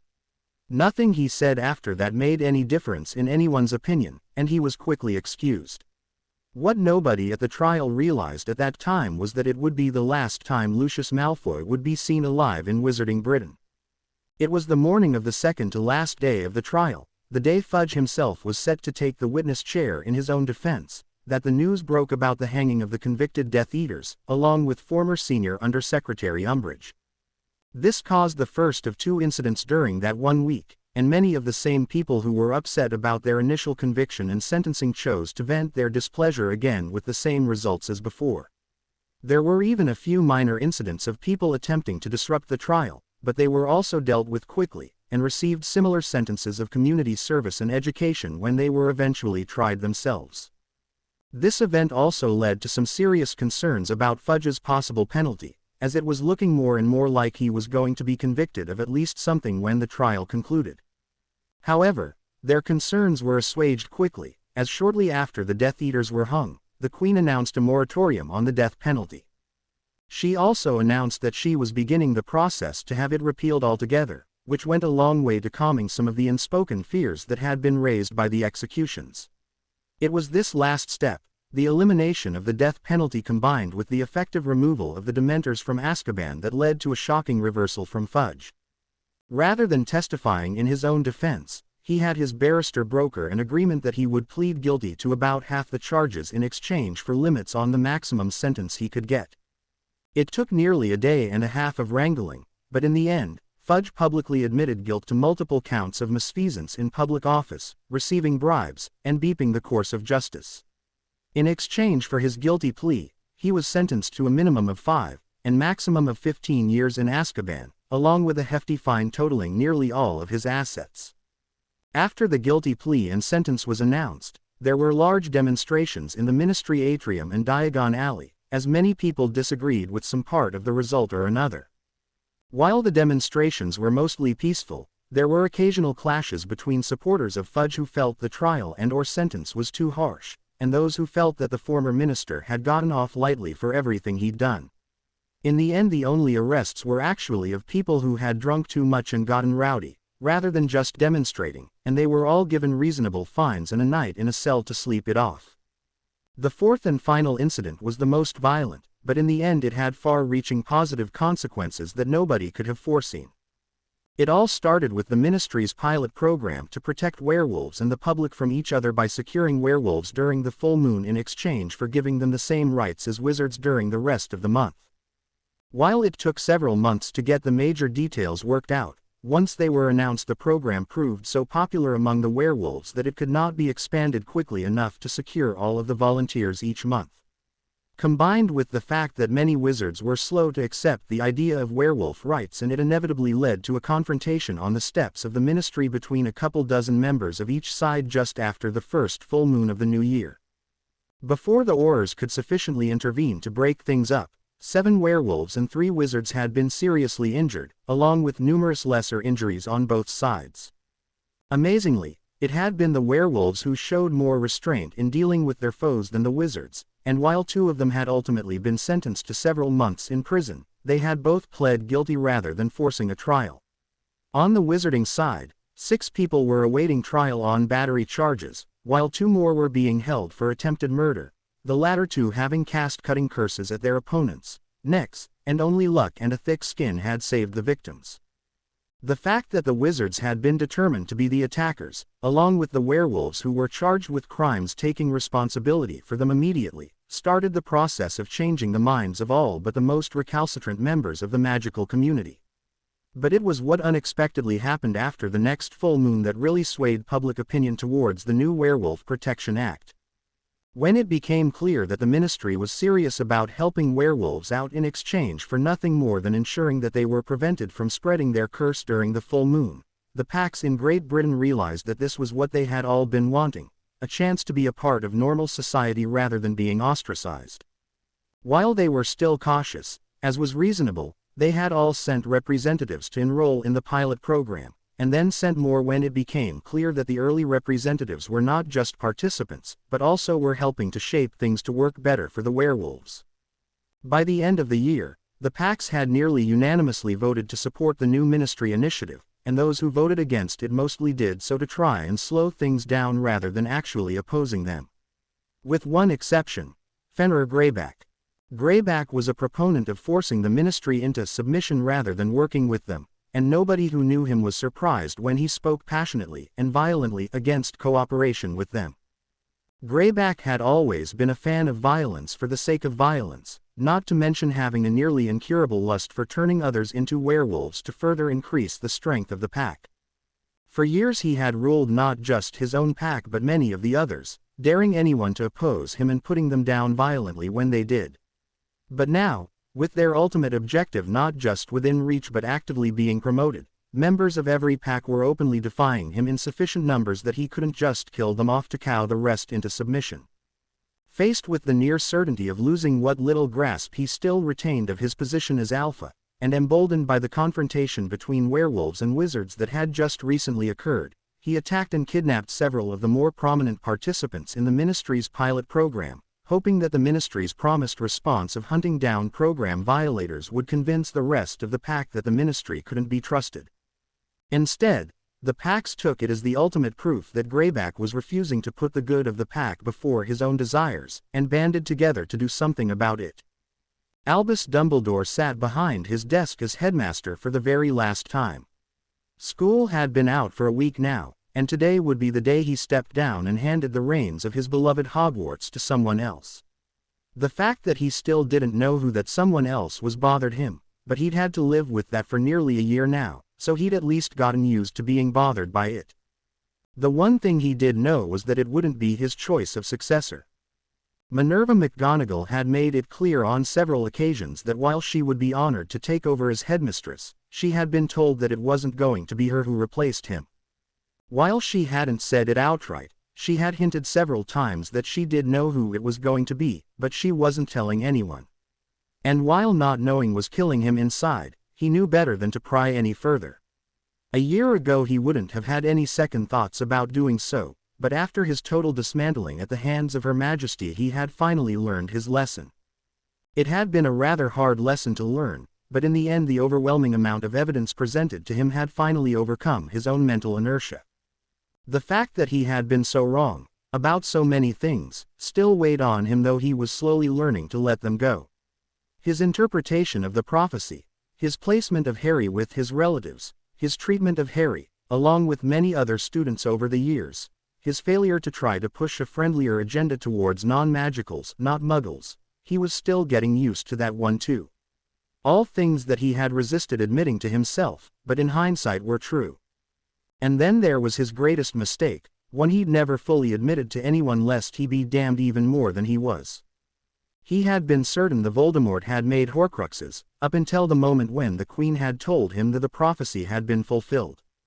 Even then, it wasn't until Mr. Adlington had provided him with Croker's explanation for the diary that he was willing to let it go, despite his relief in being able to do so. But the worst part was that he had begun to wonder if Harry's scar might also be a Horcrux, and that the only way to defeat Voldemort forever would have been for Harry to die. No, he would never admit it to anyone else, even as he could finally admit to himself how glad he was to be wrong in this case. Shaking himself from his reverie, he took one last look around the headmaster's office, taking in the portraits and other things that would remain after he left. He'd still get to see them on occasion, as he was remaining on staff as Professor Emeritus, but all of the things that had made this his office were now gone, never to return. Perhaps it's for the best, he mused, but didn't get any further as there was a knock at the door. "Enter," he called out, as he sat back and watched the door in anticipation. The door opened to reveal Professor McGonagall, followed by a rather familiar face. While not someone he could call a friend, he'd seen them quite a bit over the past year as changes were made to magical Britain, including Hogwarts. "Headmaster Dumbledore," said McGonagall, "may I present the new headmaster of Hogwarts School of Witchcraft and Wizardry, Sir Charles Adlington." Dumbledore raised one eyebrow as he stood and extended a hand. "Welcome, Sir Charles. I must admit you're not who I expected. Congratulations on your appointment as headmaster, and if I may add, your recent knighthood." He knew it had to be recent, as he'd last seen him 3 weeks ago and there had been no mention of "Sir" at the time. "Thank you, Professor," replied Sir Charles. "I must admit I was surprised by both, though I've known about the former for a few months now. And while I think we both agree it's time for a change here, I'm very glad you've agreed to stay on both to mentor me and to teach. As much as we may disagree on politics, I've never questioned your wealth of knowledge or skill as a teacher. I think it's safe to say that as long as you keep the politics to a minimum, you're welcome to keep teaching as long as you like." Dumbledore nodded and said, "Thank you," accepting the both compliment and warning for what they were. "Please, have a seat, we have much to discuss so I can hand control over to you properly. Minerva, will you be retaining deputy headmistress duties?" McGonagall looked at Sir Charles, who nodded and said, "I have no problem with that. If you wish to give them up, I'll try to find someone else. Otherwise, they're still yours." "Thank you," she said, "I think I'd like that. It will also give the students some more continuity, given all the other changes that are happening here." "An excellent point, Minerva," said Dumbledore, "and one I agree with. Since you will be continuing as deputy headmistress, I think you should remain here both to witness the changeover and to help me in case I miss anything." At Sir Charles's agreement, they both took seats opposite Dumbledore's desk. She was surprised when he conjured a third chair in front of the desk and sat there, rather than returning to behind it, but didn't say anything. "Sir Charles," said Dumbledore, "may I ask you a question before we begin the transition?" When Sir Charles nodded, Dumbledore continued, "Why did you accept the appointment as headmaster? I would think it's a step down from being Her Majesty's chief wizard." McGonagall looked concerned at Dumbledore's question, but Sir Charles just smiled. "It is, in some ways, but in others it's quite a step up. And I understand your concern, Albus, you want to make sure I'm here for the children and not just for myself. Am I right?" Dumbledore nodded. He knew it had the potential to be taken the wrong way, and was glad to see that Sir Charles hadn't. "It's a fair question," said Sir Charles, "and one that even I'm not 100% clear on the answer. At its simplest, it just felt right. I've spent the better part of the last year helping Governor-General Bones get magical Britain back on track politically, and while I'm thrilled that I got to be a part of it, I'm also tired of dealing with it. There's something exhausting about dealing with grown men and women who act like children any time you bring up something they don't want to deal with. Something I'm sure you've dealt with for longer than I have, come to think of it. Dumbledore chuckled, thinking back to his time in politics. Yes, I have, though I have to admit you've probably pushed them a lot harder than I ever did. Sir Charles nodded to acknowledge Dumbledore's admission, but didn't mention it further. Anyways, when Her Majesty first approached me about taking over as headmaster, I wasn't sure I wanted it. But the more I thought about it, the more I realized that while I'd still be dealing with people acting like children, at least these would be actual children. Plus, this would give me a chance to try and guide them to be adults who won't act like children under similar circumstances when they grow up. My other concern was whether Andrew was ready to take over as Chief Wizard, but Her Majesty convinced me to give him the chance if he wanted it, and he did. I think the fact that there are now much closer ties to the magical world gave him the confidence that he'd be able to get help if he needed it. Dumbledore smiled and nodded. Thank you for indulging an old man's curiosity. And for what it's worth, I think Her Majesty has made a good choice. Even if you decide this isn't the place for you in the long term, right now I think you're just what Hogwarts needs to help teach our magical children about our new world. Shall we get down to business? I think that's all we have time for today, but we can pick up this discussion next week. Enjoy your weekend, said Albus Dumbledore, Professor Emeritus, to his 7th-year alchemy class. He was rewarded with several Mo'NS of before someone lamented, just as it was getting good. He chuckled at his students' interest, and replied, "Have patience, Mr. Belby, I promise that there will be plenty of time throughout the year to explore both the subject at hand and these side stories you seem to enjoy so much. Now, off with you all or you'll be late for your next class." He waited patiently as the students left his last class of the week, sitting back down behind his desk as the door to the classroom closed. What a difference a year makes, he thought to himself, reflecting on the changes in his life. A year ago he'd still been headmaster, but in many ways in name only. There were changes being forced upon both him and Hogwarts by the newly re-established Queen, and while he had grudgingly accepted them, he still hadn't truly embraced them at the time. Now, however, he was no longer headmaster, and while he was still getting used to the changes, the fact that they were no longer his problem had been truly freeing with regards to accepting them. Or, he mused to himself, perhaps the fact that he wasn't in charge anymore made it easy to just let go and not worry about them. Either way, stepping down as headmaster had allowed him to rediscover the joy of teaching, and after only 4 weeks of classes he was certain he had made the right decision. When he was first asked to step down, he had assumed that Minerva would be promoted in his place, as she had been his deputy for many years. Thus he had been surprised and dismayed to find out that she was not even in consideration, even if she herself had accepted it gracefully. That surprise had turned to shock when he was first asked to stay on as Professor Emeritus. He had reasonably assumed that he was being forced out, and would not be allowed to remain at Hogwarts after he had stepped down. But after some discussion, he had agreed to remain and teach NEWT. Transfiguration, along with a new alchemy elective for which there was no NEWT test yet. At the same time, he would be available to the new headmaster should they have any questions, passing on his institutional knowledge as it came up. The one thing that had been made very clear to him was that he would have no say in setting policy, enforcing discipline outside of his classes, or in any way making decisions about what happened at the school. He'd been worried it would be hard at first, but between his emeritus status and not being invited to most of the staff meetings had made it much easier than he'd expected. And so, he'd effectively been pushed off to the side, allowed to do nothing but teach and interact with the students in public settings. Fortunately, to his immense joy, he'd found that teaching more than filled the void he'd experienced when he first stepped down. In his role as headmaster, not to mention the chief warlock and supreme mugwump positions he'd held for many years after the defeat of Grindelwald, he'd rarely had much interaction with the students outside of disciplinary situations, and he'd forgotten how much fun it was to just teach young minds eager to learn. And so he'd quickly embraced it, his few classes quickly becoming a favorite among his students. And now, less than a month later, he could honestly say to anyone, himself included, that he was happier than he'd ever expected he would be. He was interrupted from his thoughts by a knock on the door, before it opened and the new headmaster came in. "Good afternoon, headmaster," he said as he organized the few scattered papers on his desk. "What can I do for you?" "Good afternoon, Albus," responded Sir Charles. "I figured I'd see how your classes were going, now that you have almost a month under your belt.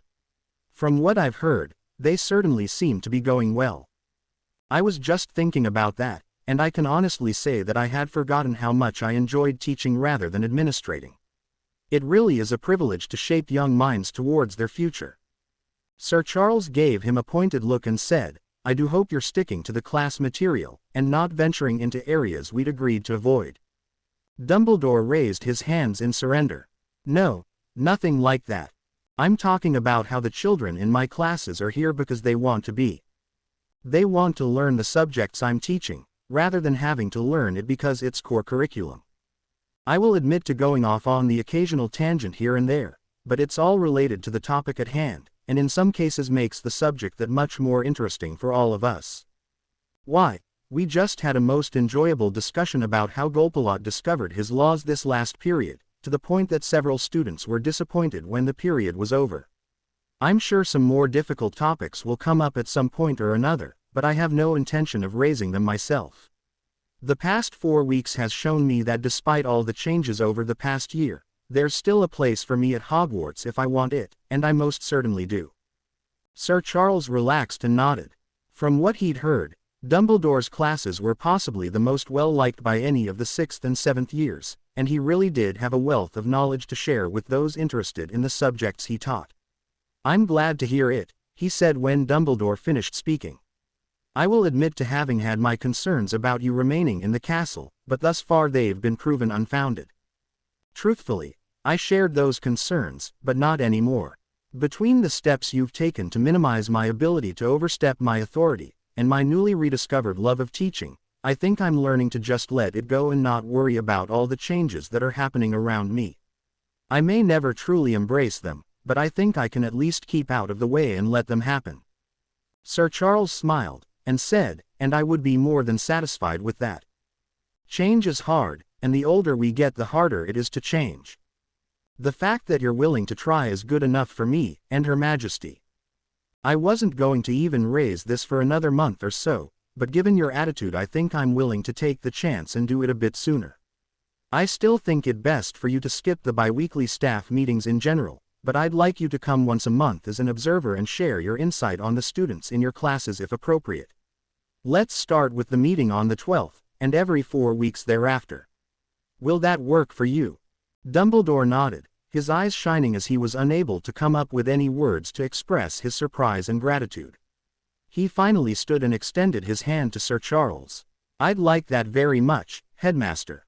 "Thank you." Sir Charles shook Dumbledore's hand and smiled. "Maybe you couldn't teach an old dog new tricks, but if you could convince the old dog to teach others, he wouldn't mind them so much."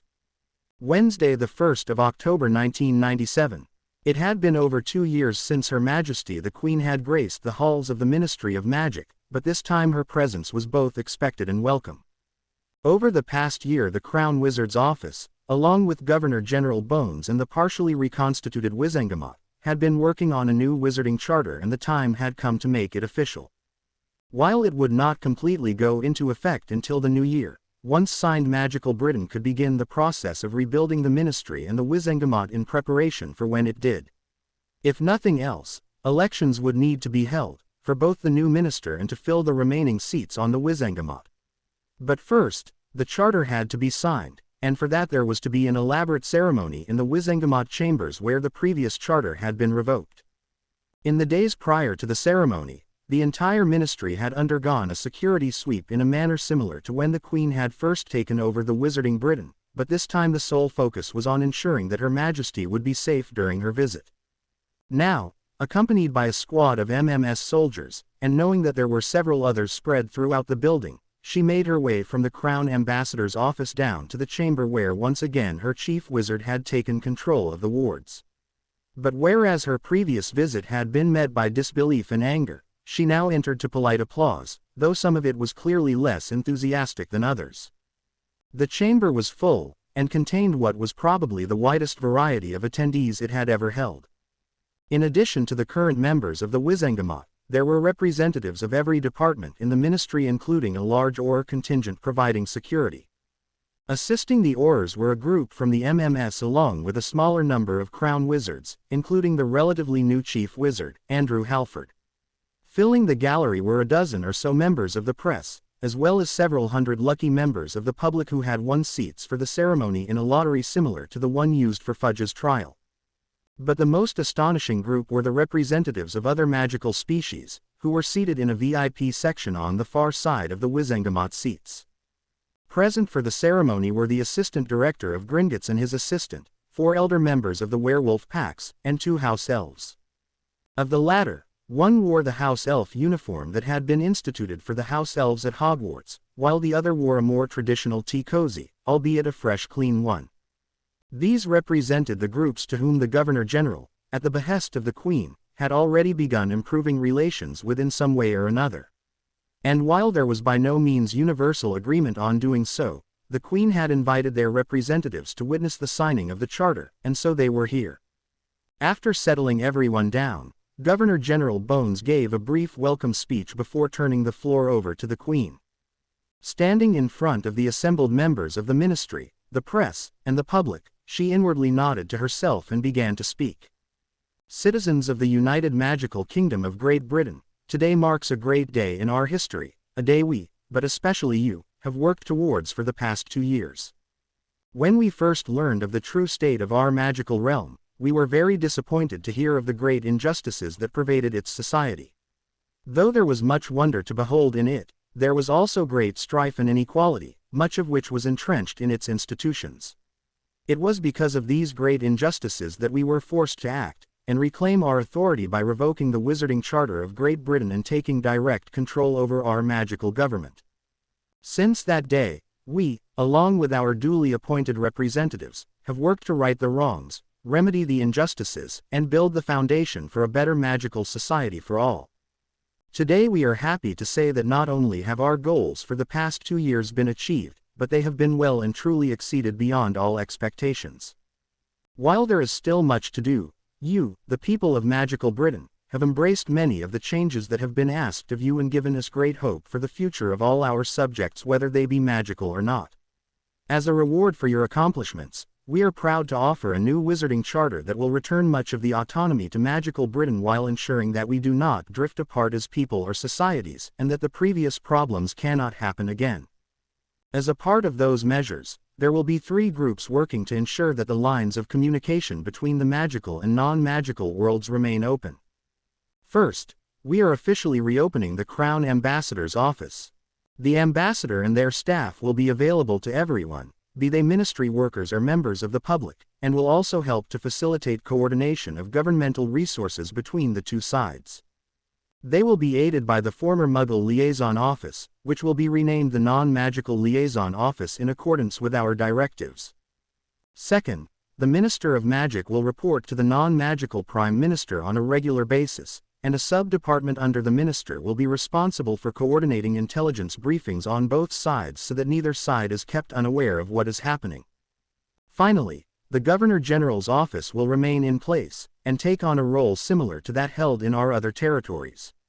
They will report directly to us, and will speak for us in all matters unless we choose to make our own voice heard directly. We know that change is hard, and we appreciate all that you have already done, and will continue to do, to make magical Britain a better place. It is in recognition of your hard work and dedication to embracing our rule that we grant you, the people of the United Magical Kingdom of Great Britain, the Wizarding Charter of 1997. The applause from the crowd started slowly, then picked up steam as the majority of the people joined in.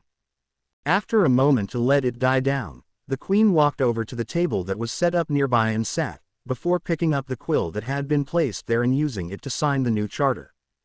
After a moment she stood back up and handed the quill to Governor-General Bones, who sat and signed the charter as a witness for magical Britain. There was then a brief procession as the current remaining members of the Wizengamot signed the document as well, each witnessing it to add further acceptance by the populace. Once everyone had signed it, Governor-General Bones tapped it with her wand twice, creating 2 copies. She rolled up the original, which she handed to the Queen, then gave one copy to the head of the Goblin delegation to be stored in the ministry vault, and kept one for herself. Bowing to the Queen, Governor-General Bones said, "Thank you, Your Majesty, for your generosity." The Queen simply nodded in response, then motioned for Governor-General Bones to address the crowd.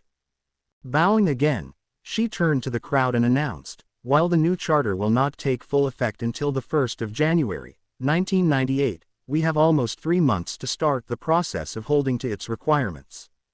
The first, and foremost of them being the election of a new Minister of Magic, as well as filling the remaining 28 seats on the Wizengamot. Elections will be held 10 weeks from today, and every citizen of magical Britain who has reached the age of majority will be permitted to vote. Anyone wishing to run for either office must file the required paperwork with the Ministry Election Office no later than 7 weeks from today. Copies of the charter, along with the rules for both becoming a candidate and how to campaign, will be published in tomorrow's Prophet, which will be made freely available for everyone.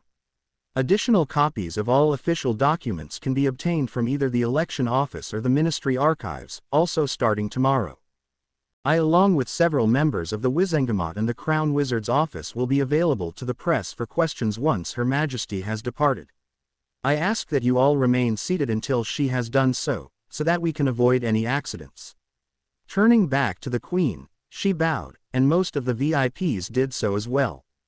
The Queen nodded, acknowledging their bows, before gathering herself and turning to her entourage. They began the process of leading her out and back to the Crown Ambassador's office, and from there to the palace. She never set foot in the Ministry of Magic again, but if you asked the people who worked there, her presence was felt, in one way or another, from that day forward. 6 weeks later, having been convinced by a great number of people both inside the ministry and out, Madame Bones announced her candidacy for the position of Minister of Magic. Upon doing so, it became clear that her election was all but assured, as no other candidate came close to reaching a consensus vote. There were a few newcomers to the public eye who tossed their name into the ring on a lark, but all but one of the remaining candidates came from one of two camps: the old-school purebloods who wanted to find ways to put things back to being as close to the way they were as possible, and more moderate businessmen who were finding the new economic climate more to their liking, but had no real experience with public service. The final candidate and only real opposition came from within the ministry, as one of her senior oars and more recently the head of the DMLE, Rufus Scrimgeour, had announced his candidacy early on. In fact, it was not wanting to run against him that initially stayed her hand in jumping in herself, but over the previous months she had been told by many people that they would prefer her over him, at least at the top. Scrimgeour was a good orar, and a competent administrator, but even she had to admit that he lacked some of the softer qualities needed in dealing with politics. She had no doubt he would have been an acceptable minister, but he would have likely engaged in verbal combat with the Wizengamot rather than working with them and convincing them of his arguments. The only problem with running for the minister's office was that she had to step down from the Governor-General's post before officially filing the paperwork. She delayed doing so until just before the deadline in order to give Her Majesty a chance to appoint a replacement, but even then a single week wasn't very long. The solution, it turned out, was both elegant and controversial at the same time. Major French had already announced his intention to retire from the British Army at the end of the year, and thus was already transitioning leadership of the MMS to the newly promoted Major Lee. After some discussion, despite not being a wizard himself, he agreed to take the position as a stepping stone to his retirement until a proper long-term replacement could be decided on. There was a brief kerfuffle over his appointment in the press, but things settled down when Madame Bones pointed out that the newly signed charter explicitly stated that the Queen could appoint anyone she chose, as well as the fact that as her direct representative any actions against him might be seen as an attack on the Queen. The latter was hammered home by articles reminding magical Britain of what had happened to Umbridge for her attack on the Queen, as well as stationing a rotating guard of the MMS to protect him. That the MMS gave a very public, and very well press-covered demonstration of exactly what they were capable of may have also influenced some of the more vocal opponents, though nobody admitted it publicly. Governor-General French, in turn, did his best to keep a low profile, letting the wheels of government keep turning and only putting in his 2 cents when asked, or if he thought of something during his morning briefings. After all, his job would become mostly ceremonial in just over 6 weeks, and barring any unexpected major events, things could mostly run themselves without him rocking the boat. On the evening of New Year's Day, 1998, Amelia Bones sat behind her new desk in the Minister of Magic's office for the first time, thinking back on everything that had led up to her being there. Less than 2.5 years earlier, she had been the hamstrung head of the DMLE, trying to determine if there was any truth to the rumors that Voldemort had somehow returned, and having to do so clandestinely in order to not arouse the ire of then-Minister Cornelius Fudge. Now, she was in the position he had once occupied while he was sitting in prison, serving a 5 to 15-year sentence for corruption and misconduct in public office. It had all begun with the trial of Harry Potter, and the subsequent revocation of the Wizarding Charter, something she hadn't even known was possible. And then, to the shock of everyone, the Queen, a non-magical, had appeared and taken control of everything. But the end result was better than anything she had even imagined possible, and she was proud of her part in making it happen. Despite being a pureblood herself, she had never bought into the bigotry many of her peers embraced, and it had worked in her favor when the revolution came. The Wizengamot, once a pureblood institution dedicated to keeping all others out, was now composed of a mix of all types, including many who had been elected rather than appointed or inheriting their seats. The Ministry of Magic, which had once done everything it could to advance purebloods above all others regardless of their capabilities, was now a relatively even playing field. There were still a few places where nepotism could be found, but now it was based on individual relationships, rather than institutional practices, and there were also safeguards in place to ensure anyone who proved incapable of doing their job could, and would, be removed. First-generation wizards and witches were still rare, but this had more to do with the fact that most of those who were old enough to work in the ministry had already given up on it, and there had only been 2 graduating classes from Hogwarts since the rules had changed. Still, the ministry had started recruiting first-generation 7th years, and it was expected that the numbers would naturally increase as time went on. There had also been great strides in making things better for people outside of the ministry. First-generation magicals were now welcomed into the community as soon as they were old enough to keep its secrets. No more getting your Hogwarts letter and having to guess your way through the rest of the process. Now, entire families of first-gen wizards and witches were given orientation tours months or even years before their children would go off to school. The fact that this brought in more commerce and boosted the economy had significantly helped the acceptance of these newcomers, as they helped reduce the impact of the new laws requiring shops to charge the same no matter who was buying. The werewolves were now also beginning to be accepted into society as a whole. While there was still some fear among the general populace, the program of providing werewolves with wolfsbane potion and a secure location on the nights of the full moon had proven to be wildly successful. In addition to nearly all of the known werewolf population of Britain participating in the program in some way or another, several other countries had begun adopting it as well, with the early results proving just as positive. In fact, there were less than a dozen known cases of new werewolves being turned in the last 2 years, and at least 2 of them could be attributed to the late Fenrir Greyback shortly before his death at the hands of his own brethren. But the biggest change had been the overall tone of life in magical Britain. Prior to the Crown taking over, life had gone on with business as usual, but there was an undercurrent of unhappiness and worry towards the future. The haves had, and the have-nots didn't, and with very few exceptions there wasn't much of an opportunity to change that. Now, business was booming, people were more optimistic about the future, and most importantly they saw the new ministry as a leader rather than an impediment, or worse, an overlord. While things still took time to change, change was now possible, and despite the uncertainty it carried, people were starting to think of change as a potentially good thing rather than a bad thing. She was interrupted from her reflections by a knock on her door frame, as her successor as Governor-General surprised her by sticking his head into her office. "Good evening, Minister Bones, I do hope you aren't planning to stay too late tonight." "And good evening to you, Governor-General French," she replied. "No, I'm mostly just taking in the office now that it's officially mine. If I may ask, what are you doing here?" The former commander of the MMS nodded with an understanding smile and said, "I can understand. I did the same thing when I first took my last post. But enough wool gathering, I have a message for you from Her Majesty that I wanted to deliver personally, and I had a feeling I might just find you here." Madam Bones sat up, uncertain of what was coming. "Very well, please continue. Her Majesty wishes for me to extend her congratulations on your inauguration as Minister of Magic for the United Magical Kingdom of Great Britain, and that she expects you will do a better job of it than your predecessor, given your recent track record."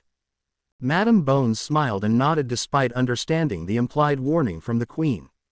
"Please extend my thanks to Her Majesty, and inform her that I intend to do just that," she replied. She then stood, looking around the office once more before heading towards the door. "And with that, Governor General, I believe it's time to go back home and celebrate the new year some more." The Governor General nodded, saying, "A capital idea, Minister." "Good night." "Good night," replied Amelia, before heading off to the minister's private lift while the Governor General turned and walked the other direction towards his office and his own private flow connection. As Harry Potter sat near the head of the Gryffindor table, waiting for the start of term feast to begin his 6th year, he looked over the newly expanded tables in the Great Hall, making a note of all the new teachers. In addition to most of the familiar teachers at the staff table, there were several new teachers there, as well as scattered around the rest of the tables in the Great Hall. The new heads of house were seated at the far end of the house tables, waiting to greet the newly sorted first years who were being led into the hall by Professor McGonagall. The only one missing, Harry realized, was the headmaster. Just as he thought that, he realized that wasn't quite true. Professor Dumbledore had announced his retirement at the end of last year, but no formal announcement of his replacement had been made yet, at least not that he'd heard. As the first years finished filing in, the door to the anteroom off the Great Hall opened, and to his shock Professor Dumbledore walked out and up to the front of the dais. "Welcome," he started, "welcome to another year at Hogwarts. I know many of you are surprised to see me here, as, admittedly, am I." He chuckled, and many others in the hall did too, used to the professor's odd sense of humor. "I announced at the end of last year that I was retiring as headmaster, and I have. I will be remaining here at Hogwarts as Professor Emeritus, teaching a couple of advanced classes and assisting the new headmaster on occasion.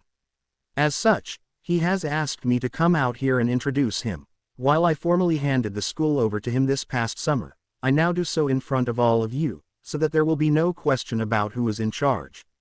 Please give a warm welcome to the new headmaster of Hogwarts School of Witchcraft and Wizardry, Sir Charles Adlington." Harry stared in shock as Sir Charles stepped out of the anteroom and walked over to Dumbledore, shaking hands before turning to face the students. After a moment he recovered and joined the applause, which had started slowly but picked up as more people joined in. He made a mental note to ask Sir Charles about when this had been decided, as he hadn't said anything when Harry had last seen him at Sir Charles's knighting ceremony. As the applause settled down, Harry noticed Dumbledore retreat back to the staff table, taking a seat on the end. He knew that the former headmaster had been mostly pushed aside by the new magical society, but it was still a stark contrast to his former position at the center of the table. He turned back to the new headmaster, who had started speaking about some of the changes to the school this year. Fortunately for everyone, he kept his speech short, just touching on several things to pay attention to and announcing that classes would not begin until Tuesday to give everyone a chance to meet the new staff and learn about the changes in detail. It wasn't until the first years were sorted that it struck home just how much things were changing at Hogwarts, when not one but two Muggleborns were sorted into Slytherin, and welcomed openly by their new head of house, if not the students. The next 3 days had been eye-opening for students and staff alike. The biggest and most obvious change had been the number of teachers and other staff, along with the way that classes were going to be handled. As had first been announced when they returned from Christmas break the previous year, the heads of house were no longer teachers. They were full-time staff assigned to work with the students in their houses and try to resolve problems before they escalated. Additionally, they now lived in apartments directly connected to the house common rooms. Last year they had lived in apartments very near to the common rooms, but direct connections had not been feasible at the time, giving access to the students at any time, day or night. There were also now 2 teachers for nearly every subject, except for those electives with limited enrollment. For core subjects, 1 teacher taught the first 3 years, and another taught the 4th and 5th years, plus any NEWT level students, while for popular electives the teachers split third and fourth years, with one teaching fifth year and the other teaching NEWTs. Additionally, in the case of Transfiguration, Professor Dumbledore was teaching the NEWT classes along with NEWT-level alchemy, giving Professor McGonagall more time to perform her deputy headmistress duties instead. Finally, Hagrid was now only teaching NEWT-level care of magical creatures, as he had traded his teaching duties with regards to third through fifth years for simply taking care of the creatures to be used in lessons, along with occasionally helping out with some of the more difficult to handle albeit still rather harmless ones. There were also several new classes, some of them optional, but 3 of them required. All students were now required to take writing, mathematics and science, though the classes would have to be tailored for the older students who hadn't had them before. Also, while most of the magical classes were still split by house, at least up until NEWT level, the required non-magical ones would be split based on the ability and knowledge level of the students in each year. For this first year, placements for these classes was determined by tests given the day before classes began, with future years' placements being determined by how well the students did the year before. Students could also be moved between classes should they prove themselves better or worse than the original assessment, much to everyone's relief. The other big change in classes was that history of magic was now just history, and was to include both magical and non-magical events. Professor Binns was no longer teaching, meaning that history would no longer just be boring lectures about goblin rebellions that everyone could sleep through. Muggle studies had also been removed, as it was mostly rolled into the required history curriculum, but there were also several electives regarding specific non-magical topics that could be taken should students want to know more about the non-magical world. And lastly, for at least this year, there were mandatory presentations in the Great Hall after dinner once a week covering the recent and ongoing changes in magical Britain and how they affected both the population at large as well as Hogwarts and its students specifically. By the time classes started the 4th morning after arriving, Harry was amazed at how much they had been able to accomplish over the past year, and as the week went on he found himself really enjoying the new classes, even if it was a lot of work. Of course, part of it was the fact that he no longer had to worry about dealing with Draco Malfoy, who had stopped attending Hogwarts over Christmas break the previous year. While Harry knew why that was in the particulars of Draco's situation, most people still didn't, and Harry enjoyed listening to the speculation of what had happened to the ferret. Theories ranged from, he ran away because he couldn't stand being picked on, to, he ended up in Azkaban for trying to bribe his way back into power, and dozens more in between. But his favorite was the one that said he had killed Draco himself and disposed of the body for one of any number of plausible, albeit ridiculous, reasons. Anytime anyone asked him if he knew what happened to Draco, all he did was smile and walk away, which of course only added fuel to the rumors. He'd had to explain part of the truth to a few of the professors who were concerned with his reaction, but once he explained that yes, Draco was alive and well, as far as he knew, and no, he couldn't say anything more because it was a family matter, they let it go. He'd given his friends the same explanation, along with the tidbit that the ferret was no longer in Britain, but that was as much as he told anyone. It became clear that several of his former friends in Slytherin also knew more than most, because they began sharing smiles with Harry whenever someone mentioned Draco. At first it unnerved him greatly, but eventually he realized that despite their differences they all were relieved that there was no longer a Malfoy in Hogwarts, and he relaxed and enjoyed the private joke from then on. The thawing of relations between Gryffindor and Slytherin had taken some time to get used to.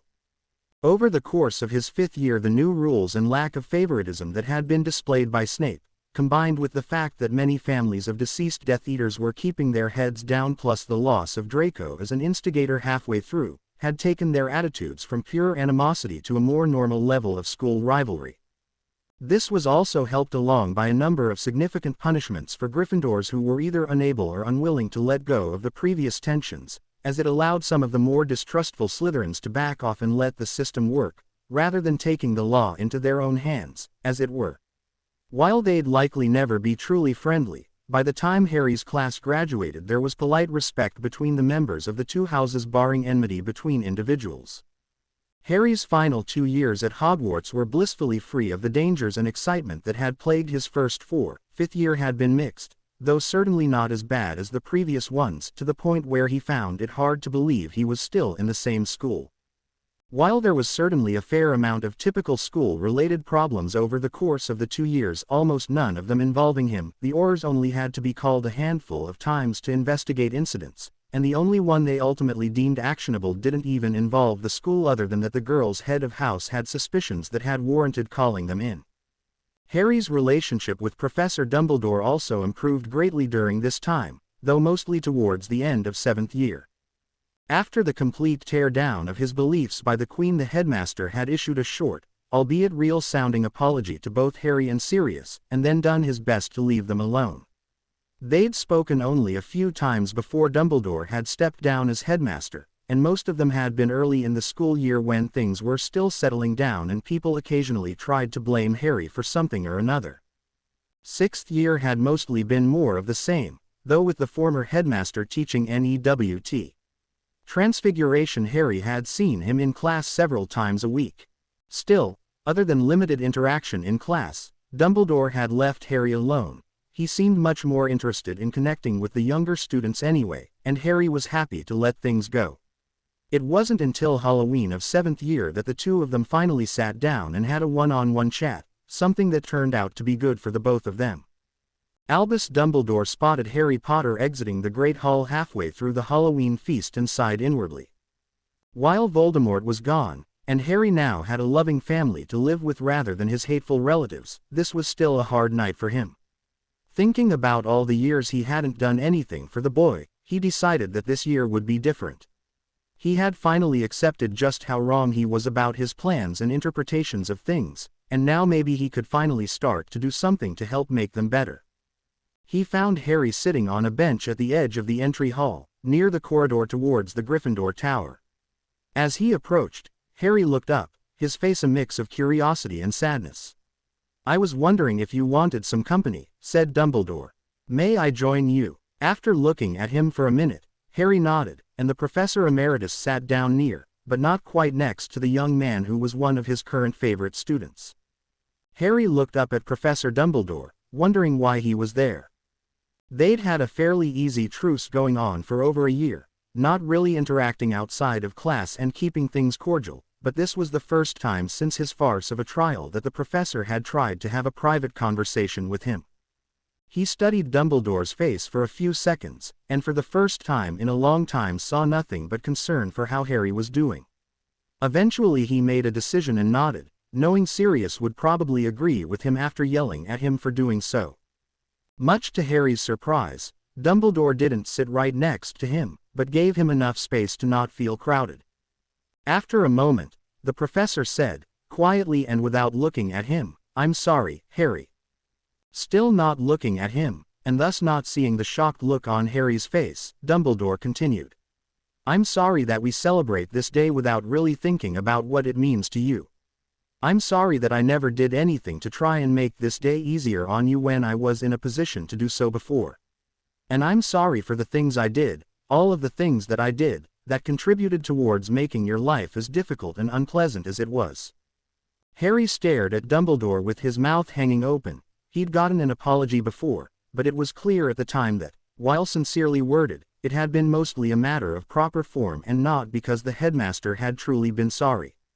This time, however, Harry believed it. He wasn't sure where it had come from, or if there was any hidden agenda behind it, but the apology itself was real. After a moment, Dumbledore turned to Harry and asked, "Can you find it in your heart to forgive a stubborn old man his failings? Or at least accept that I truly am sorry, even if you won't forgive my actions?" Harry swallowed and composed himself, his emotions swirling. After all, it wouldn't do to start crying while he was trying to give a firm response to Dumbledore. He considered his response, then nodded very slightly. "While I cannot say that I'm ready to fully forgive everything that happened to me, I do believe that you're truly sorry this time." "Thank you." Dumbledore nodded, looking at least a little relieved, and they both lapsed into silence. After a moment, he asked, "Is there anything I can do for you, Harry? Or would you like me to leave?" Harry thought for a moment, then shook his head. After another moment he turned back to Dumbledore and said, "Actually, there is something you can do for me." Dumbledore just nodded, but didn't say anything. Harry thought for another few seconds to get his phrasing right, then asked, I don't want to get into a big discussion of whether it was right or wrong, or play a game of what if. I just want to know what you were thinking when you took me and left me on my aunt and uncle's doorstep 16 years ago. Dumbledore looked pained, then opened his mouth before closing it again. After another minute he opened it again, this time answering him. I'm not trying to make excuses, just explain what I thought at the time, he said, and Harry nodded but didn't say anything.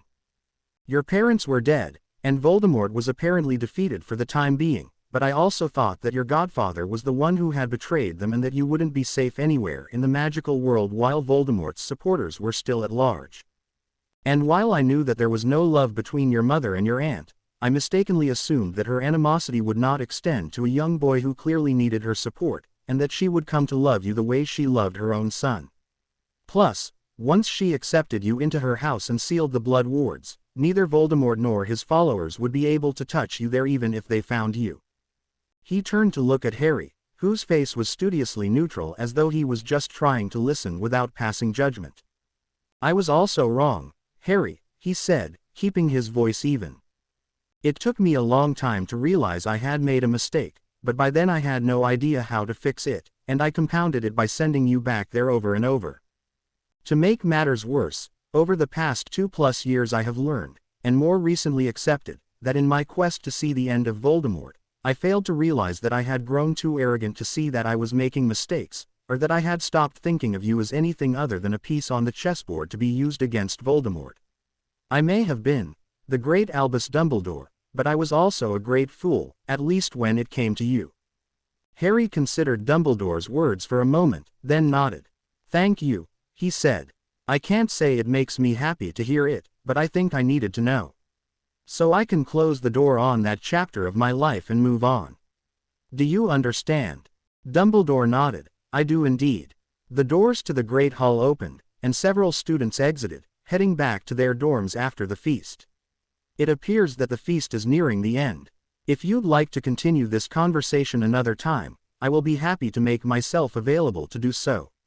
In the meantime, perhaps it's time for you to get some sleep, and you can wake up to the start of a new chapter in your life. Thank you, Professor, said Harry. I may just take you up on that offer sometime. He stood and offered Dumbledore a hand, who chuckled and accepted it despite not really needing it. It was a small gesture, but a meaningful one nonetheless. Perhaps they could both move on to a new chapter in their lives, at least with regards to their dealings with each other. Good night, Professor Dumbledore, said Harry after they were both standing.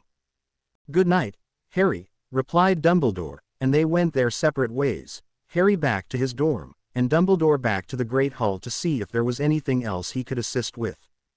In the months that followed, Harry and Dumbledore spoke every few weeks.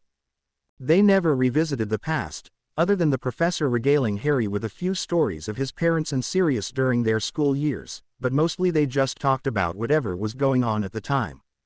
Harry saw it as a chance to create a new relationship with the professor, who he had grown to respect greatly in his NEWT Transfiguration class and who knew more about magic than anyone else he knew.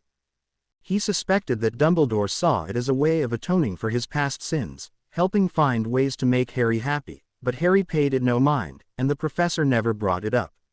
He also found that if he just needed an ear to talk to, without actually giving him any advice or commentary, that Dumbledore was willing to do that as well. It certainly was easier to talk about girlfriend troubles to a stoic Professor Dumbledore than it was to Sirius or, God forbid, either of his best friends.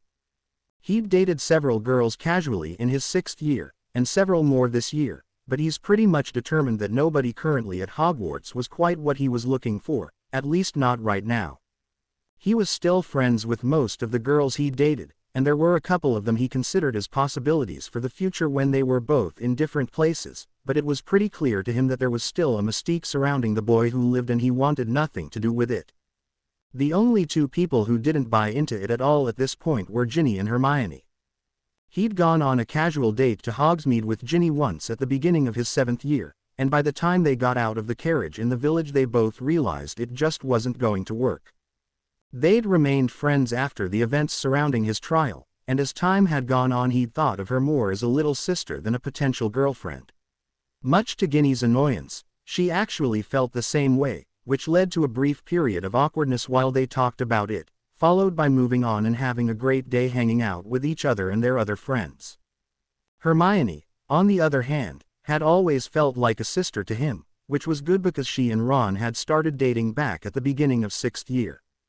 He'd been leery of the two of them dating at first, and had made sure to give Ron the same talking to that he'd seen Ron give one of Ginny's potential boyfriends, but both Ron and Hermione had explained to him that they knew this probably wasn't going to last and that they just needed to get it out of their system so they could move on. He still thought it was a bad idea, but here they were over a year and a half later still doing fine. Granted, it was pretty obvious that they weren't really serious about each other, but at least they weren't showing any signs of the bad breakup he'd been expecting to happen after 6 months.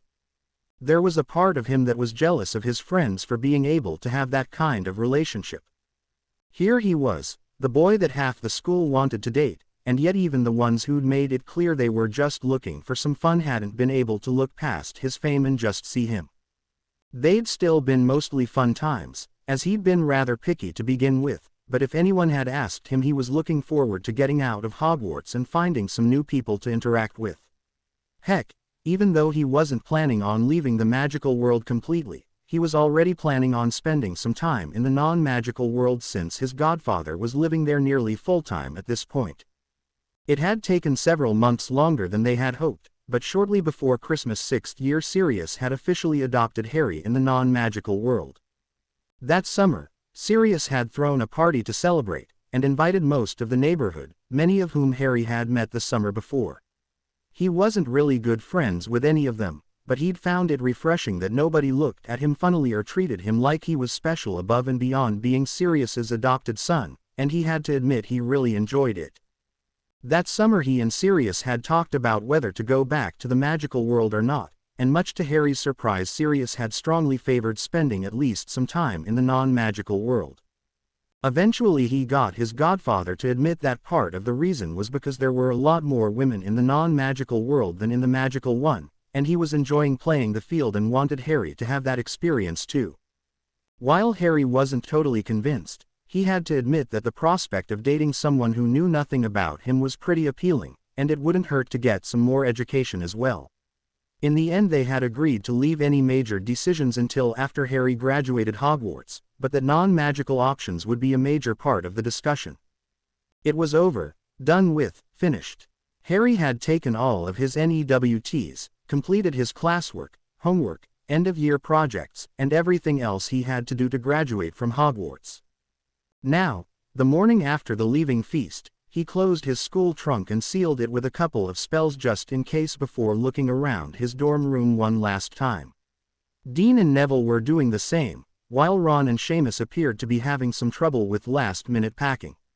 Harry grinned at his dorm mates, then went to help Ron out while Dean helped Seamus. Neville, no longer the chubby, shy boy he had been when he arrived first year, just shook his head and watched. Eventually they were all packed, and headed down to the common room for the last time. There they met Hermione, Lavender and Parvati, who were doing the same thing they were. They spent a few minutes chatting as they wandered around the common room, not really talking about anything important as they tried to seal the memories in their minds. Eventually they all sort of wandered out into the corridor, and then onto the Great Hall for one last breakfast. As always on the last day before leaving, breakfast was a fairly quiet affair, with many of the students tired from staying up packing, and many of the 7th years not quite sure what was coming next. There were lots of people exchanging goodbyes, and even the professors were going around saying goodbye to the students. Harry acknowledged that he was going to miss at least some of them, but knew he'd be able to come back and visit or see them around, at least during the summers. Still, it was a big change, and even though he was looking forward to it he was still a little uncertain about what he really wanted to be doing in the future. He was interrupted from his thoughts by the arrival of Hedwig, who unexpectedly bore a letter for him. Given that there was usually no post on the last morning of school, everyone was naturally curious as to what he received. Taking the letter from Hedwig he could tell that it was a letter from the Crown Wizard's office, as he recognized the envelope. Turning it over to open it, He gasped as he recognized the Queen's personal seal on it, as did Hermione. He shot her a look to not say anything and she nodded, her eyes wide in wonder.